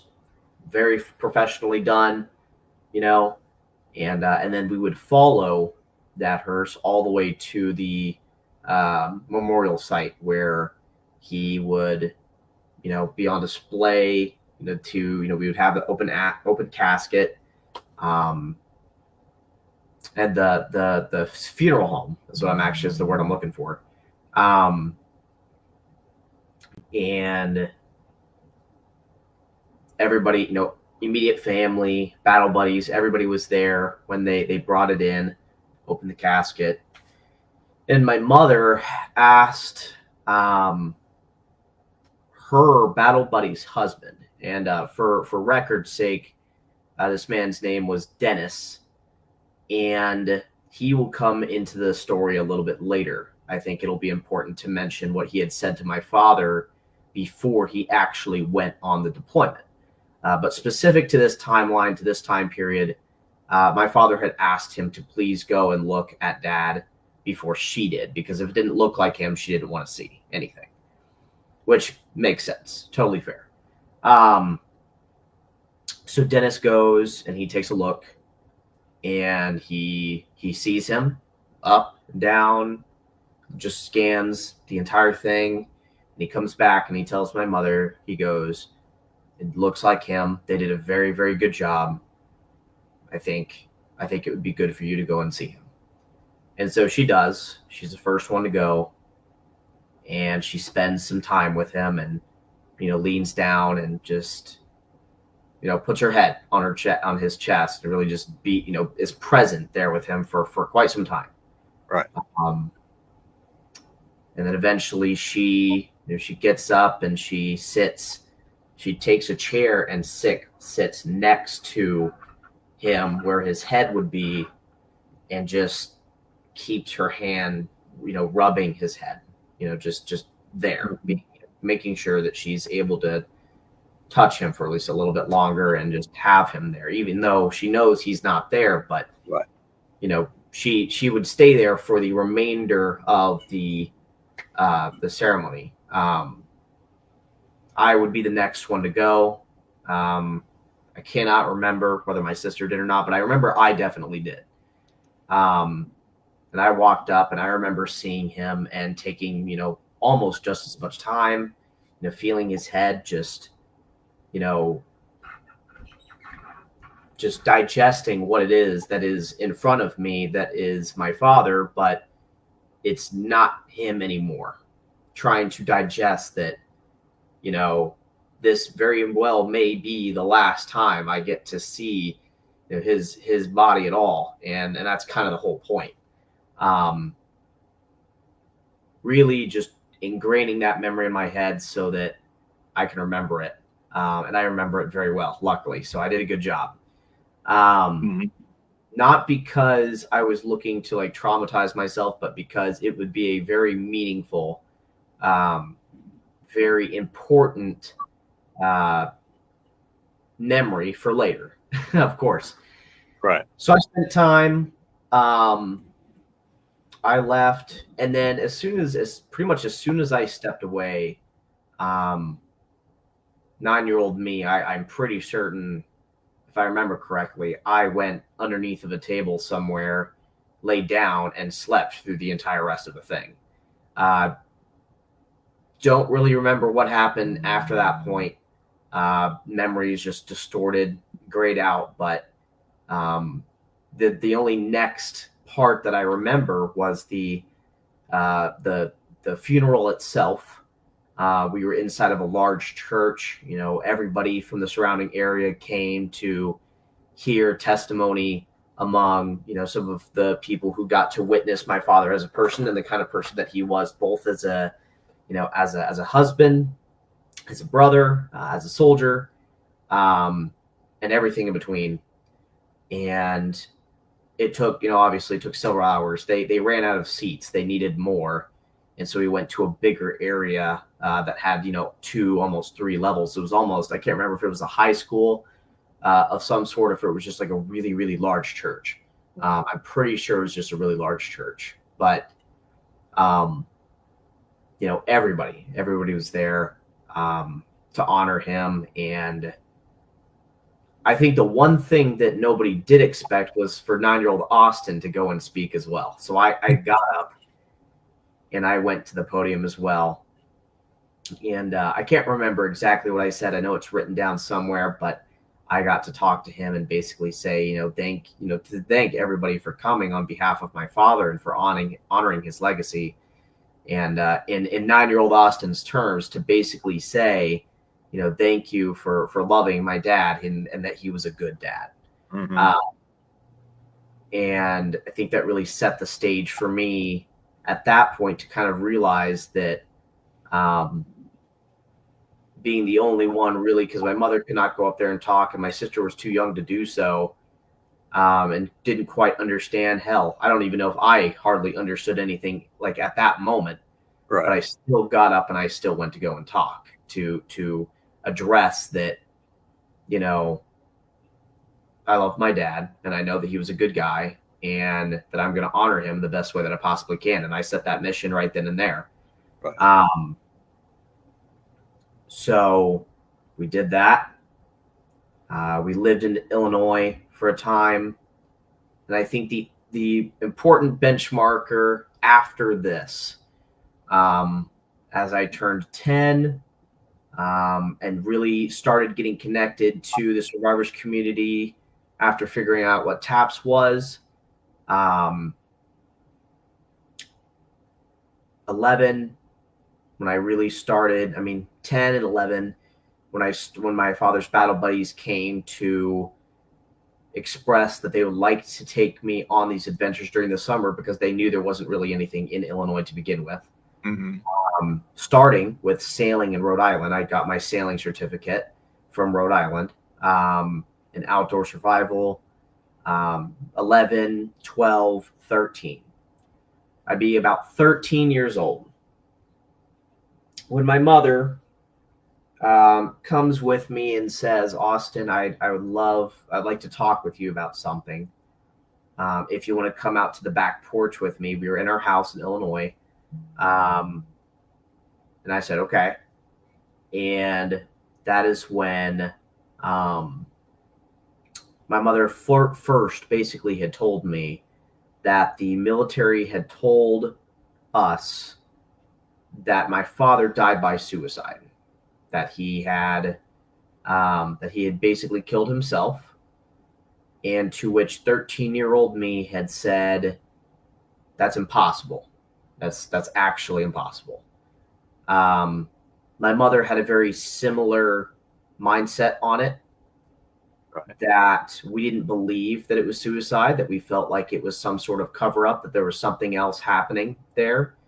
And that's pretty much what we had stuck with at that moment. And the reason being behind that is I'm going to take this point in time and I'm going to hold on to it. And I'm going to put it over here. And then we will rewind back to when I was 9 years old in Kansas City, when we had our last Skype call with my father. Now, in the context of this Skype call and his last deployment to Iraq, it was actually a deployment that he had took for a buddy of his that was going through a bad divorce. Okay. My father is a kind of guy who is going to take care of his own. If one of his guys is going through trouble, he's going to stand in that trouble with them and ensure that they get out. And in this case, the whole essence of his last deployment, it really encompassed the kind of character that he was. He was not going to let his buddy go on this deployment because he knew if he went and without the right mindset that he would either die or endanger other soldiers. That was just the reality of the situation. Right.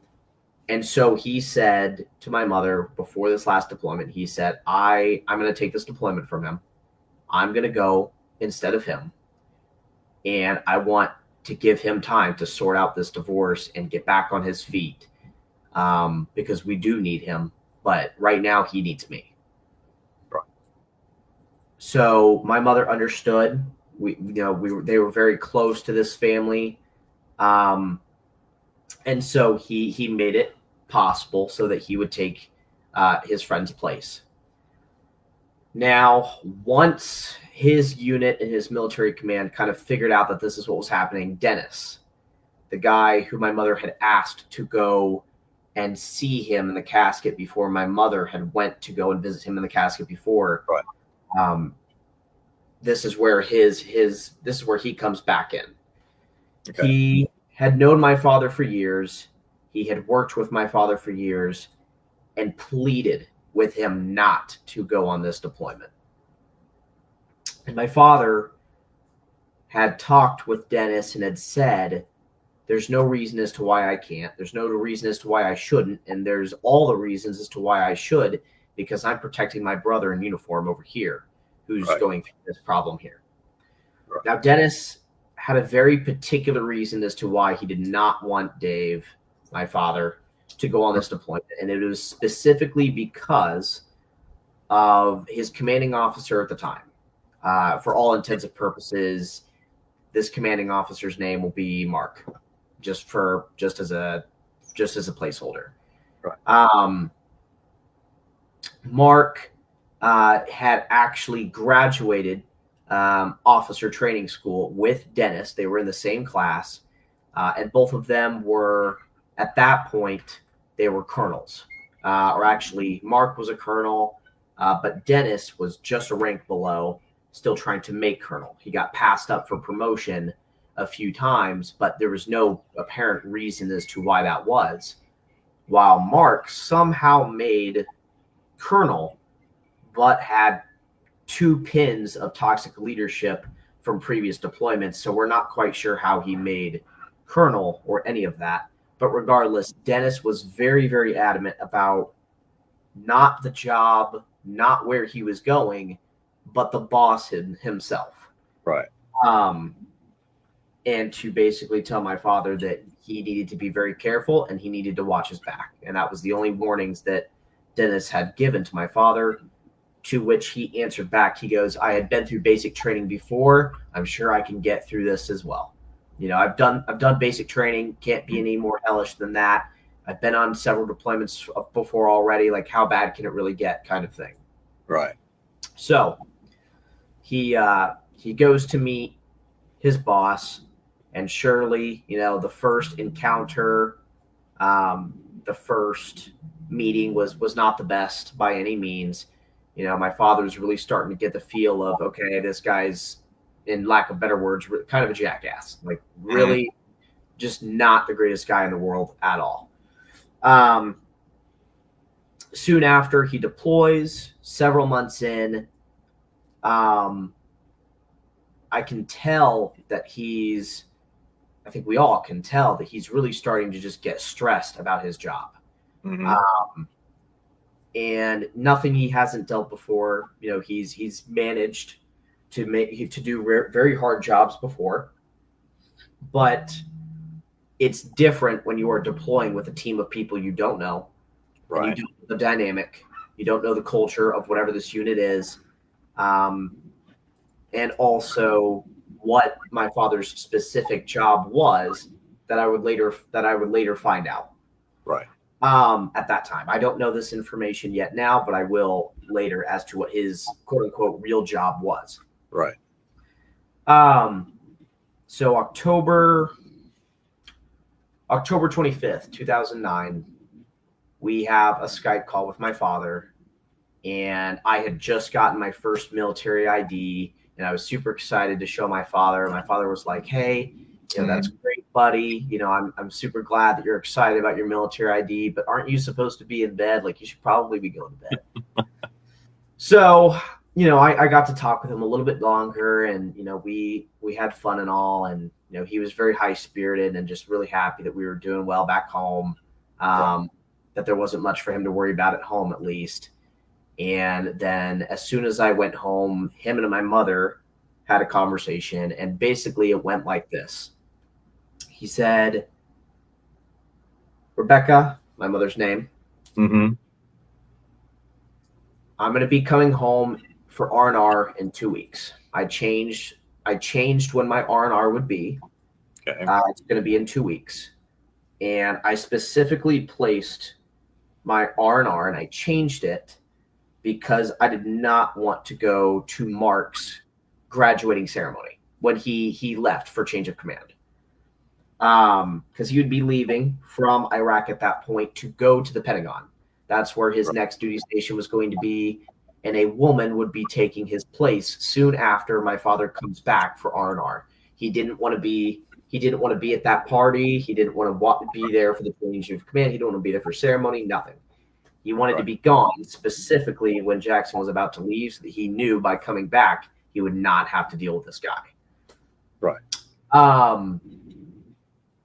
And then he also had said that there were some things that he needed to talk with my mother about. However, he could not do it over the computer. He specifically stated that there are some things we definitely need to talk about, but it cannot be done over the computer by any means. I will wait until I am back home for R&R. I have sent emails to the families, to my Aunt Star, who lived in Illinois, basically saying that he couldn't wait to be home to see everybody. He was giving himself reason. He was giving himself purpose to really get through whatever it was that he was getting through on the deployment. Right. 2 weeks, R&R, had a great Skype call. You know, said he loved us, said he was doing fine. You know, he was struggling a bit. He admitted it, but you know, he knows, like, this, I can get through this. Like, we can get through this together. And then, of course, as you know, 2 nights later, October 27th, 2009, that is when he was pronounced dead. So we'll take that piece and we'll move back to 13-year-old me in the backyard, in the back porch, where I am being told that it was suicide, to where my mother and I looked at each other, and 13-year-old me was given permission to say bullshit. Right. You know, we know what Dad said on that last Skype call. It was me and her, and there's just no way. There's just no way. Something else had to have happened, and it just didn't make any sense. So with that in mind, I got really angry. I got really ticked off because I knew that it had to have been something to do with my father's boss, unfortunately. I knew who the guy was, or at least I knew him by name, but he never reached out to my family to give his regards. He never contacted us. He never gave us any piece of information, and we're fairly certain that some of the stuff that my father returned with had either been tampered with or removed. and I'm pretty sure we didn't even get dress blues. For whatever reason, dress blues, his uniforms, we are not able to find. And it was strange, actually, because it was the first time on this specific deployment when he didn't usually go and like prepare and clean his uniforms before deployment. There's a process that you do usually before every deployment where you go and you like dry. It's like dry cleaning. I can't remember what it is, but you prep your uniforms. You prep your uniforms for it. Even when they're still staying at home and you're not bringing them with you, you prep your uniforms just in case. Right. And for whatever reason, my mother remembers that this was the first deployment where he actually went and just started like preparing his uniforms. He didn't used to do that. He didn't see any point because he was always expecting to come home. Right. But this one felt different to him, I think. And so he did. And so my mother feels like somewhere deep down, maybe there was something in those dress blues that maybe he had wrote a note or something, to give us any indication of thoughts of suicide whatsoever. But there was nothing to be found there. So we got nothing from the boss, from Mark. I carried that anger, that animosity towards him specifically for years. It was at the age of 14, my father's battle buddies, they had this idea, to connect me a little bit closer to my father and to do a few things that my father had wanted to teach me. They would want to teach me the firearms that my father had used during his time in service. Just, his standard issue rifle, standard issue sidearm, and just to learn about the guns my father would use both on the battlefield and off as a military police when he was, back home. I did well in those classes. I learned about those guns well. I used them well. We went to shooting ranges. We did all of that good stuff. They wanted to teach me how to defend myself, standard karate, jiu-jitsu, taekwondo, anything of the sort. That they believed that my father would have wanted to teach me when I had gotten older, but didn't have the opportunity to do so. So I learned it all. And admittedly, in some of my classes where fighting was involved, I packed a little bit of extra anger because I knew that at the very least, if I needed to get it out anywhere, it would be with guys who were more than capable of taking down a 9-year-old kid, or so to speak. I guess at that point it would have been 14, 15 years old, but I did well in my, my self-training, the combat courses, the survival. I really did everything I could, all those classes, with 110% effort, as my father would used to say. It wasn't until the age of 16 where I had started getting involved with policy. I would later go to college for political science and psychology, but in this case, I was just discovering how powerful legislation and things could be when serving both a military aspect or the military connected community, if done properly, if done correctly. So I had interest in that, and I learned a bit about the documents. I had made a way for me to do some training during the summer, but also a little bit of internship experience within my last 2 years of high school. And so I did, and I would go out to DC and I would help TAPS as an organization go and just do small things, small tasks, small things here and there, and just learn to read certain types of documents. It was 16 years old that I asked my mother about the death report. Okay. And I said, I want to see it, but where is it? And my mother had called up some of my family before she answered me, and some of my family showed up, and collectively they had told me that they really, really, really do not want me to see the death report at all. And I said, why is that? Like, that's weird. Like, I already know he committed suicide. What more in that death report is there going to be that I don't already know about? Right. And they, Austin, just trust us. You do not want to see the death report. But if it really comes down to it and you think that this is something you need to do for you in order to find closure and find peace, then we will tell you where it is and we will let you read that death report. And so I said, yes, I do. I don't know why you do not specifically want me to read it. Right. So they shared the location with me. It was kept in a storage unit away from the house because they knew that, if my mind was made, I would go and I would find a way to find it somehow in the house. Right. And they said, one of my uncles, he said, I will take you there to go get it. And we'll do that. And they warned me before I grabbed that document where they said, Austin, we just want you to know that whatever is said in there, specifically a part in there, I hope you know that when you run across it, that you know in your heart that that is not true. Had no idea what they meant at that time. So I went with my uncle. I got the death report. It was 387 pages, if my memory serves me right.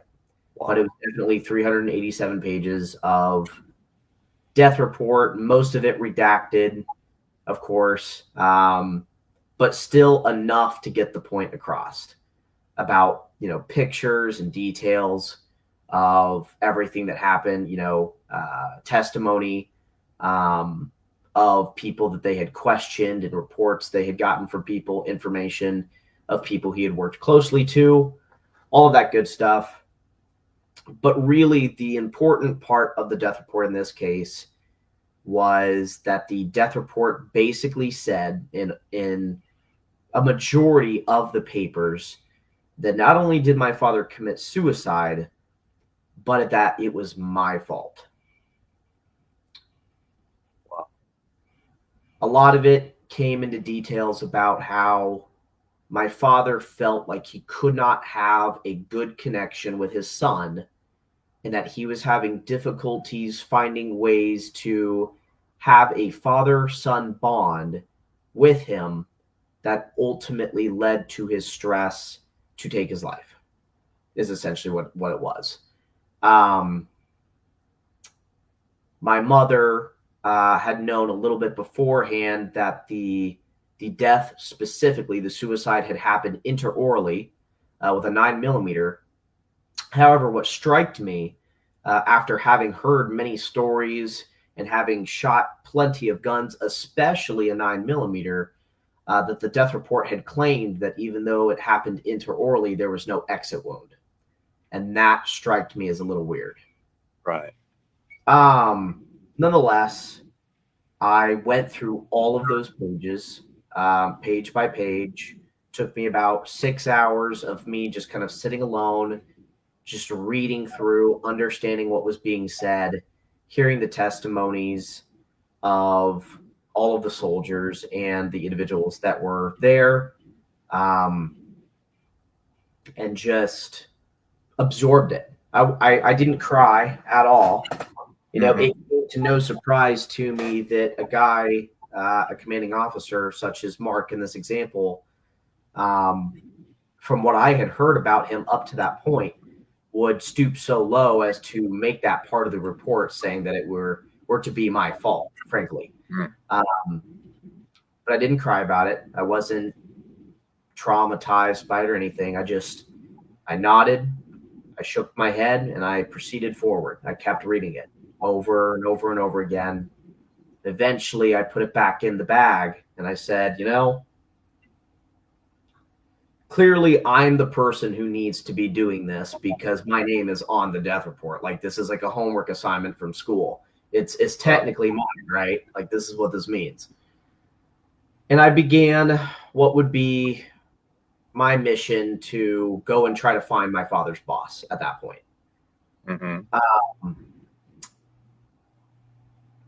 Which in theory, I guess it sounds weird, but I guess in my mind, it was to get him to tell me why. Why you tell me why my father died underneath of your watch, and what did you do to prevent it? What did you do to stop it? And what were you doing to keep your soldiers alive? Like all of the questions that I had, that I, clearly having never met this man before, wanted to ask. So 2 years further would go by, 17, 18, graduate high school. I would graduate from the program, but I was still the training program that my father's battle buddies would give me every summer to go out with them. I would graduate from that. Mm-hmm. But I still, towards the very end, I still carried this baggage of this make-believe sense of revenge that I wanted to get on my father's boss. I wanted to go at him. I really did. I was very set on, I want to ask this guy why. I want to fight this guy. Like, I was just angry, all the way across angry. Mm-hmm. And it took one individual to sit me down and say, I'm sure it was one of my father's buddies who was helping us during the training, but I cannot remember his name yet again. Where he sat me down and he goes, Austin, you've done phenomenally these last few years that we have had you, that we have done, these different trainings with you. I participated in Hell Week just for fun, like twice as a kid, for no reason other than because why not?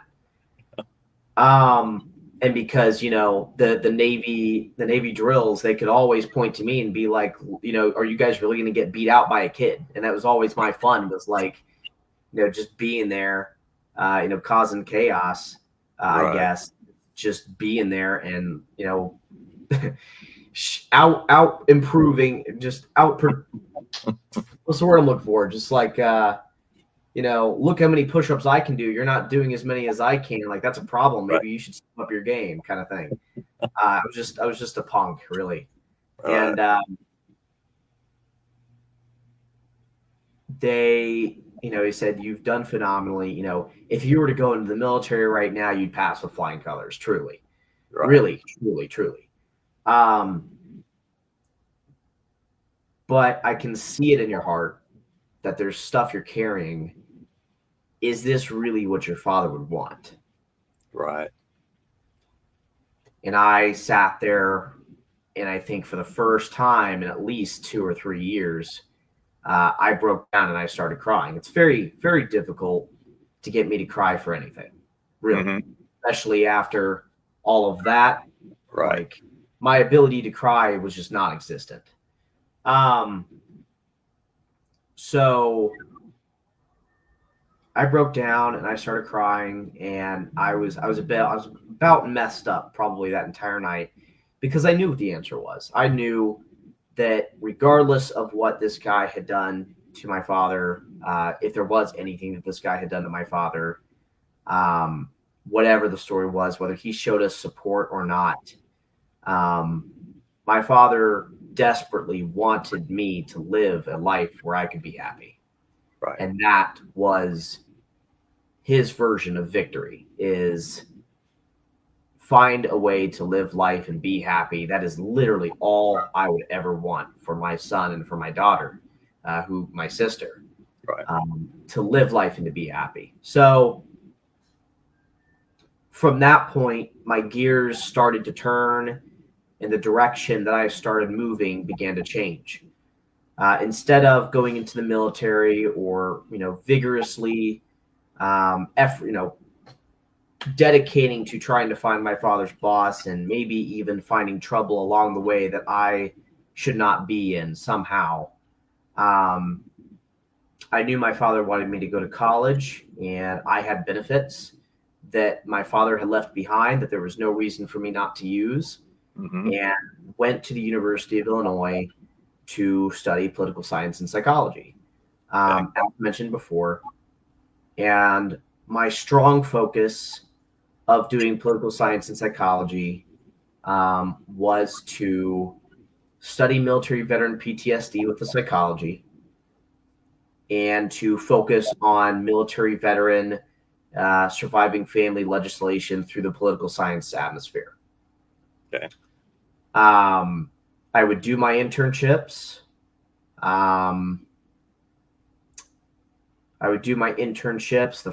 The freshman year, summer. I went to go and do my internship with TAPS, where we assisted with some very powerful legislation, like Love Lives On, widow's tax, the closing of the for-profit college scam, the 90-10 loophole,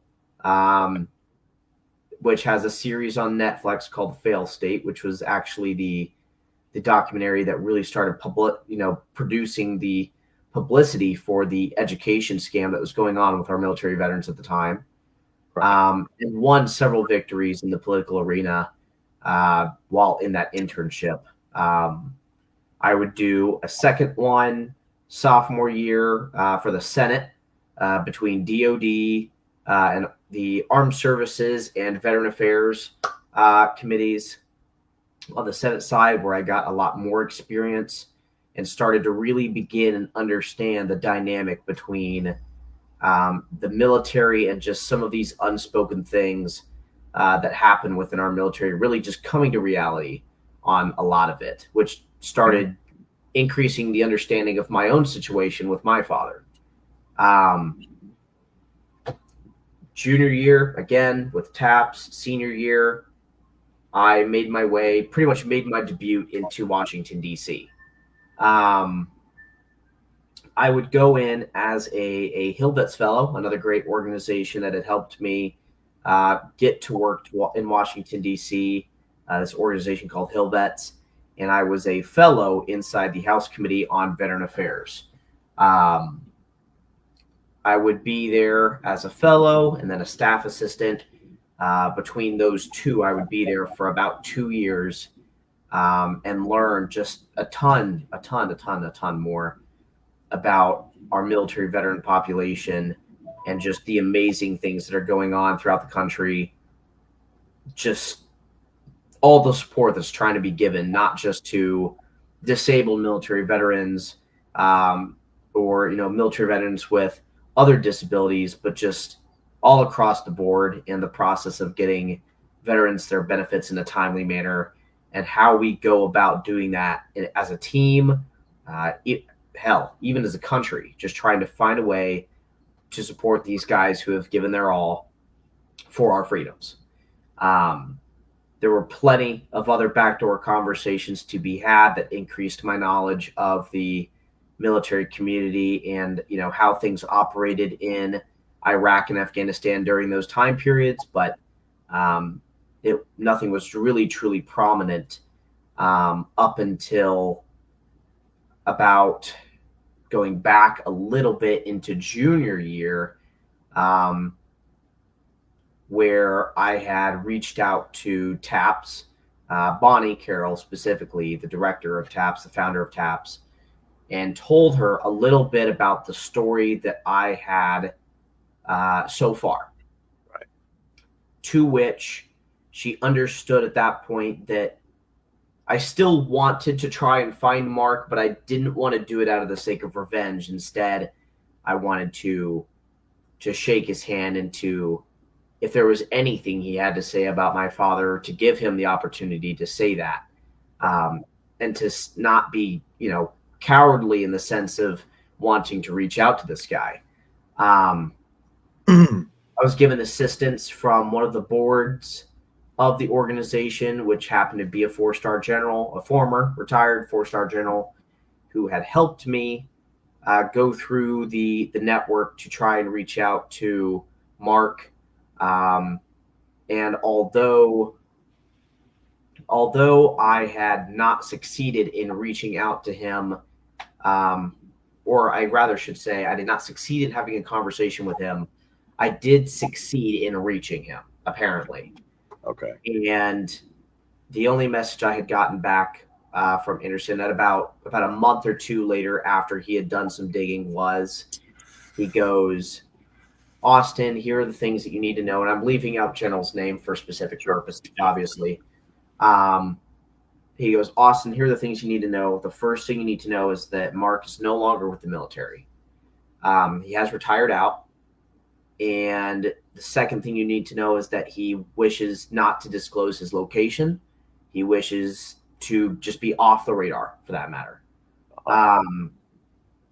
But third of all, when approached to reaching out to him, and me telling him who I was and my reasoning for reaching out, there is a notification. There is some sort of display that shows whether your message had been read or not.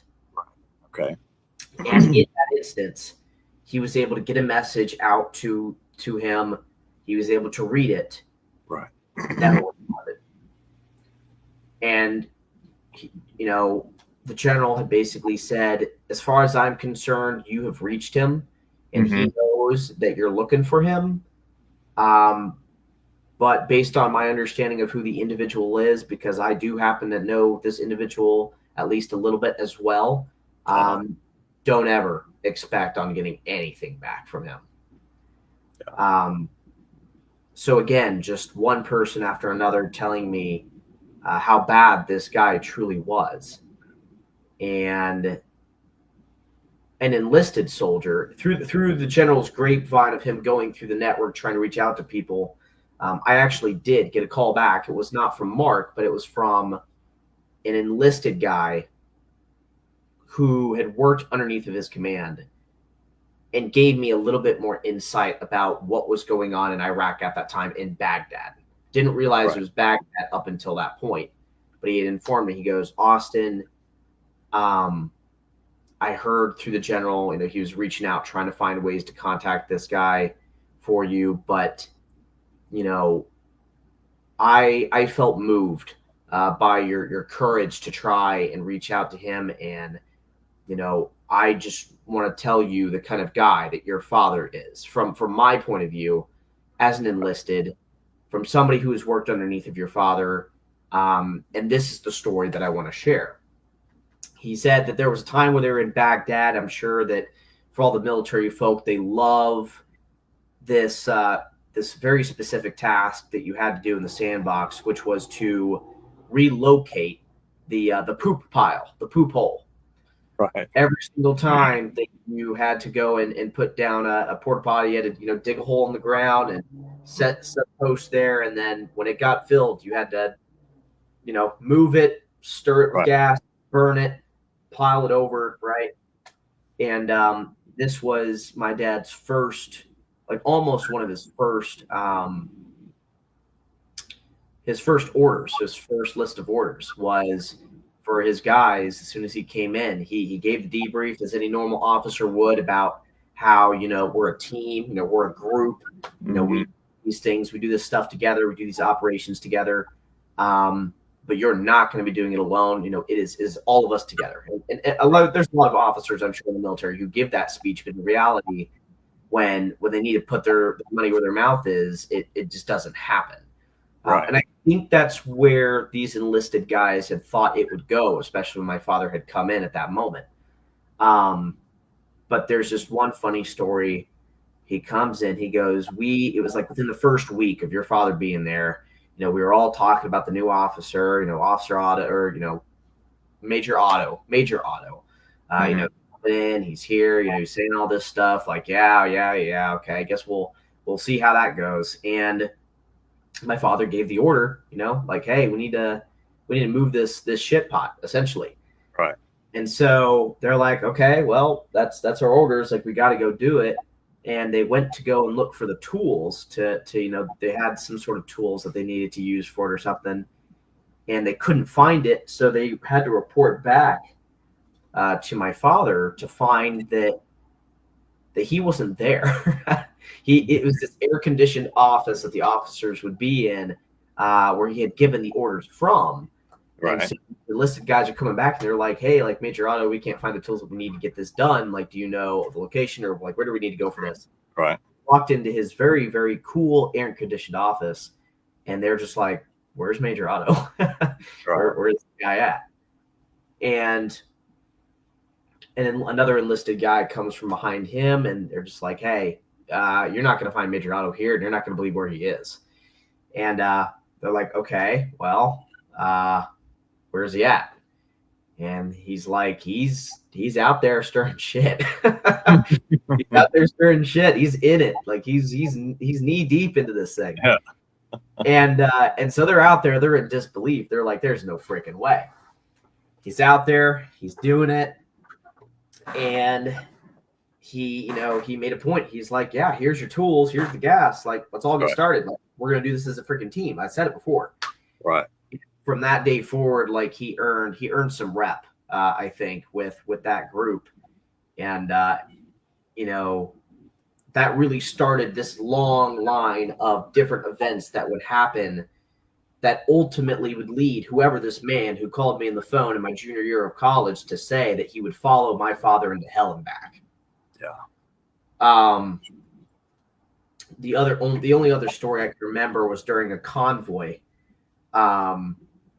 where, again, the details to me are spurred, but they were doing a convoy, and apparently it is nomenclature for the officer or the individual giving the commands during the convoy to be in the very back of the convoy.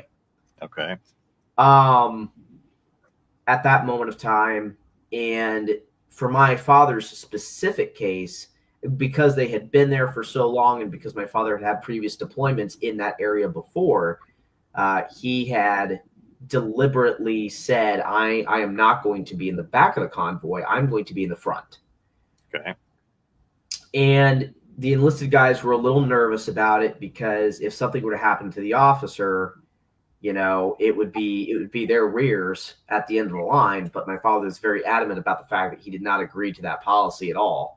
Mm-hmm. There are specific reasons behind it, because newly enlisted individuals, as they come in, they're not aware of some of these tactics that the Iranians would use to lure some of the soldiers in and to essentially kill as many as they could.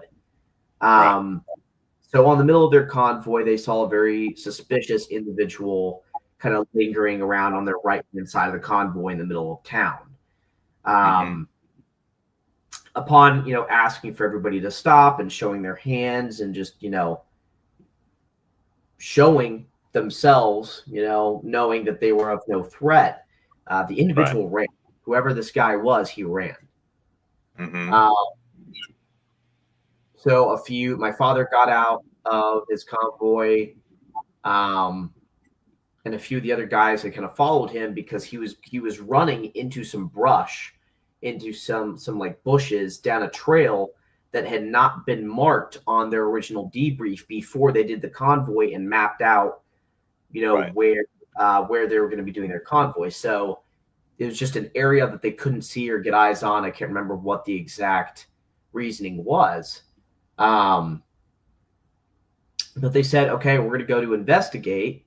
The rest of the convoy, they need to stay here and lock down this area for a moment until we figure out what the heck is going on. So they followed, and my father was in the front, and they were walking up on this dirt path that led into another, like, small, by the way he described it, is a very small, like, not a complete building, but it was like just a makeshift building that they kind of established and made there for temporary use. It's a very temporary structured building. And so my father was there at the front, and he looked at the building, and his enlisted guys were behind him. And my father had, as they were watching the individual run into the house, he saw the building, he saw the guy run in, and from their understanding later, they would have just assumed he ran into the building, but then ran out the other direction, ran out from the other side. Right. But my father stopped the group and was like, so do you remember the policy about how the officer is supposed to be in the back, or whatever the reason is for that?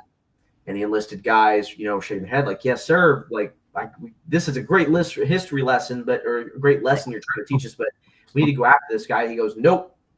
He clicks the line because there's a tripwire right at the feet, and he pulls it, and just that whole building just goes up. Wow. And the enlisted guys, they're looking at this building, because what would have happened is they would have hit that tripwire, and they would have ran straight in to go and chase after the guy, just to get covered underneath by all that rubble, because they had booby trapped the building, assuming that they were just going to continue running after that guy. Right. And my father made a point to say that, experience carries and it keeps us alive. And again, it added to the series of events as to why this guy at the end of the call had told me that he would follow my father to hell and back. So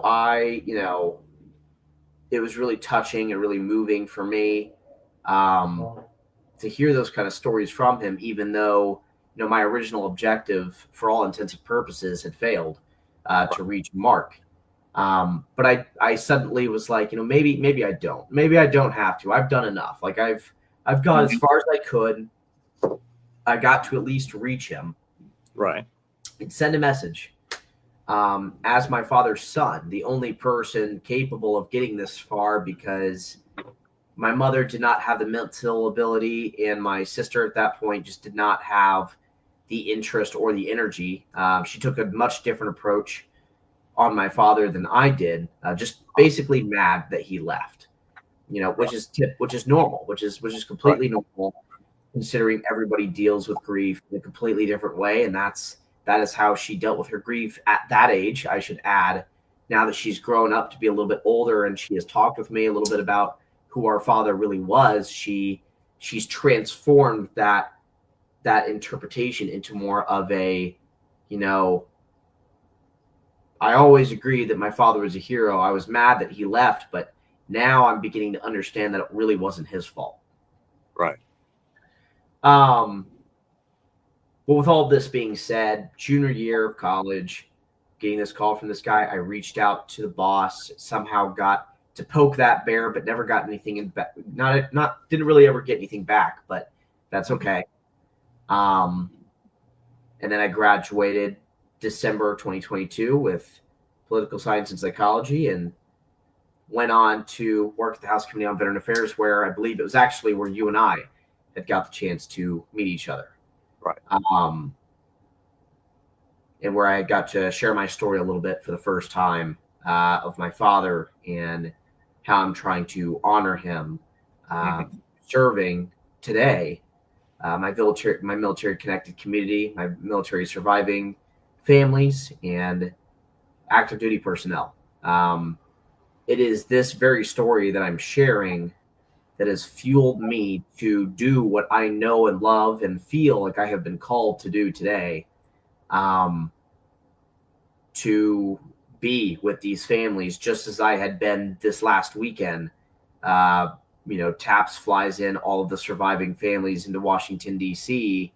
every Memorial Day weekend. We had about 500 surviving families this year, and we got to just be present with these kids. I had 11 through 13, and we had about 12, 15 kids, and we got to show them that they weren't alone. They're not alone. They're never alone.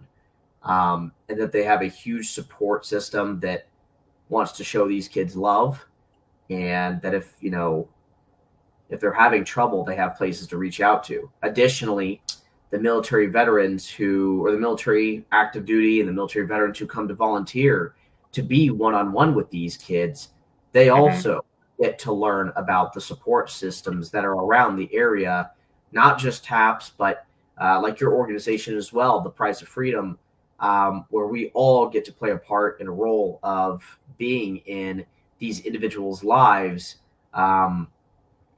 when the area and the environment around them seem the most darkest.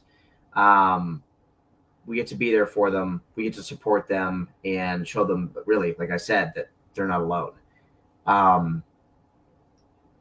last September, I separated from the Hill with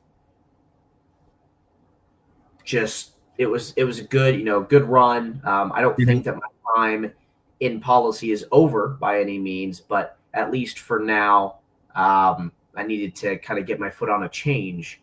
And I have participated with a number of different organizations. The one in which I currently work for is a nonprofit organization that provides hope and healing to families of fallen soldiers through video gaming, believe it or not. It is called Star Gamers. And little story there about that. While I was on the Hill, I found that there was a lot of studies being done with the VA and other individuals about how we might be able to use video gaming to connect military veterans to their communities and to feed their mission-oriented mindset. For these guys who are transitioning out of the military, once you get that DD-214, you're leaving the office like you're done. Right. In the civilian world, you don't have any clue what you're supposed to do beyond that. And aside from the TAP program, which in some cases I've heard that has done very well for people, and others who have said it didn't help at all, you still have to find a way to keep connected with your community, to keep connected with your guys. And video games have been one of those bridges, I think, that we're seeing nowadays that is more popular than what it used to be, which is people going to the American Legion outposts and hanging out and talking about their deployment stories. Right. What does that new age look like, and how can we be a part of it and fine tune it to be the most effective when it comes to military veteran conversations, and allowing a sense of supportiveness and allowing them to be open about the things that maybe sometimes our stubborn military veteran community doesn't want to talk about when they know that they should. I think a lot of military veterans out there who are always talking about I really need to get stuff out, but their ego or pride or the way that they're trained in the military kind of gets in the way of that initially. And it isn't until later where they're able to be told, sat down and told hey, you're strong. There's no question about it, but you can't do this alone. Right. So, that's kind of where my journey has been. The person who my father is has forever made me to be a person that I aspire to be, which is to be, I don't know, I just want to honor him every single day that I draw breath. And I find my way of doing that to support that population. That's clear to me from our previous conversations and this conversation here that you do. I mean, clearly that you honor him, and we are honored that you're willing to engage with us to basically tell his whole story. So basically, I don't think I've got your mailing address. I'll need to get that separately so I can send you the documents. One's in legalese, even though I've tried to get them to make that in the street language as much as possible. But my son's an attorney, and he says, "Dad, you're going to get yourself in trouble if you don't have it this way." The other is basically another document that basically outlines what my and our commitment is to you and what we need in return, which is basically to your assistance in helping us get started, finding out some folks that are going to that knew him. Clearly, we'll start with family. Yeah, absolutely. Phone numbers, email addresses, that sort of thing. And then we'll be doing in-depth interviews with those that are willing to participate, with the goal in mind to produce a book about him, like we did for the first family that we were talking with today. And who knows where it'll go from there. I know that with the ones that we're working with, that serendipity happens, and I can't promise that, but all that I can promise is that we're going to do our best to write a truthful and honoring biography, and when we have the resources to do so, to also produce a documentary that tells the same story, because we want to do really two things. Well, three things. One is collect that story, because you've got your perspective. Absolutely. But his his other connections, are your grandparents still living? So my grandparents are not, Okay. fortunately, but he has several brothers, several sisters. My mother, who would be willing to share at any given moment of time. His battle buddies, Dennis himself, who I mentioned in the story, would be honored to talk about him. And there are so many other resources, so many other people who, if I brought it up to them, they would step up to the plate in a heartbeat to do that. So every one of them has a slightly different perspective, or very different perspective on him. And those are the folks that we want to be able to reach out to and do a similar kind of sit down interview, ask for copies of things that are pertinent to the story, like copies of letters, photos, videos, those kinds of things.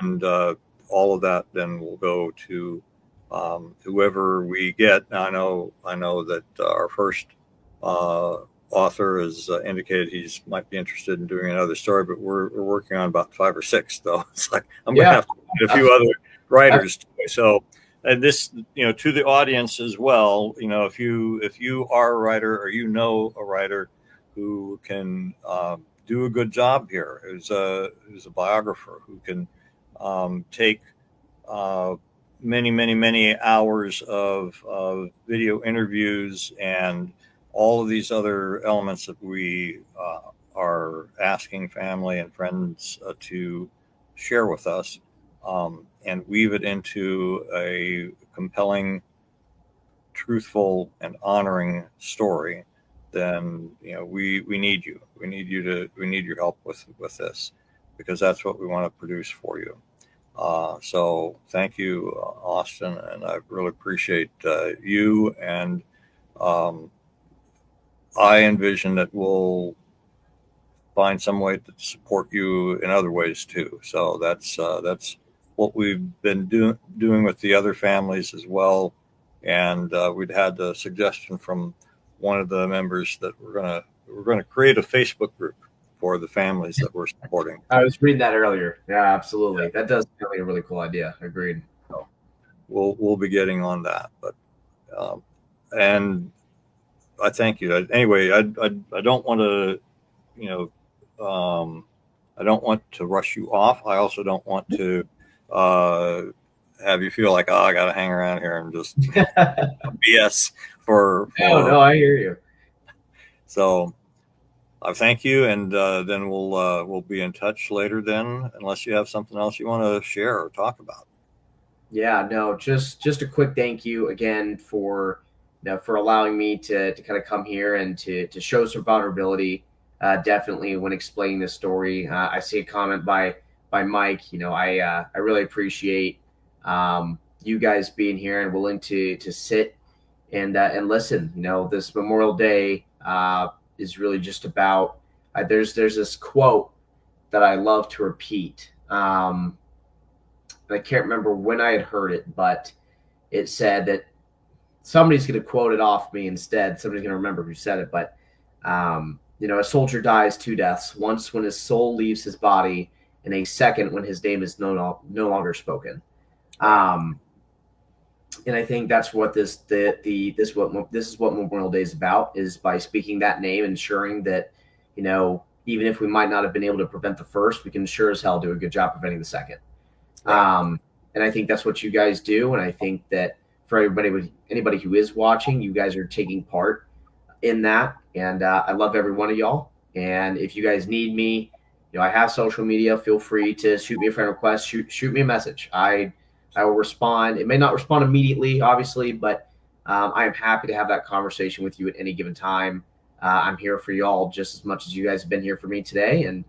And I thank you all. Thank you for what you guys do. And I hope to speak again soon. Absolutely awesome. We'll be in touch soon. Like I said, please send me that mailing address via email or message through one of the platforms that we're connected on. We'll get that out, and then we will get a researcher aligned with you because I found that when it was just me, I was torn in all kinds of different directions. Individual that will help kind of follow through with all of these different connections, set up the interviews, and do some digging with alumni associations to find others. So thank you so much. Yes, I appreciate your time too, and God bless. We'll be talking soon. Thank you very much. I'll leave you to it. Thank you so much.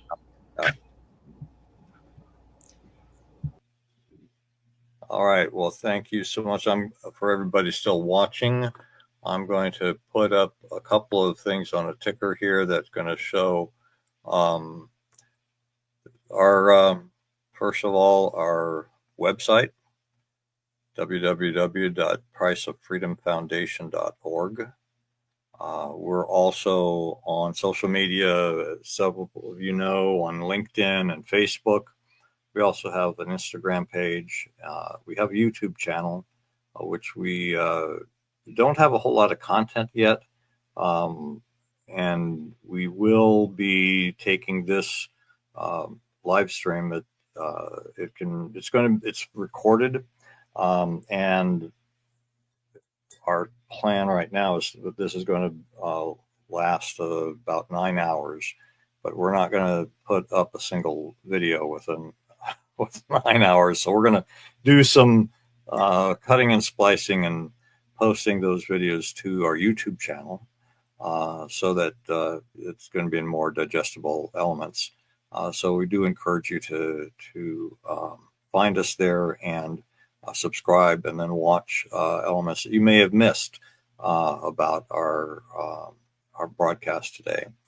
For those that want to connect with us via email, info@priceoffreedomfoundation.org is probably the best and easiest one to remember. And definitely want to hear from you. Want to get feedback on what you think about this organization, what we're doing. So, and looking for the ways to be involved with volunteering, etc. And we need you. We do. I mean, right now we have, in terms of an organization, we maybe have about a dozen people that are involved, but we need a whole lot more because there are literally hundreds of stories, hundreds of men and women who die every year in uniform, and we are just beginning to scratch the surface on this. And when we go back decades, which we are doing, those numbers jump exponentially. So we definitely need you. If this is a cause that's important to you, we need you. We need your support with your time and your talents. We also need financial support. So individual donors are very important to us. If you can spend the price of a cup of coffee, say from a Starbucks or the like, a month, that would be awesome. But even if it's less, I was talking with somebody yesterday who's not in a very great financial position themselves, but they said they wanted to support us. I said, even $1 a month would be great, because if we combine that with that of many, many others, and we have our Facebook page, we have about 13,000 followers. $1 a month from each of those would be awesome. We could do a heck of a lot more than we can now, just because right now we have very little. We've got about a little bit less than $1,000 in the bank account, and like I mentioned earlier, the majority of the expenditures comes from our efforts to produce quality video content for eventual use in the documentaries we want to produce. So if you believe that these stories need to get out and need to be in a quality such that people are going to be willing to listen to, then I ask you to support us in that work and that effort. And so my experience up to this point has been that every trip that that I take, has cost $600 to $1,000 to do. And I've been very conscientious about keeping expenses low, because in most cases those came directly out of my own pocket. So we definitely need support in making these things happen. Now, if you happen to have connections with, say, a rental car company that wants to be a sponsor and can give us rental cars at little or no charge, if you happen to know a gasoline company that could do the same for gas to help us to get across the country where we need to go, if you happen to know somebody with a hotel chain that can provide lodging at little or no cost as we go to these different locations, that would be phenomenal. But as of today, we don't have any of those. And so we have to come and find a way to afford those. So we need your support. We ask for your support. We appreciate your support tremendously in everything. So I know that we have, let me give you one more way to contact us. That is the phone number to the organization. That is a cell phone, and that is the phone that I carry separately, specifically for the Price of Freedom Foundation. And if you call me, most of the time I'll be able to answer that directly. If I'm busy with something else, leave me a message and I will get back to you. But I encourage you to, if you've got questions, you want to talk with me directly, please give me a call at that number. I'll be happy to chat. Let me run this ticker by here again for a little bit. This is the link to the first book, Silent Soul. It is available on any of the online booksellers.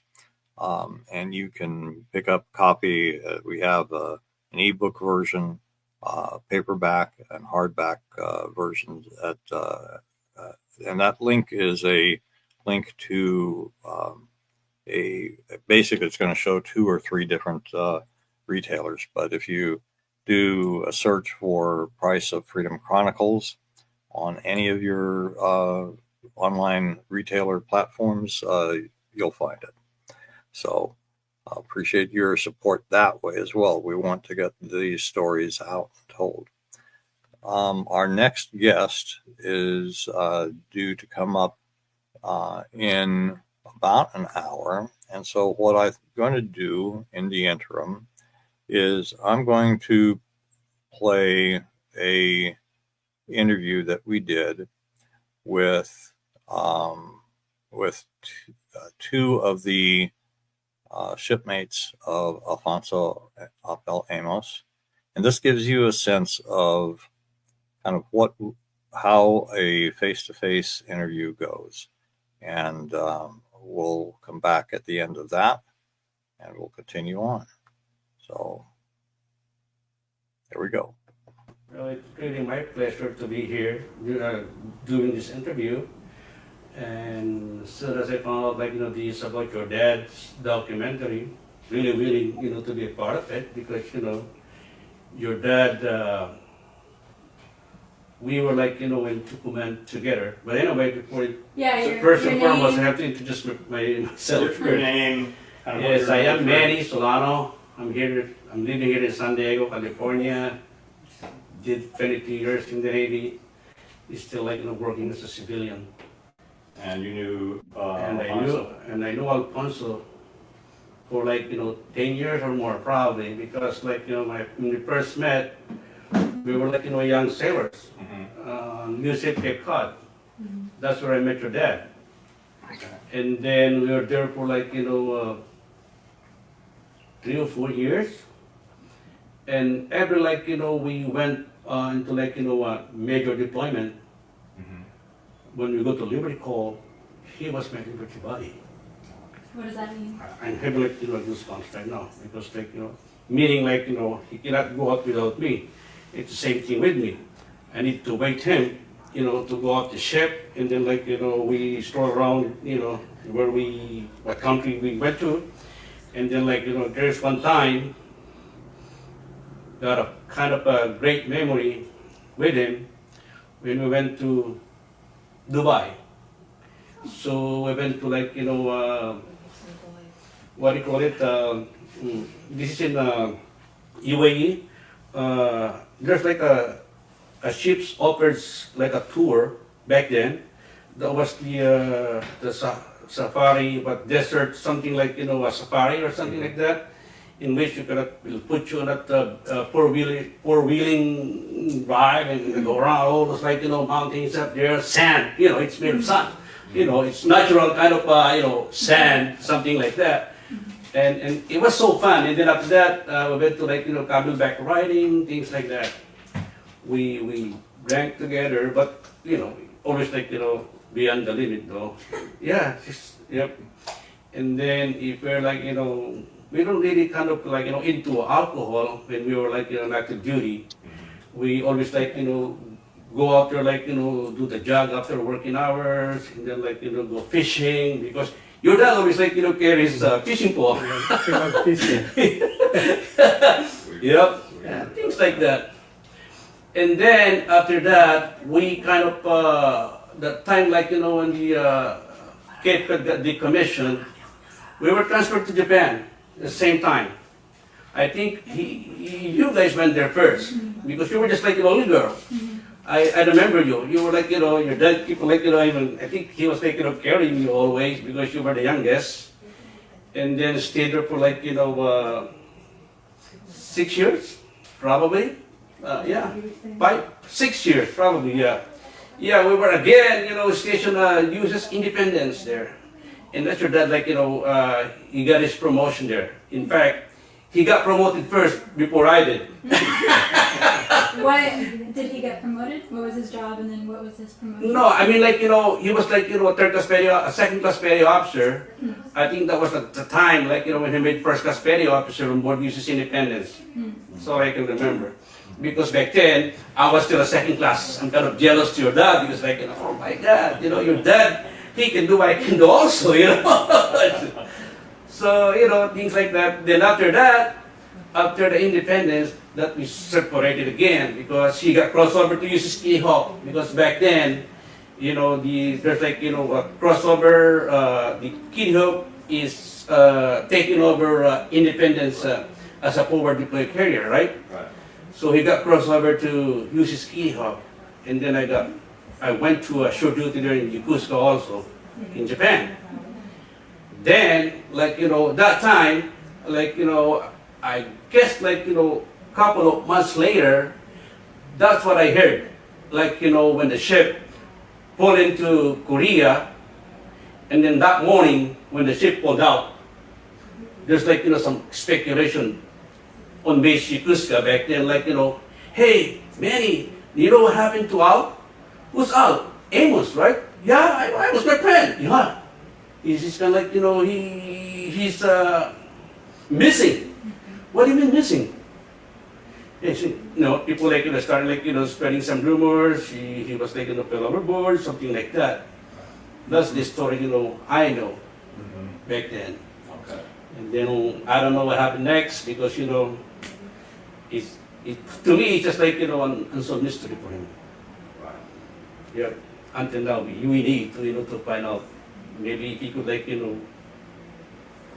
to me, if we could like, use like an agency or something like, an independent body who could like, investigate, what happened. But, I bet you, you will have an answer because for you, I can feel like until now, right? You want to find out what really happened to your dad. It's pretty unfair because we're in the military. The military should help us. They should never stop doing that. You're saying, please introduce yourself and. Yeah, I'm Florencio Bilo. They call me OB for short. And I was, I knew Al back in 1980s. We were stationed on board the USS Midway at the same time. Yeah, we were buddies. We sleep together, in one space, That's why if somebody, we knew every body's background. That's, we talk, we bullshit, Like, back then Alfonso was still single, and What was he like? Huh? What was he like? His Can I just jump personality? in, like, He's a Can I jump in very, sometimes? Yeah. Yeah, Okay, he's a it's very- all being recorded, so this doesn't he's a matter. very friendly guy. Yeah, very He's friendly. likable, Yeah. Yeah. Because but he like food.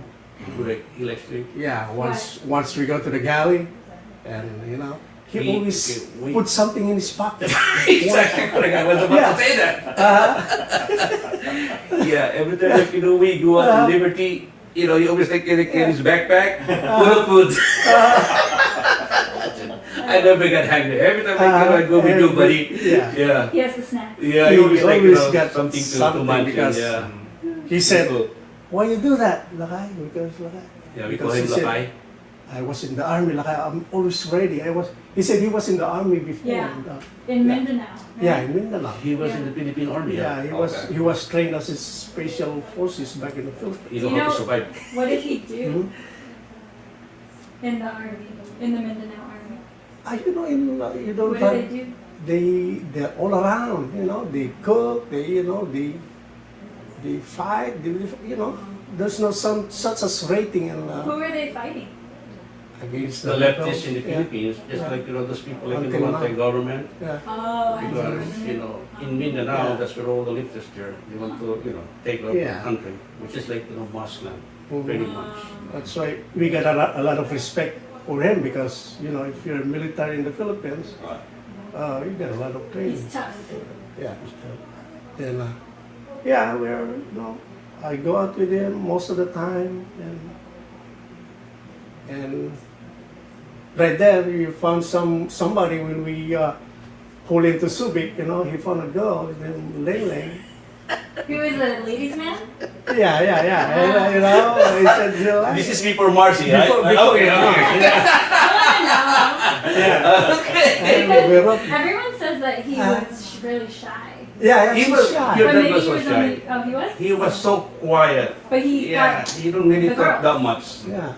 He just gonna smile at you, but he's so timid, things like that. But he worked hard though. He works hard. He's a hard worker. He's a hard Yeah, worker. yeah. Yep. What else? Come on. What do you Yeah. talk about, or what hobbies did he have? Or what did he Yeah, enjoy? pretty much like Fishing, fishing. yeah. When we were together, like Like we always we like went to go along fishing. with- I don't fish, but I learned how to fish with your dad Yeah. because he always like carry like two fishing pole, the one spare. Okay, I'll go with you if you just gonna spare me that fishing pole. Okay. So we're just gonna go out there, go fishing right on the jetties. You remember that, Yeah. in Jebel Ali? Yeah, It's like yeah. a long kind of, they call him jetty, whatever you call them. But, we spend our, after working hours, I would bought some, a six-pack. But we go fishing. That's it. That's our liberty back then. Yeah, We were drink back, a couple of beer, that's it. Yeah. Pretty funny sometimes. Yeah. And after 4 years in the Midway, we split, and In the 90s, I met him again here, San Diego. Oh. Remember we were neighbors in Yeah. Algonquin? Yeah. And I remember one time, okay, when we were in Japan, maybe you heard about him, like, we were like doing some part-time job, back then, in Cuscan Airways, there's like, a taxi company there that operates Benedict Exchange.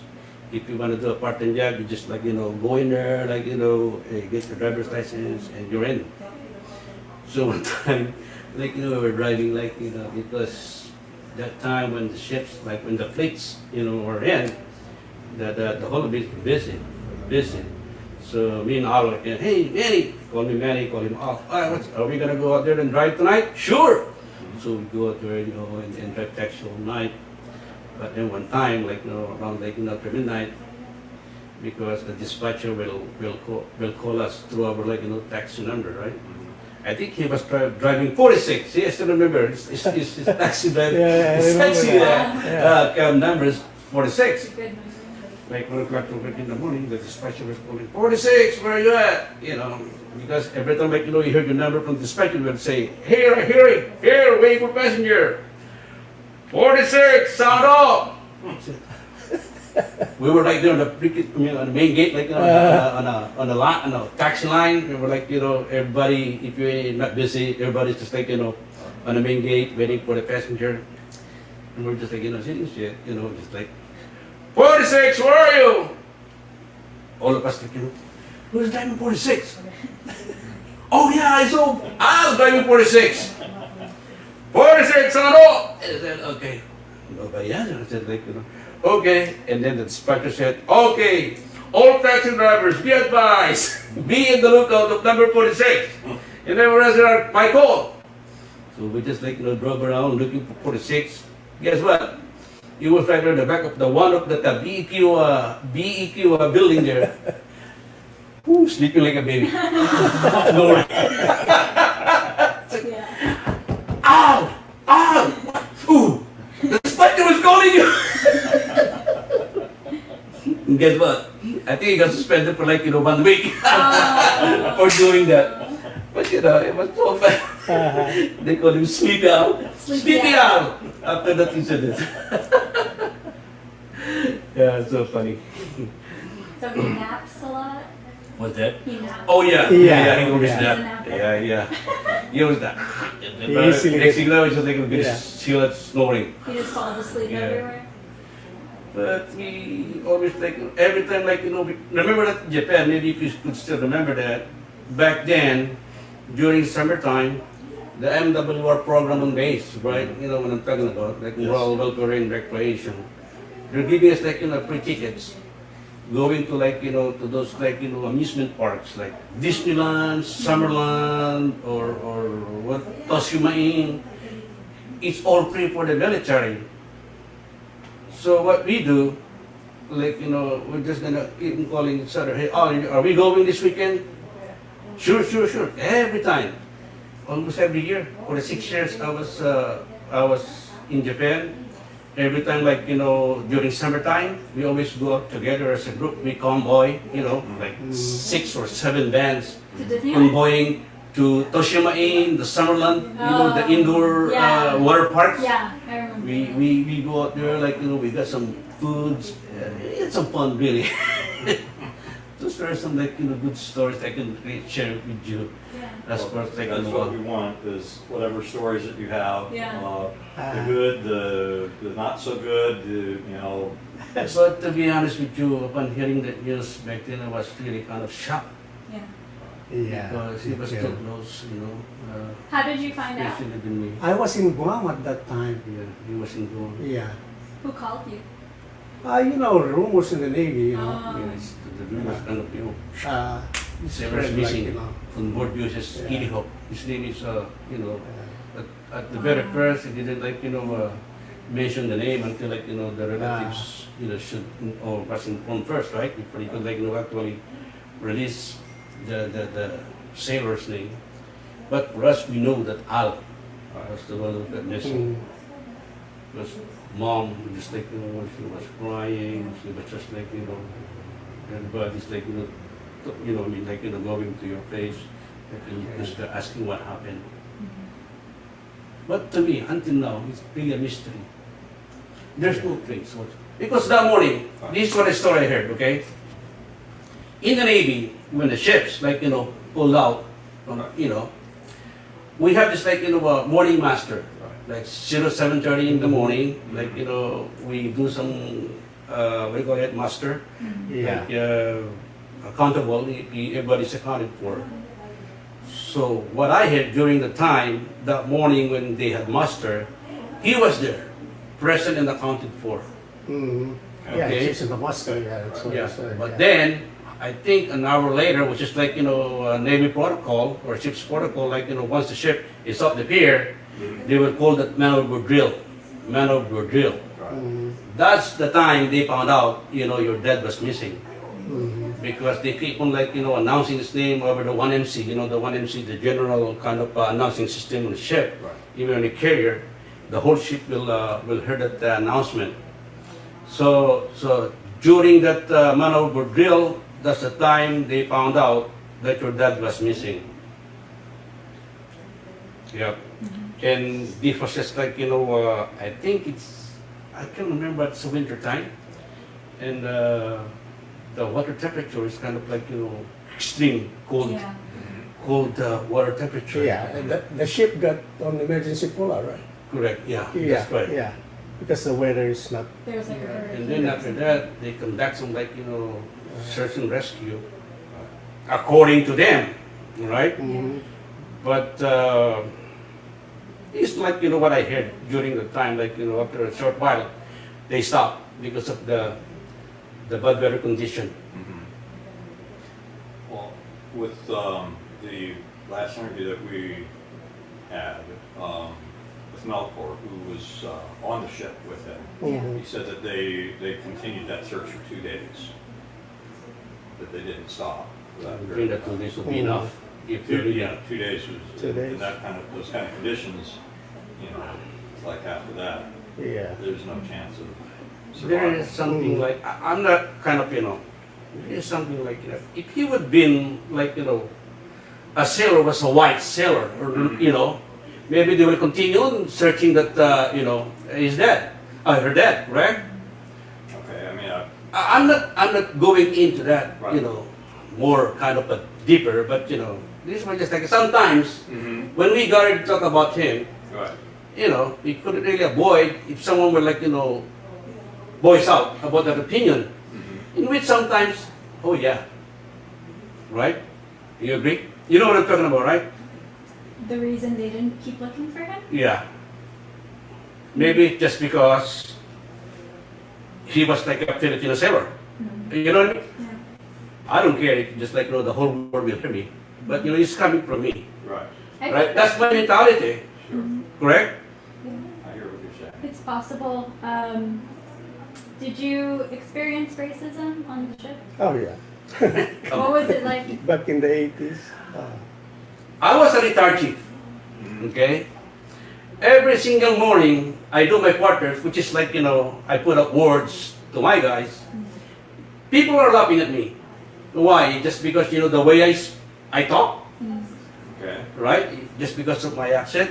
And these are just those kind of, for me, it's not fair. People will laugh at you and sometimes I almost choke one of my sailors neck choke one time. You or them? Yeah. That guy. Sometimes they got pissed off. You? And with people, yeah. Oh. Yep. Yeah, my uncle Melchor, who was on the ship, said that he would get in fights a lot. Yeah, we always do. Yeah. Yep. Do you know if my dad got in any fights? Yeah. Yeah? Did he start it or did they No, what happened was he cannot find his bundak or his shoes. So somebody hit it. So he was, was yelling on the fucking whole compartment. Then finally he saw it somewhere and he started throwing. That's the first time I saw him mad. Wow. Yeah. I never seen getting mad too. Yeah. He's so quiet and Yeah. like Yeah, his brother said that he never saw him mad Yeah, I saw him one time. that one time because Yeah. of his shoes. With the shoes. So what did you laugh about, or what did you talk about? Oh yeah, about Because I don't know what my dad sounds like. So if you remember anything he said. he always smiling. Yeah. You don't. Everyone says that. Yeah. He's so kind of quiet. Yeah. He don't talk that much though. Huh. That's what I noticed. When I first, when I met him, we were together. Mhm. Even like we have some like a group conversation. He's trying to kind of avoid it and try to isolate himself. You don't want to get involved in like conversation. Even like in Tagalog, you don't want to share some stories. Yeah. He just gonna listen to you. He will never ever like open his mouth. So quiet. Yeah. How did he get the girls? With the help of us. Oh yeah? Yeah. You helped him? Oh no, I don't know that because maybe when I met him We made later her- on his living yeah. Did you career. write the letters to my mom? Me, my and I don't three know other that. guy. Yeah. Yeah. And every time your mom send letter to him, we all read. Yeah, because back then, Yeah, because that's all the best communication you had back then. writing Mail letters. call, once there's And a we mail, live in one enclosed compartment, Yeah. 6 kind of people in the queue. So when you open your letter, Everyone wants to you start reading it, everybody just touching around. There's no privacy. And it can keep secret because they know. Because after you read the letter, you open it under your pillow. And then in the 90s again, we saw each other again here. I think back in Sima. We were stationed there and, then he knew that I bought a house in that area. And, Yeah, I remember that too. Along came. Funny, yeah. So Yeah. he bought 2. We were neighbors, remember that? You don't even know. Yeah. You don't even remember that. You were just like Yeah. living right across the street from where he was. Yeah. It's a long So he way. was happy It's to just get neighbors with me because, he was so excited. So there again, we go a lot. We go fishing, Yep. Did you have the same job? Yeah. Yeah, we were all got the same rating. We were all Yeah. machinist mates. Okay. Yeah, I Yeah. worked with them plenty of times because, my specialty was working on a ship's refrigeration and conditioning. With your dad also, we can helping each other when we were in a Cape Cod. Yeah. Yeah, every time I cannot troubleshoot or something hey look guy, can you help me? And you know what? Your dad is so kind of expert on finding parts. That's his skill.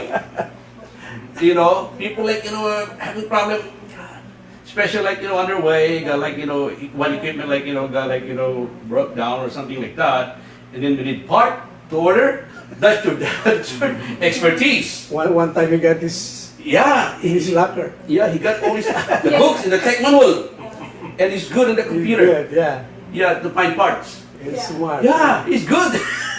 He's really smart. Yeah, he's just gonna open the tech manual and then okay, like I give you until tomorrow morning. I'll give you the part number and what parts to order. Yeah. Wow. And this was before computers. Google. Exactly. Yeah. No Google whatsoever. Ah. The microfiche. I know. If you remember the microfiche, they're very tiny. When you put it in there, there's microfiche reader. That's your dad expertise. He knows that very well. I think he got awarded one time. We were on the Indy. I think one of our evaporator, the EVAPs, the one that producing fresh water on board ship. I think one time we were having problems with producing water because we were giving providing water for 5,000 crew on board ship. So there's one time we were at sea, and one of our evaporators went down or broke down. I think through his effort and his skills, he kind of find a part, and I think he found that part from other ship, and then the part got flown in on board our ship, and then the day later, the evaporator was producing water. I think he had like some good kind of words from the chief engineer. You cannot get underway without when he did that. That's one thing I remember about that guy, about Al. For the benefit of the book and for people watching this that might not know what a machinist's mate is or does, can you guys kind of give an overview of the kinds of work that you did and that he would be doing? Yeah. The machinist mate rating in the Navy is the one responsible for the ship's operation, ship's propulsion, especially in our time, which is like the conventional steam propulsion. Ships operates on a steam turbine, and that's our job. Not only that, but machinist mate in the Navy, they're all responsible for producing water on board, like making water, fresh water, drinking water, potable water, all kinds of water. We're the one doing that. And aside from that, we're doing the ship's air conditioning system also. The refrigeration, ship air conditioning, we call them steam and heat. We do repair on the ship's laundry, the galley equipment. We are the busiest individual on board naval ship when the ship is underway. The rest of them, we call them riders. And we work in hot space, like 120 degrees. So you're never, your work is even the boiler. That's our responsibility also. The ship's generator, emergency generator, the ship's boats and crane, the crane on board the ship. We are responsible. Everything that moves, we got it. Machinist mate. We are the real sailors. Yeah, I am proud of it. And when they fly the airplane, we produce. And besides that, we got a toughest job. You know why? 3 days before the ship's underway, our liberty is secured. The rest are still out there, having a good time. Yeah. When we pulled in, coming from major deployment, we are the last guys, last group that go off the ship. Because we will make sure the shore power stable condition. Make sure all the shore steams are hooked up, the fresh water from the pier are hooked up before our liberty goes down. We're the last one. You see how hard the sacrifice your dad made? So were you like my dad and you had to make the very most of those liberty days that you had? And besides that, we are the standing watch also. Right. I experienced standing 6 hours on, 6 hours off for the whole 3 months. Well, let's see. 6 hours on, 6 hours off. In between, if you got that 6 hours off will comprise of all your training, because when you're at sea, you're still gonna coop up with all your training and then the drills. Yeah. So And I don't know. Even myself sometimes, Sleep deprived. I even ask myself, how did I survive?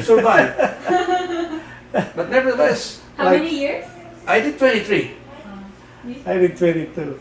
Yeah. Me and your dad was in the Iran-Iraq contra affair before. Correct, yeah. Oh man, we were in the IO. We were at sea for 111 days straight. Me and your dad was switching watches. Correct, yeah. I wake him up, he wake me up. Did you choose that job? No. They gave that We don't job? even know. We don't know. Filipino sailors don't even know what else are we Yeah. gonna be. Yeah. Because we don't even have a single idea on what's the job's gonna be for us. Yeah. You just joined. This is our first time to be in United States. Even the machinist training. What is that? Until I know that when I went to school. And we got no choice. Like me, especially me, I didn't got no choice because I joined the Philippines. Yeah, he was joining the Once Philippines. I get out, they ship me back. So I got to stay. So they just told you what you're gonna do when Right. you did that for Mhm. 20 Yeah. years. Correct. I hate it, but I learned how to love it though. Oh. Yeah, that's correct. Yeah. You need to, regardless of how I hard like- it is, yeah. you need to love your job. Wow. Otherwise, Yeah. everything will be like, Yeah, I like the Navy. I love it. How did my dad feel about it? Tell you what, okay, because one time I remember, like, we were like, discussing our rate, our job. In some point in time, he could always like, I hate my job. He said that? Yeah, because of like, being there down the pit, engine room for like, sometimes you'll be there, it's just like, what, breakdown of our equipment. You need to be there. You must be there until like, that equipment is fixed. Wow. Yeah. Lucky because, one time we were all down there and your dad is just like, looking for parts. So he's out of the, pretty much, he's kind of out of the space. Yep. I heard that he was a workaholic. Yeah, he works hard, really. But, sometimes because of some frustration sometimes, being at sea, no letters, and the attitude are changing after like, a month being at sea, right? So it's kind of hard to deal with all these like, people around you. People like, you never know what they're experiencing, that moment. Things like that. Yeah, that is a handyman. He got all the tools whenever we get. I need tools.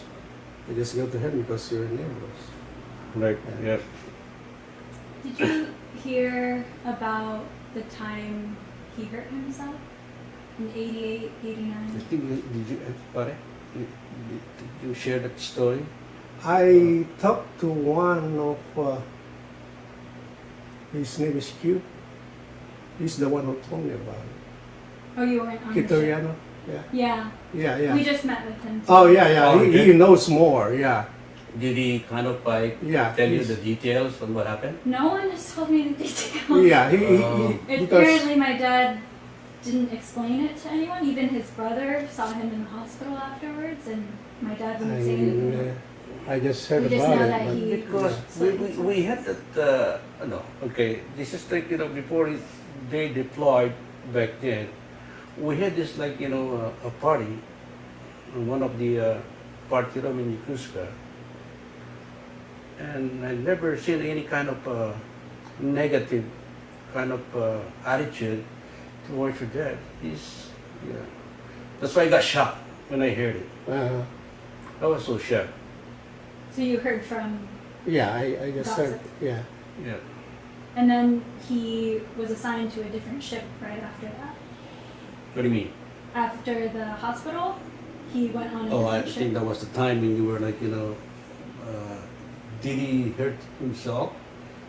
I was not with him at that time.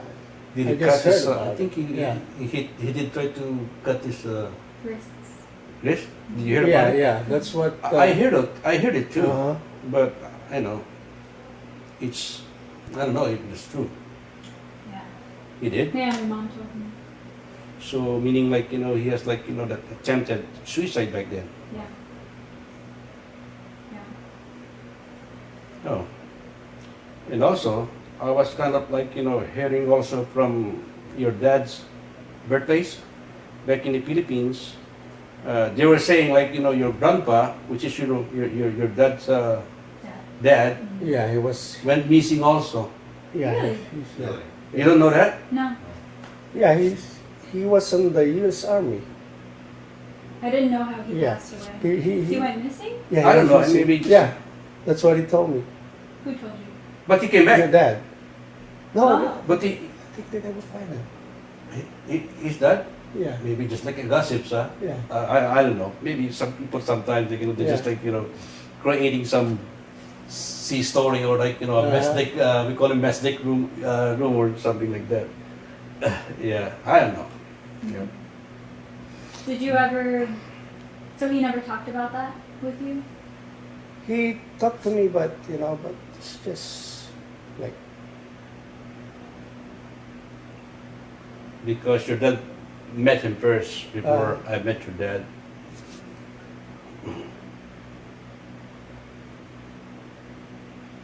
You didn't hear anything about it? No, I just heard that he's missing also.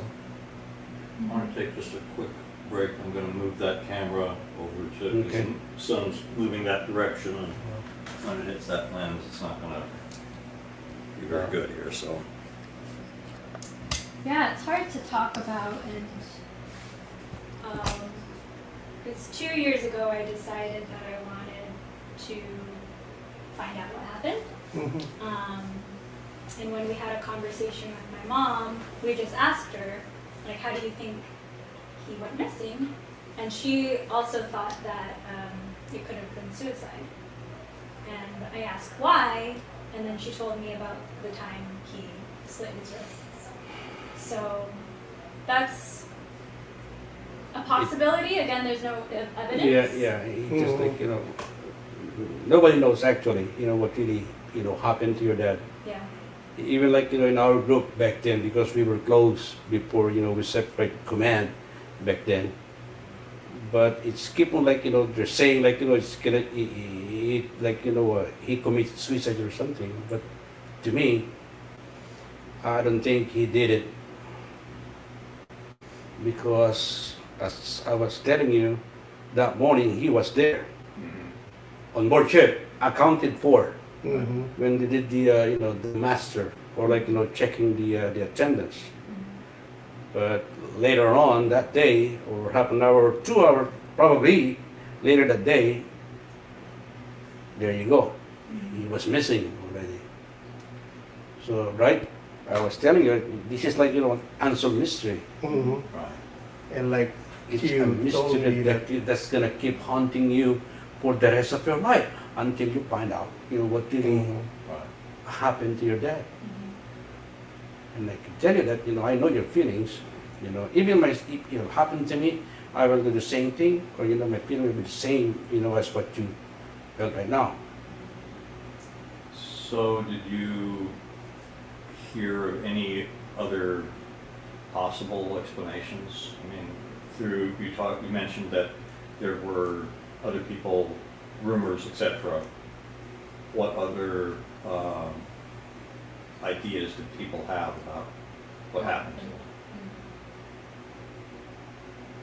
You know what? Maybe there's some like people, or right person who could really, actually tell you what really transpired during the day when he went missing.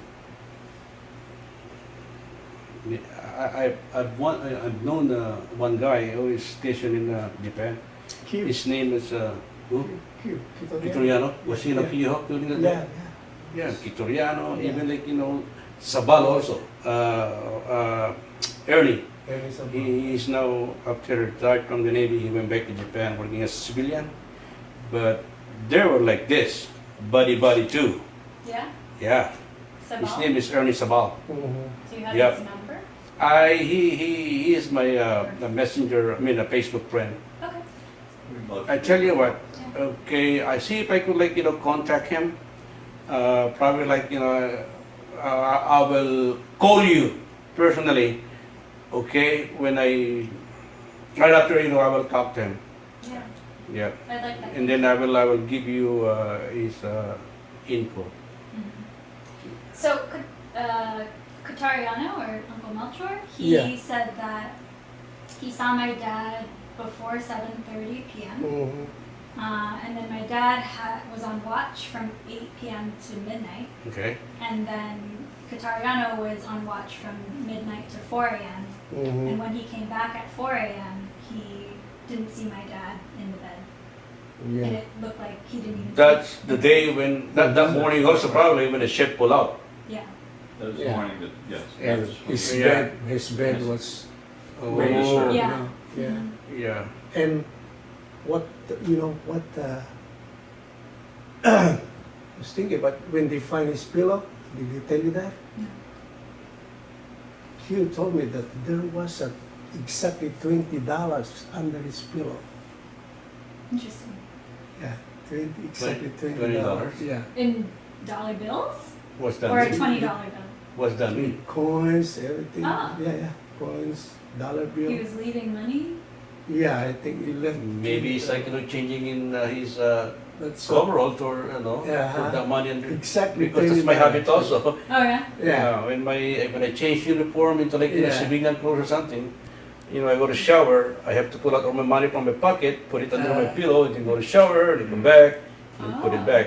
That's our for me. Yeah, it's the same habit I got. But I don't know. Maybe there's like some different kind of meaning on why did he leave some money there. Do you think anyone would Murder kill him? Yeah. You don't know. Possible, I don't know. I don't know. Yeah. Yeah, I don't know. Maybe It's a big somebody- question mark. Yeah. Even right? Sometimes we always we talk about your dad. When I met somebody who was, used to be shipmates with your dad, we keep talking about your dad. And I would hear some rumors this somebody saw your dad in the Philippines, withdrawing Yeah. 80, withdrawing from the ATM machine, right? Yeah. I don't think so. And he just checked in on the ship, right? I think so. Yeah, I don't remember. He catch because the ship in Korea. Korea? Yeah. Well, He yeah, did? they left Korea, Uh-huh. and then that night they had a muster, Yeah. and they said he was there. Yeah. And then in the morning they said he wasn't there. See? Mhm. Yeah. So. Wow. Have you known Now anyone my else? question to you is, did you get a copy of that ICR report from ship's master at arms then? I mean, ship's we only have a NCIS. Just the death. So why can't you get a copy? It's your right. Being Yeah. now you're grown up, and Yeah. why can't you? It's my attempt to put into the request for records. Correct. Yeah.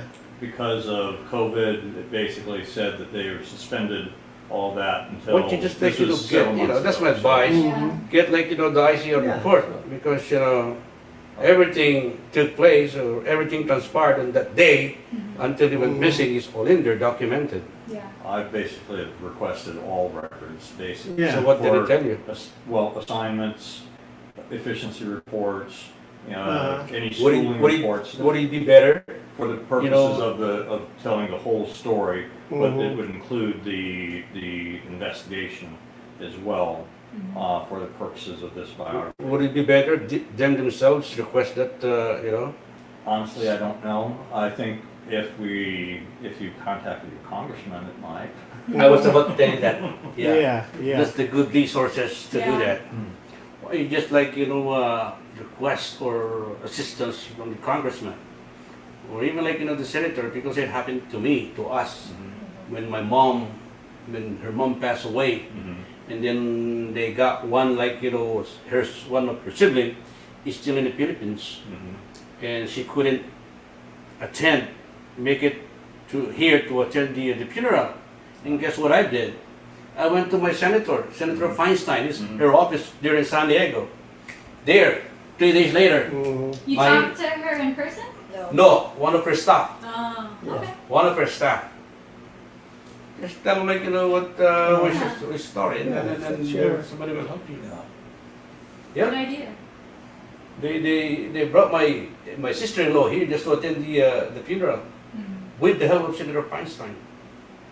U.S. Embassy, the one contacted my sister-in-law back in the Philippines. We need you here. There's a request. Your presence requested there. Wow. Yeah, seriously. Powerful. Yep. I agree. Yeah. Wow. What would you say were his aspirations, his hopes or dreams for the future, just from what you knew of him? Of course, when we group together, it's pretty common for us, Navy, like us. Of course, we talk about our family. Yeah, he has a kind of highest expectation about you all, because I think you are the favorite because you are the youngest. Yeah. That's why when I saw all these 3 pictures wearing all your graduation kind of gown and toga, he should have been prouder. He should have been alive. Yeah. The luckiest, father, I would say. because some of my shipmates retired as a officers, higher than your dad, when you start asking about your kids, failure. Yeah. Nobody, seriously, it's a common thing here in San Diego. Some of my friends. Successful in the We're career. so but, fortunate enough, just like him, myself, and your dad, seeing all like this, it's a different kind of, feelings being a dad. It's an accomplishment. He accomplished, what his dreams about you. You and the rest of you. So he wanted us to be successful. Yeah, to be successful. Do you know what he wanted to do? He, what, he's kind of, we call him like, stingy sometimes when it comes to when we go out. It's just because he feel like, I have to save my money because, I'm saving it to my family. Seriously, honestly, right? Yeah. Parts, out. We go out, of course, like, we chip in, but, and then I'll like, go ahead, you go out. Yeah. He's kind of, very kind of, strict. It's good. It's good with money. He loved being a dad. Yeah, correctly.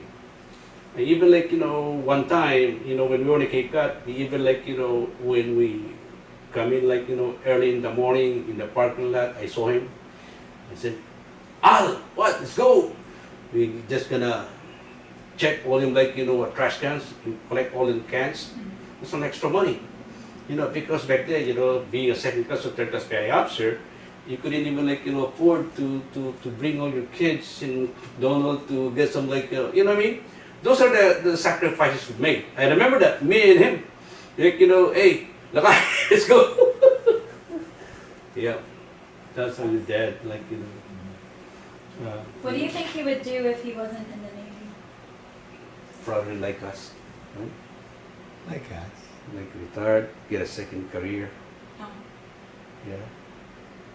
He didn't talk about what he would do in retirement? Did he mention about like retiring back in the Philippines? I never heard that. I never heard it. He said It's he's just gonna just stay. Happy-go-lucky, your dad. Yeah. You just wanna kind of stay here with you guys, with all these kids. We heard that he really loved farming and that he didn't want to join the Navy. He has a green thumb too, huh? Yeah, he loved farming. Yeah, Yeah. One time he gave me a story that during planting season for the rice, and they were planting in the field, and the mom got their bowl, Oh, their lunch. their lunch, and once the mom got closer to them, the mom slipped, so all the food. Oh, no. Yeah. I could still like, imagine, how your dad looks like in my, simple, very kind of quiet Just guy. simple. Did he like laugh being with him. a lot? Yeah, he always laughed, but he Yeah. will never share some stories. He's kind of, I will tell you that he's kind of selfish in that part. He will laugh at you, when he hears some jokes, but never ever like share jokes with us. We call him one way sometimes. One way. Come on, Al, say something. I'm just saying, like, when it comes to like, some sharing some stories, I never kind of, he never like initiate or do the first move, when it comes to like, when start like, joking around. Yeah. Well, I remember like, we're just like, having fun fishing, doing some like, sea stories. Yeah. Fishing, farming. Yeah. I heard that he Yeah. loved to play guitar and sing too. Does he know how to play guitar? I guess Yeah, he did got a it small guitar before. Ukulele? Yeah. Oh, you I know play? that. Yeah. Oh, He got one. Yeah. Pretty cool. he really liked the Beatles. Uh, I think he likes old song, like old school Yeah. old school songs, yeah. Yeah. Yeah, you always take to have his Walkman. Back then, it was like, you always got Walkman in his backpack. Oh, yeah? Yeah, yep, you always got Walkman. Uh-huh. Beatles, yeah, that's the start, the music that he wants. Beatles, what else? Those Tom Jones kind of music, things like that. Yeah, he likes that too. Yeah, no, he hates rock music. Oh, really? Yeah. You know, it's not into it. Yeah. What was his favorite food? Did he cook? Yeah, he loves to cook. Sometimes, you know, he is kind of, I don't know, I think he was the one, I think somebody told me, back then, okay, here's another story. I think when we decommissioned independence, we were all like, you know, try the ship back to what's it called that? Bremerton. So when we were in Bremerton, since, you know, the ship is being decommissioned, we all got transferred to the barracks. But we got separated. Your dad got it into a different group, and guess what he was doing? He was the cook in their group. Oh. And you know, in the barracks, you know, when they have this barrack inspection or something, like, you know, they check if they have some, like, you know, cooking, because, you know, you're not authorized to cook. And guess what your dad did?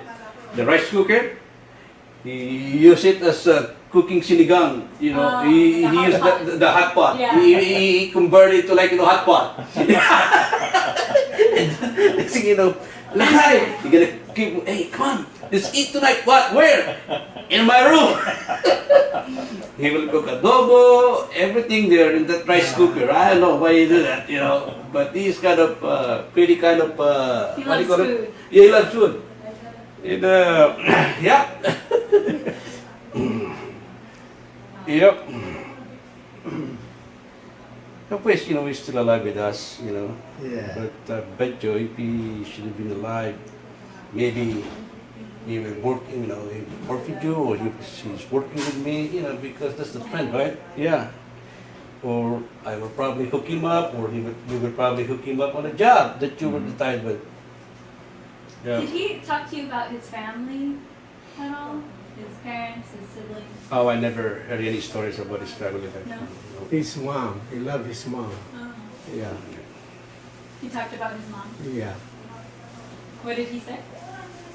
You know, he got a lot of funny stories about his mom. Oh, yeah? I heard that she was like a socialite, party girl. Yeah. Oh. Because they're pretty much alike with her. Oh, yeah? Your Oh, guitar? Your grandma and Alfonso? Yeah. You know, they look alike. They look alike? Yeah. Oh. Wow. Did he have a lot of friends? Who? My dad. Oh yeah. Yeah. Pretty much like, you know, when we were on board, when we were stationed at Cape Cod, all of them, like, you know, Filipino kind of like that. us Yeah. on board. Everybody liked that guy. Oh. Yeah, your dad. Even though he's quiet. Yeah, even though he's quiet. Yep, he's quiet but friendly. Mhm. Yeah, that's how I like, you know, define your dad. Yeah. He's Quiet but friendly. He's more Nice. approachable than Nice to be Roger. with. Yeah, yeah. Yeah. Yeah, Uncle Roger said that my Yeah. dad was the Because- good child Yeah. and that Because- he was the bad boy. Yeah, because we were in the same ship too. Oh, you and Uncle Roger? Yeah, in the midway, yeah. Wow. He was in the Airedale and we were downstairs. Yeah, Uncle Roger said he wasn't very close to Yeah. Alphonse. Yeah, they're not close. Yeah. Yeah. I didn't know that's his brother Yeah. until, You didn't know that was his brother? Yeah, I didn't know back then. Because they're so different, but they look alike. No, House brother? Yeah, he got a brother. Here in San Diego? Yeah, he's Yeah. Roger. We know that. So over there. Yeah. I didn't even know that. And He didn't want to do the interview Yeah. because he wasn't that close to him. Oh, really? Yeah. You don't want We had to a phone. We had a phone interview last weekend, but he Oh, didn't with want him? to do the. Is he a retired military also? Yeah. Or what? Okay. You're working in Lasco. I don't know if he's retired now. Lasco? Okay. Okay. She's electrician. Electrical, you know. Yeah. So he didn't wasn't that close to his family, Yeah. or maybe he was, but he didn't talk about it. I don't know. I didn't, but they're not close. I don't know why. Uh, Wow. If you could say anything to my dad, what would you say? Well, to me, if I would say something for your dad, I would tell him, don't worry, Al. You know, your family is in good hands, especially all your children. They're all finished their studies. I'm so jealous, just to be honest, because I still got one to wait till she finishes. But yours, I think you're all professionals, and you're probably one of the luckiest dad if you should have been alive. Yep. So I admire you, and thank you for the friendship. And he's something like I will treasure for the rest of my life, because at my age right now, we're on the sunset, No, but we're still young, man. this is the time. This is the time, when you recollect, friends that really leave some or left some, memories in your heart. He's one of them that I would treasure, his friendship. Lucky, I met your dad and become friends. I am supporting Tina to be one of his friends. Yeah, he's one of the best. Do you have anything you want to say? And don't worry, I'll see you later. Yeah, until now, but mystery is still, I can't believe,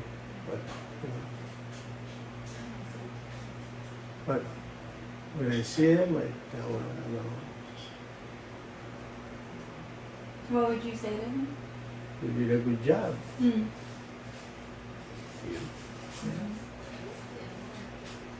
It is not, what you attain, in the military. I know, but it's on your family. I'm telling you, kind of like, if you should be alive today, you should have been about that. He was only 2 years from retirement. Correct. I know. Yeah. Yeah. Thank you. Thank you for Well, you got the right to find out from the Navy. Yeah. Just keep on trying and find out what really happened to your dad. Need some help, just let us know. We will do some statement about hey, why the search for Mr. Aposo Amos stopped there, 2 or 1 week later. It's unsolved mystery until now. This, we intend to produce a book, and we also intend to use footage in documentary video. Our intent is, number one, to be a blessing to the family and to future generations of this family. But the second is to educate the general public. So with that in mind, do you have any thoughts or words you'd like to say either to future generations or to the public of America at large? Well, to me, I think what you being experiencing this kind of situation. I know you are not the only one here. You are not the only one. Maybe there's a lot of there. Some branches of the military is experiencing about the same situation that you were into. But you all have the rights to find out, what really transpired or what happened to your dad. It is your right to ask them. The chain of command, whoever you want to talk to, you have the rights to find out. And that goes, to all the people that have the same experience as what you had. Don't give up, because it will never have some closure on what happened to your dad. That's the only thing I can say. Yeah, if you didn't speak up, Because if you're just gonna keep it quiet, it will stop right there. Keep on trying, keep on voicing out, keep on bugging them, because it's your right to find out. Since your dad was on active duty when he was missing. Even the Vietnam veterans, the missing in action people, don't you know that they're still searching and dig all this, information, what really happened to them? Correct? Am I correct? Yeah. So don't stop. If I were you, don't stop. Bring it up to the next level. Thank you. And yeah, so we are definitely wanting to talk to as many people as we can find that knew Al.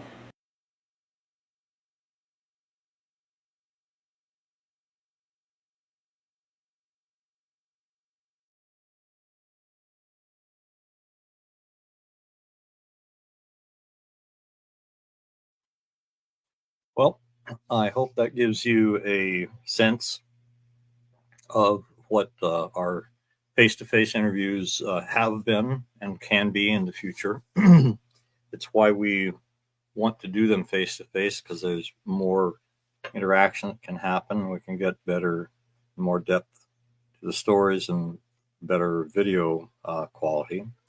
We're a little bit, we've got about 5 minutes here until hopefully Holly Higgins will be joining us. And so let's do a reminder here of what we're about and encourage folks to support the fundraiser to help us move our next few stories along. So here we go. Freedom isn't free. It's paid for with the lives of brave men and women who answered the call to serve.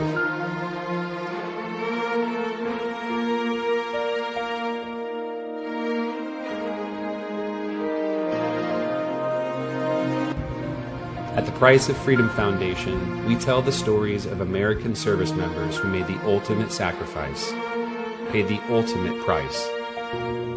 But we tell not just how they died, but how they lived. Through in-depth biographies, we honor their memory, comfort their families, and preserve their legacies for generations to come. Each biography is created with care, accuracy, and respect. We work closely with the families, friends, and fellow service members of the fallen to ensure every story is complete and deeply personal. And we give these biographies to the Gold Star families at no cost to them, because they've already paid the highest price and continue to pay it every day. But we cannot accomplish our mission without your help. Your donation supports the research, writing, production, and delivery of these great stories. It helps us preserve history, bring healing to grieving families, and inspire a grateful nation. Honor their sacrifice. Help us tell their stories. Donate now. Visit www.priceoffreedomfoundation.org/donate or scan the QR code on your screen.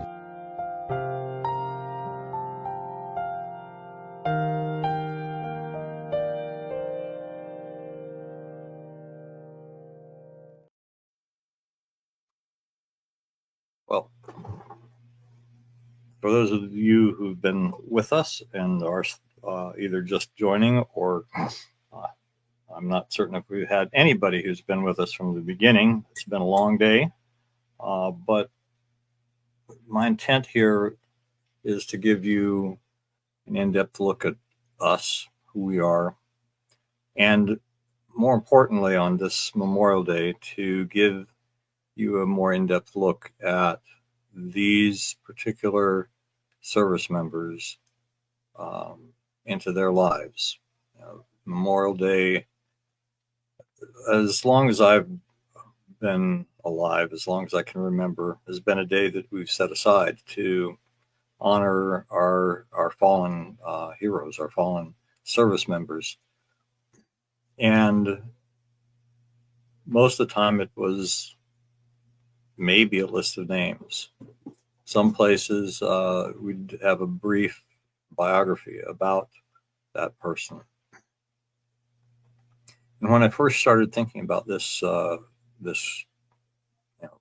this, in the years before I even started this organization, it just bothered me. It bothered me that all that we remembered was a name, because we're more than just our names. When I'm dead and gone, I hope that people will remember me for more than just he was Dennis Edward Schroeder Sr. That doesn't really tell you a whole lot. And so the entire purpose of the Price of Freedom Foundation is to provide a deep dive, a deep look into the lives of those who paid the ultimate price, whether it was by choice or not, and for whom we owe a debt, a huge debt, because it is our freedom that their sacrifice purchased. And I just believe that they deserve so much more. The families of our fallen deserve so much more. So that's why I started this. That's why I'm doing this tribute today to these 5 service members, so you get a better sense of who they were and what their lives meant and what their families are like. I don't think you're going to find that in other events happening today.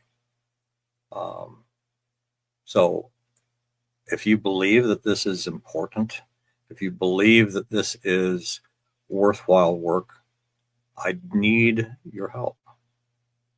I need your support. I need people to say, hey, I will chip in on a monthly basis, and whatever that amount is. Everybody has a different set of circumstances, and I respect that. But giving verbal support alone doesn't get these stories produced. We need volunteers. Volunteers are very valuable. We've talked about it several times during the course of this this program, and we are definitely in need of more volunteers in any number of areas. We're open to ideas for how to make our operation, our organization better. If you have ideas, join us, be a part of the solution.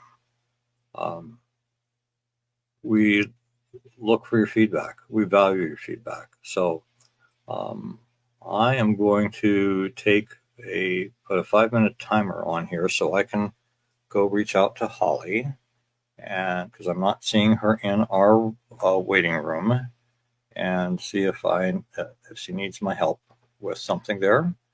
And I will be back with you all shortly. Let me find where I'm at here. So.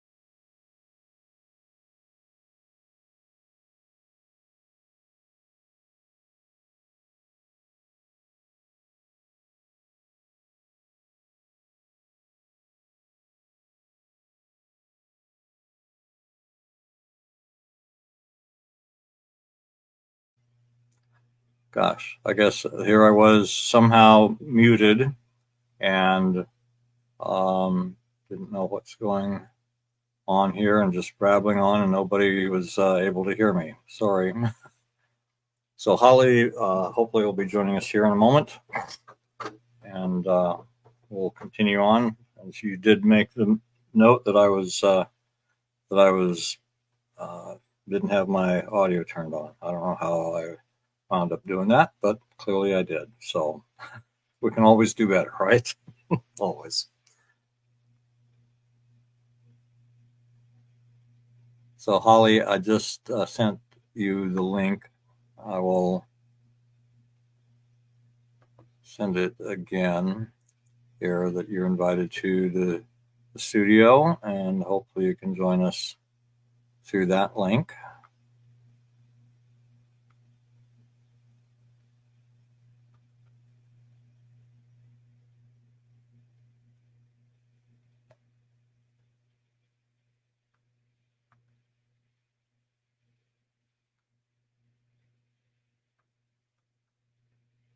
There she is. There you are. Hey, Holly.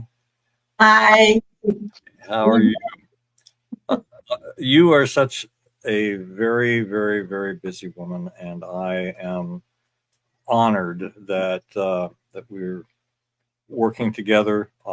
We've got a lot of work still to do for your son, but it's like your dedication to. Can I just? Yes. Can I buzz out and come back in, because I've got two going now, because I thought. Yeah. Go right ahead. So Go right ahead. I got to do it once. I got to get rid of one of these. Okay. So we will be seeing Holly back here in just a moment. And what I would say is that as you get to know Holly, I'm certain you'll be as impressed with her as I have been, and I'm blessed to have known her for some time now. And so we're working on the life story of her son, Senior Airman Daniel James Johnson. And we've done the initial interview with Holly, and we're needing to do a whole bunch more. Okay, you said that you're back, Holly, but I'm not seeing you in my backstage or green room. So I would say log out of that one, whatever you're in, and I'm going to go ahead and send a invite link, and hopefully this will work.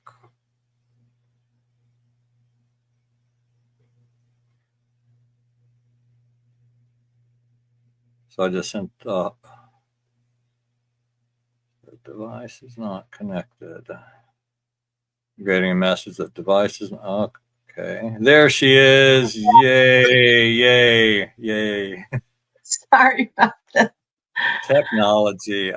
You gotta love it, right? So I'm really happy about using StreamYard, because I'd been a guest on a good friend's podcast, weekly podcast, for about a year, and he used StreamYard, and I could see how it had some functionality that others didn't, and so this is actually my first attempt to host using StreamYard rather than be a guest. So I still have a little bit of a learning curve here, but like making sure that my microphone stays on. Well, thank you so much for joining us, Holly. I was just letting our audience know that you and I have been connected for some time here, and that we have started the work on your son's story, and we still have a lot more to do. Something I don't know if you are aware of, recently sent out a post asking for researchers, and we do have researchers, about 4 of them that have volunteered, and one of them has been basically the right word is not assigned, but there's going to be one that's specific for you and for your for this story, so that rather than be like me and be scattered with stuff all over the place, they can say, okay, let's keep a ticker list for what we need to do for the next step for Danny's story. So you should be hearing from them soon, very soon. So let's start out and assume that the people watching have no idea who you are or your son. I'm going to switch the view here and ask you introduce yourself, and we'll go from there. Is that all right? All right? Yeah. All right, hold on. Let me get this control. There we go. There we go. All right. Take it away, Holly. Okay, well, my name is Holly Higgins. I'm a Gold Star mom. My son, Danny, was an airman in United States Air Force. He was EOD technician, which EOD stands for Explosive Ordnance Disposal Bomb Squad to us civilians. And Danny saved countless lives disarming IEDs until the day he couldn't save his own. And on October 5th of 2017, 7,000 miles from home on a dusty road in Afghanistan, my son stepped on a pressure plate that set off a blast that took his life. And the journey since then has been interesting, painful, brutal, but there's a lot of goodness that I have discovered along the way in learning how to walk with grief, which will never leave my life. It's my companion. It's not my enemy. I've learned a lot about grief and the value of it. I believe grief is a gift that helps us mourn. And its goal is not to take us out, but to actually hold us, to give us a safe place to mourn. And through my experiences with grief, I have discovered over the years that I now have a deeper and a greater appreciation for all that I had before Danny's profound death, profound loss in my life, and for all that remains, more than I probably ever would have possibly comprehended. Danny's the third son of four, and he enlisted in 2006 after 1 year of college and 3 years of my crying and praying that I would come up with the words to change his mind. And what ended up happening is he was notified that he was invited to be, he was part of a group of exceptional enlistees, recruits, a group of exceptional recruits that invited to be sworn in by a general at a very special ceremony at the Chicago Air and Water Show. And that was toward the end of that summer after his first year of college. And he came to me and made it very clear that this was a huge honor for him, and he wanted me there to support him. And after all of the pleading with God and the universe for the magic words that would change his mind, the first thing that came out of my mouth that afternoon was, "This is so hard because I love you so much and I'm afraid." The moment those words came out, I was like, whoa, those weren't the magic words I was looking for. Because it recalled to me all that I had taught him and his brothers about love and fear and the power of love over fear. So those magic words didn't change his mind, but they changed my heart. And I was able then to support him in a journey that I was terrified. But I honestly didn't take myself all the way to thinking he could be killed, which was probably foolish, but moms don't go there. I didn't even want to go think that he could be physically wounded. I was worried about the emotional and spiritual wounds of war, which is huge. But because my own words spoke to my own heart, we were at his graduation from basic. Well, first that swearing in ceremony was the most honorable and noble ceremony that I had ever experienced. And so afterwards, I told Danny I was humbled. Mm-hmm. And then the next ceremony was his graduation from basic training, where he graduated in the top 10%. And I was so impressed. He stood so straight and tall in his crisp new uniform. And he talked to me about what integrity and commitment meant to him as at that point, a 19-year-old. So that one, I had to tell him how impressed I was with him, just astounded at the transformation. And then we were at the Naval School Explosive Ordnance Disposal for his graduation from EOD training, which I've since found out is one of the most difficult technical schools in the Department of Defense. They have, I just think these are, just bragging on my son a little bit, they have a 75% attrition rate. Mm-hmm. And so, first of all, half of everyone who starts that program fails out the first phase, or they get washed back again. They can come back again, so many times. I don't know how many, but half of them fail out that first phase. And then the 75% attrition rate, the only numbers I could get to make sense of that for airmen was out of 500 airmen who start, they'll end up with 125. Okay. And so I meant to say it earlier, but you can brag on your son all you want. You have my permission. Yeah, I think especially today of all days, he deserves a little bragging. So yeah, he sailed through. No washback, no stumbling. He graduated first time through with honors. And it's hard to find words for what that ceremony was like. When after visiting and him taking me through their courses and seeing the things that those guys studied on recon and bombs all around the world, and I was just awestruck with how those guys and women come out of that school, and he had those honors, and I was just so proud to be his mom.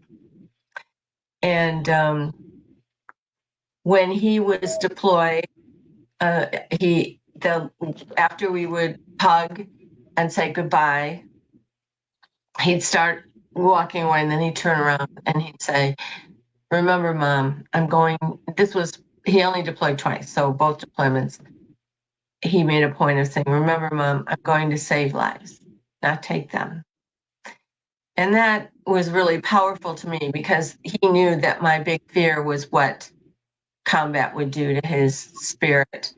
And, part of my struggle that I usually share in one of my stories about Danny is that I come from a military, family, and that my father was a World War II combat veteran who came home from that war, like so many of his generation, and said nothing about the sights, the sounds, the smells, the horrors, the atrocities that he was exposed to. And I know now, at times participated in. But he drank to deal with it.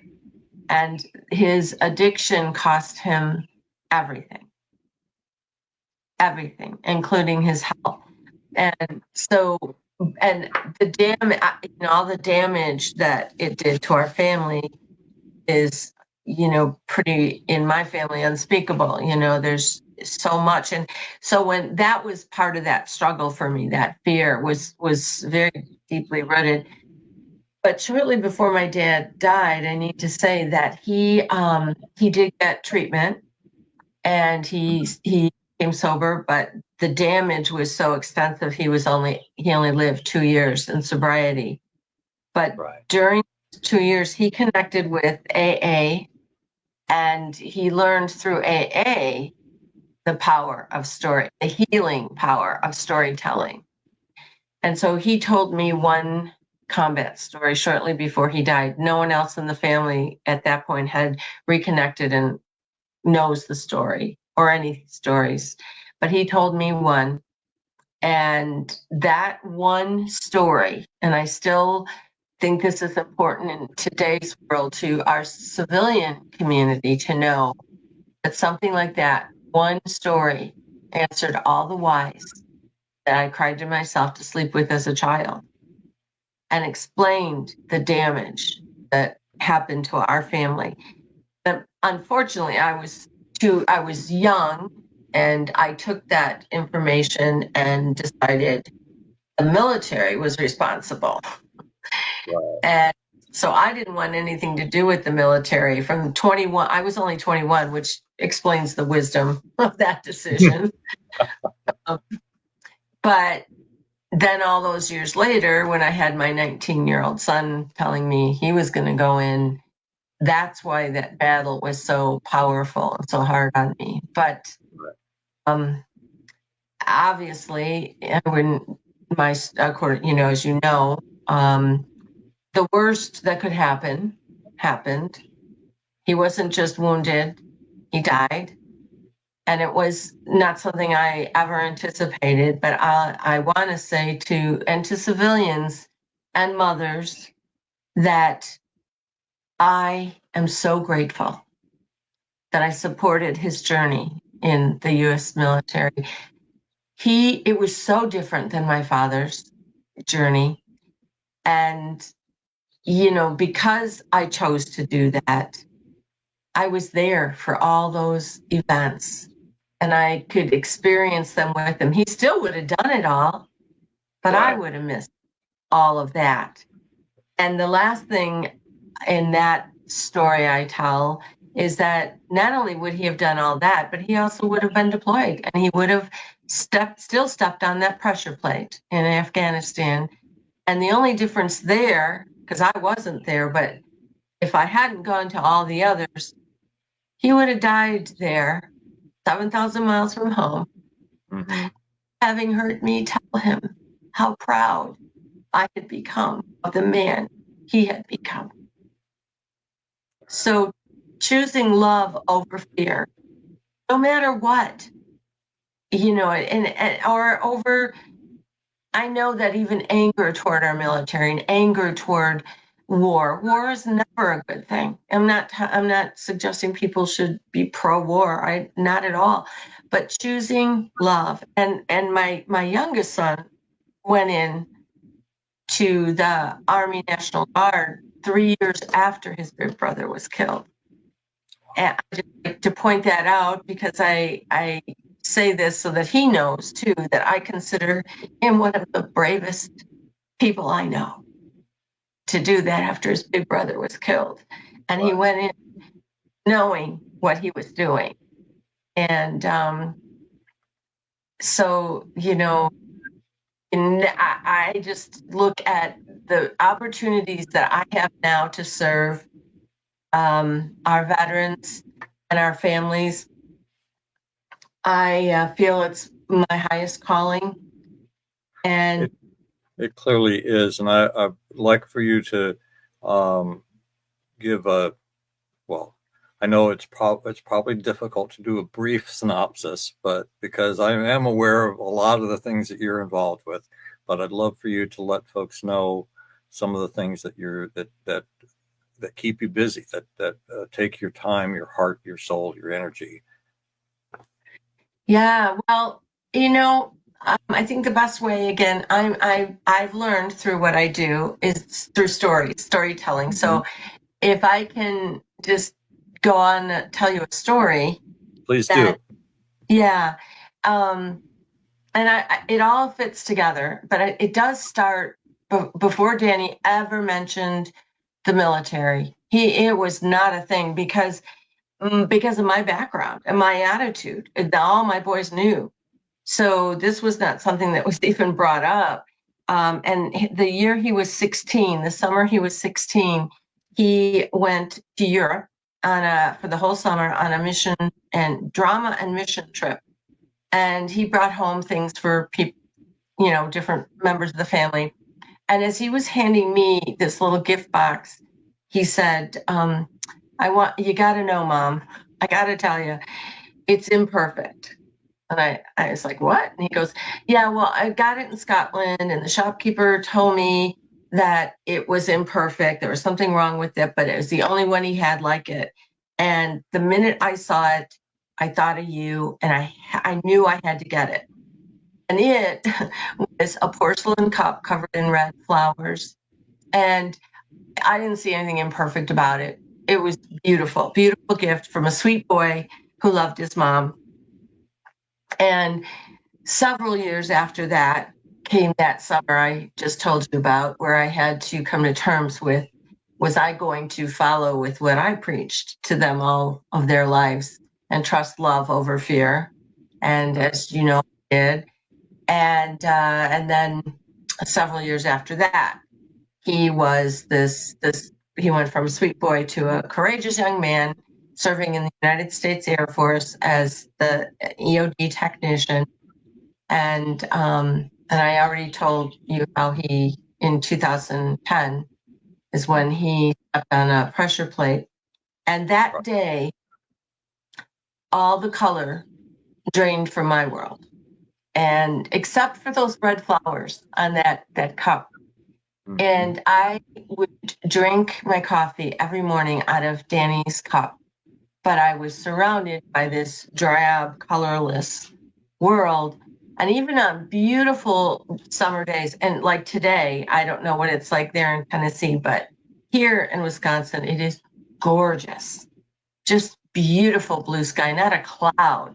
Even on days like that, I felt like my life was this somber black and white movie that I was trapped in and had to survive.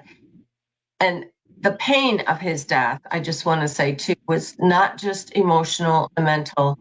There was physical in it. And the only way I can describe my physical pain was like a burning on the inside, like deep in, like my soul was on fire and burning inside out.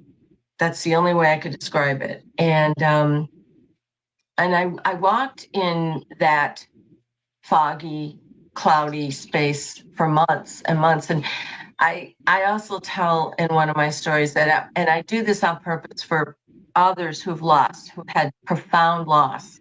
So many people relate to this. If you haven't, you probably think I'm crazy, but that's what it is. I actually at my lowest, I thought I was crazy.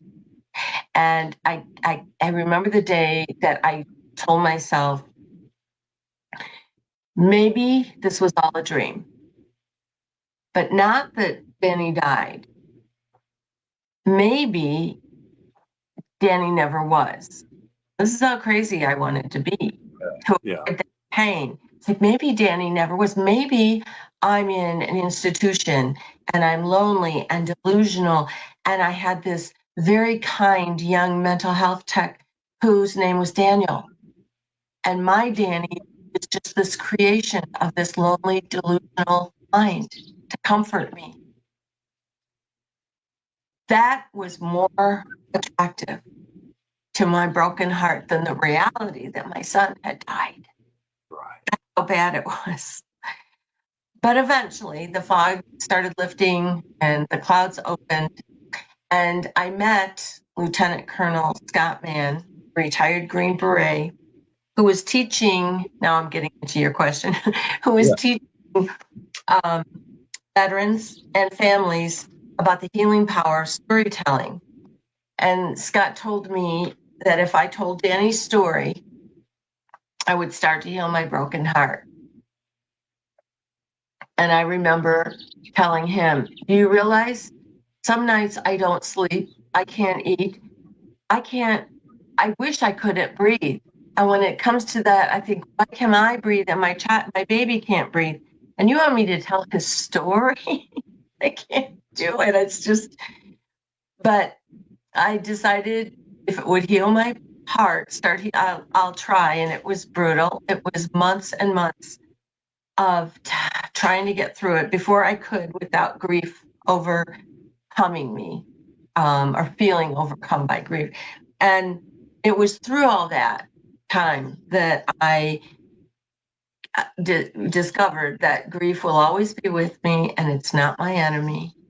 And that the point of it is to help me to mourn and heal. And so with grief as my companion, I started collecting from family and friends more stories about Danny and sharing them and keeping his memory alive. And every single time I did it, another little piece of my heart healed. And and the kind of turning point for me in my commitment to what's now known as Task Force Pineapple, which I'll explain. But the turning point, I want to say, happened in October of 2000. Well, it was really November, but I'm going to say in October of 2017, I was having coffee in Danny's cup and it slipped and it broke. And it broke right in half. And I was going to glue it back together, but my husband said, no, don't. It's the perfect metaphor for your broken heart. And he was right. And Danny's cup represents my heart. And now that it's broken, it's open. And I can love deeper. I love more and more deeply. The capacity is more than doubled. So I kept the two pieces kind of like this, and I set them on my nightstand so they'd always be close by. And this is where the turning point comes. About a month later, it was Veterans Day of 2017, and I was reading the biography of Lieutenant Colonel John McCrae from the town of Guelph, Ontario, a Canadian Army surgeon and the poet who wrote In Flanders Fields, that describes how the poppies grew on and around the graves of the fallen on the Western Front. And that poem was published in 1915, and it went viral, though it took a few years in those days to go viral. Yes. So it wasn't until the 1920s that poppies had become the universal symbol of remembrance. And I was reading, and that same very afternoon, I got a phone call from a man named Joe. And Joe was a Canadian Army soldier that served with Danny in Afghanistan. And that was the first time Joe had called. It took him 7 years to reach out.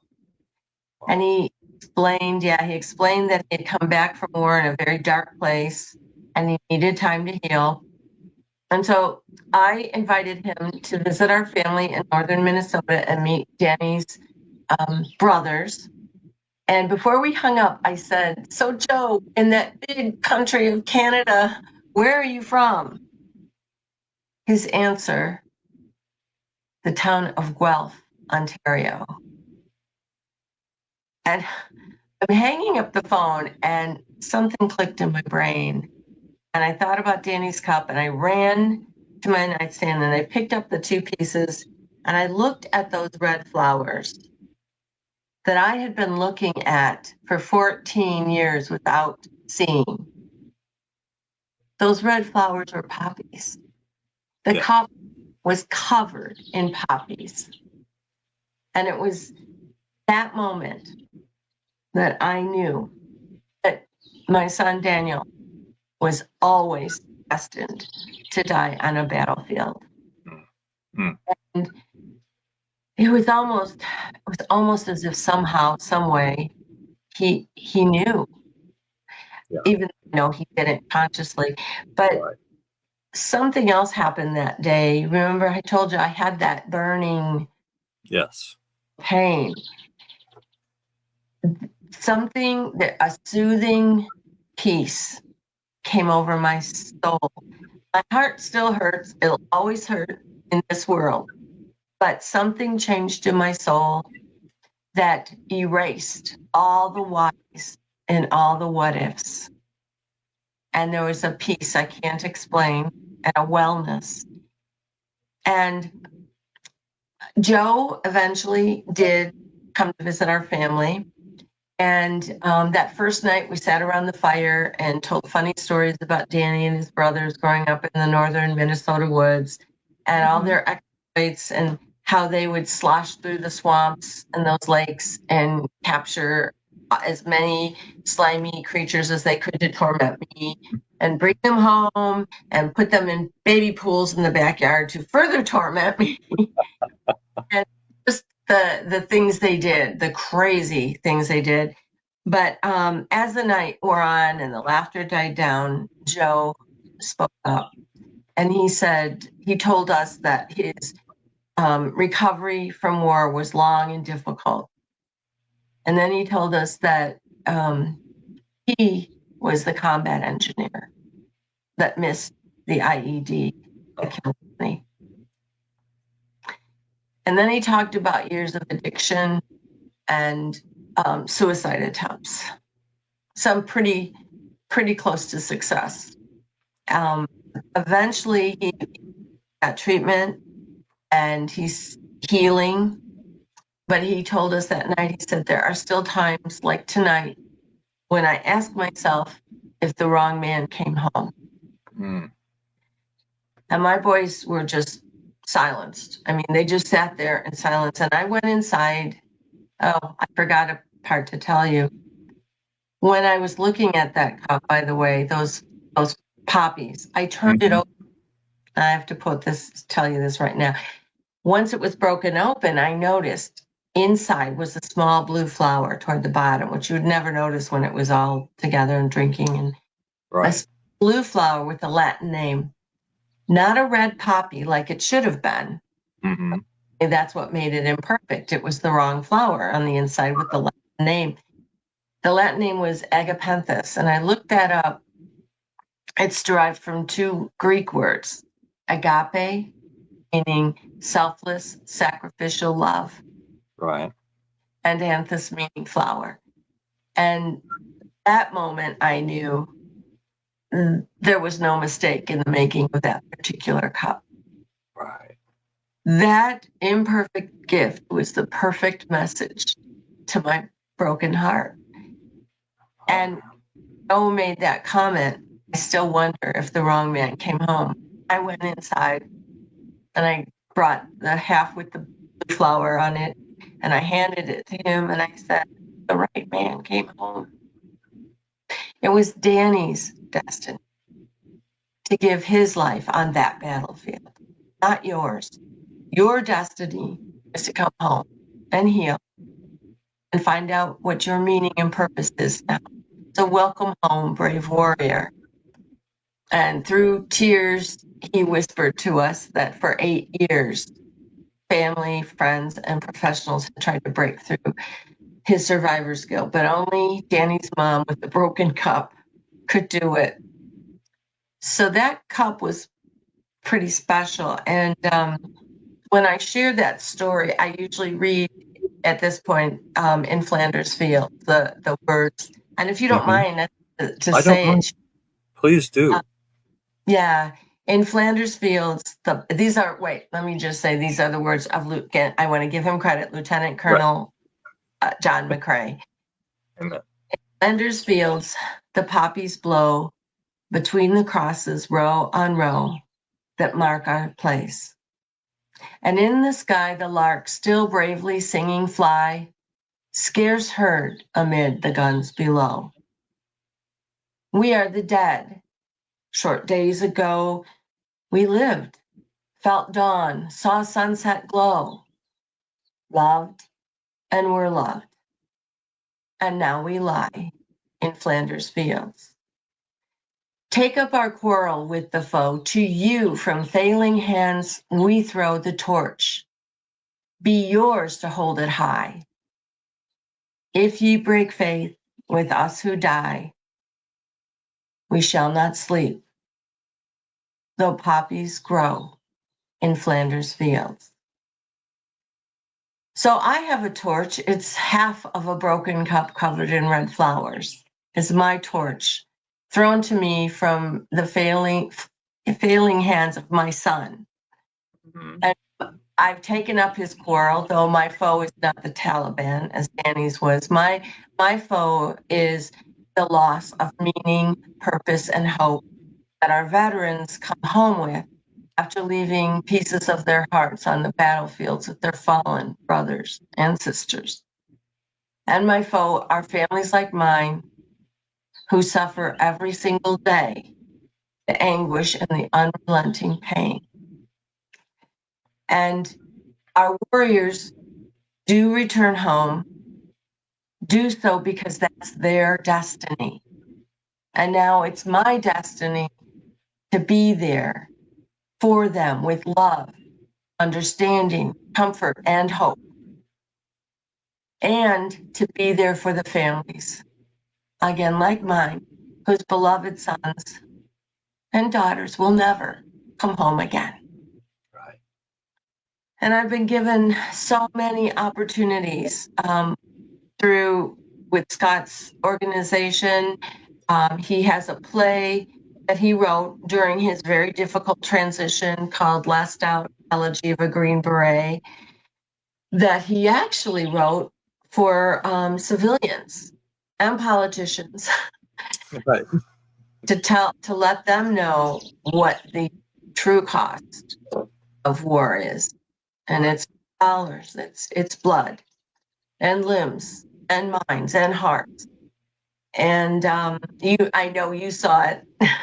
Yes, I did. I was honored, blessed that you guys had a production nearby. A year or two ago, and I was able to come out and see it and visit you and it's one of the things that I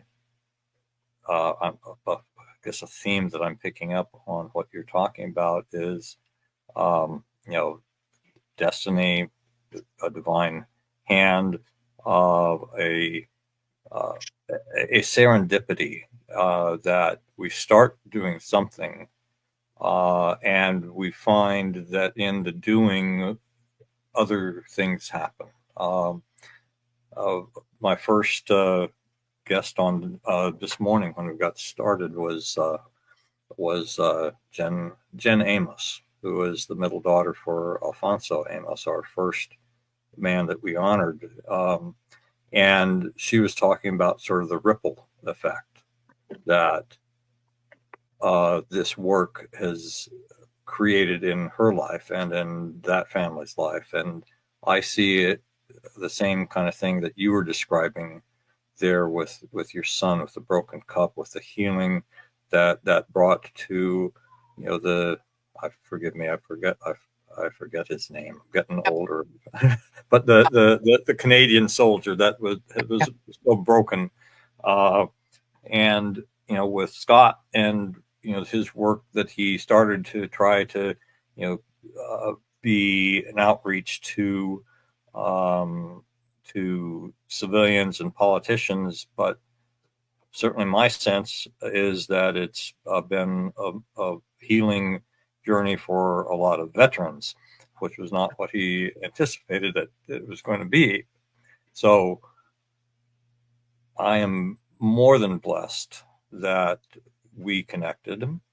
I am more than blessed that we're doing, I guess, similar kinds of work in this area, and I hope that the folks who are watching this get a sense of just how awesome you are and how awesome these other families that we have had the honor to have on today are. So that's that's just my comments here, and I just had to. Sorry, I interrupted there. But. Oh, no, I know that was good to hear what else is going on today. I'm sorry I missed it all. It's been a busy day, but yeah, we with that play, and my role is as the liaison for Families of the Fallen.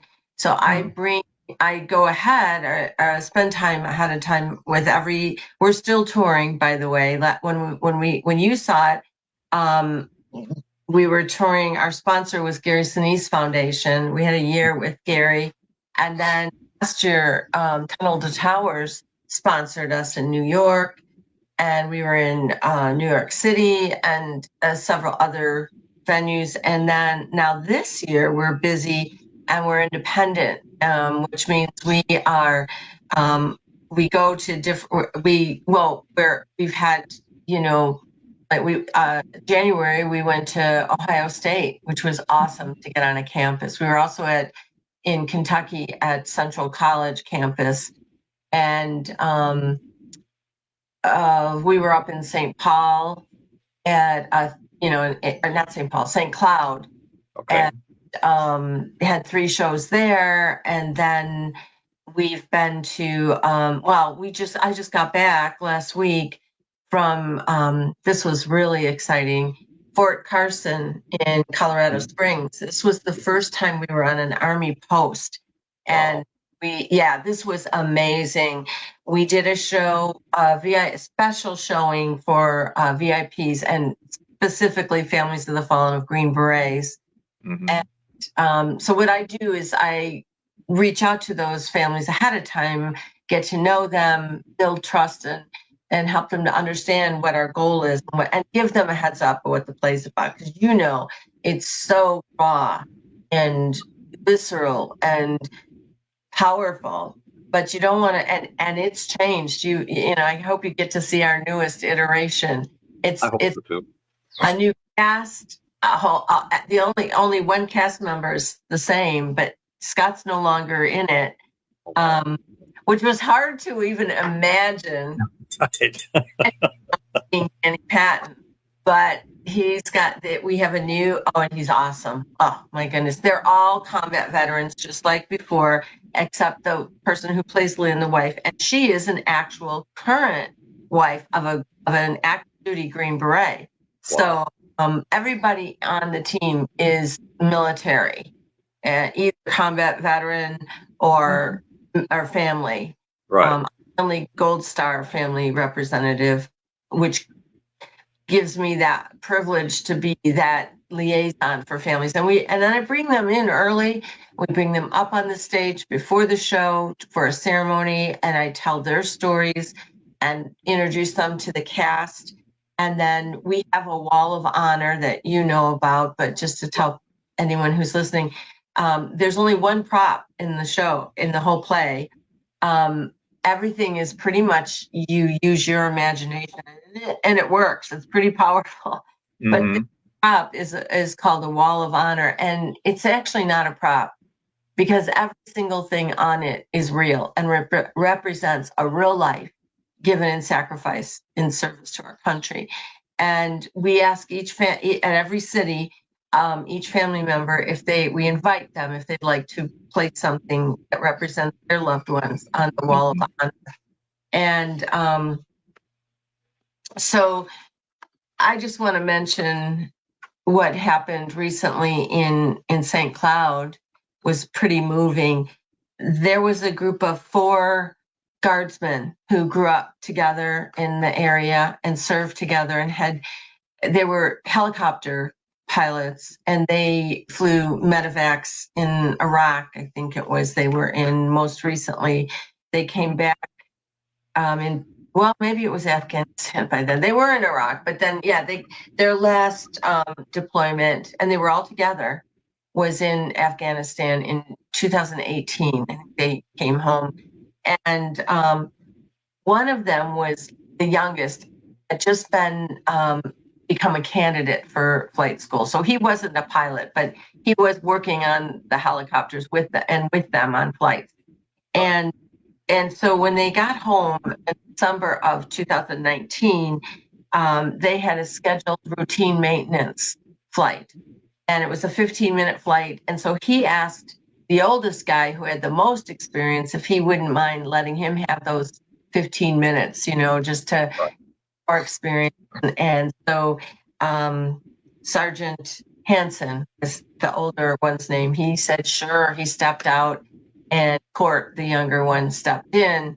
And 9 minutes into that flight, it crashed. And all three that were in the helicopter were killed. And Sergeant Hansen only made it 8 months after, and he died from suicide. And I want to put these up. I don't know if you can see the pictures. The one by himself is Sergeant Hansen, and the other three are the three who were killed in the crash. And we honored them.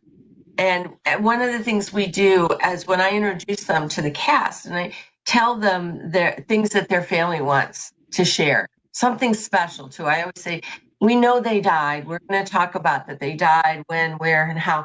But tell us something you want us to know, something unique or different that makes them. So Sergeant Hansen's mom told us that his call name was Peepaw. And some of the others had stories too, but this one stands to me. So when our ceremony's over and we have these special items on the wall, and they can be anything from pictures to dog tags. One man in Fort Carson gave us a soldier's rosary. I'd never heard of this. He said, "Oh, you probably know what these are." And I'm like, "Well, it looks like a rosary," but it was not the noisy kind. It was made of rope or something, so it was silent, so they could say the rosary and not be heard. Right. He put his son's military rosary on another. I mean, just giving you some examples. I know one Green Beret's brother was killed, who was a Green Beret, and he brought up a little bottle of Jack Daniels that his brother used to love, and put that on there in honor of his brother. And one more I want to tell, because they're just such unique and touching things. And these things, by the way, stay with the wall if they want to. And so that wall, our walls are just filled with life. They're living memorials to real heroes, and they're sacred. It's just a sacred thing up around that wall. And so the last one I want to mention was a petty officer in the Navy. His mom brought his whistle that he used on the ship, and it had a leather lanyard that looked pretty old, and it was his great, and I want to say 3 greats, but I'm not sure. It was whatever the great number would be that served in World War I. It was his lanyard from his whistle. And they used to blow the whistles as they would come out out of the trenches. My computer's fading. I plug it in. Yeah. So that's the kind of stuff people put on there. Anyway, then I give my stories to the cast, and then they go back and they get into character and they read those stories again, and they incorporate those local men in each city. And it means so much, like Peepaw's name was thrown out a few times, and others, it just, one man's mom brought some goofy sunglasses he used to wear when he was to try and embarrass his girlfriend. And they'd been in his glove compartment for 5 years. She hadn't touched it. She brought those on the wall. They put the glasses on and, did a little comedic routine.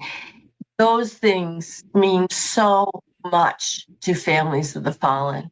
That's honoring their kids, in ways that no one else does, to bring the humor, the humanity of them back alive for their moms and their dads and their brothers and sisters. So that's part of my role with Last Out. And then we also have the Warrior Storytelling Workshops.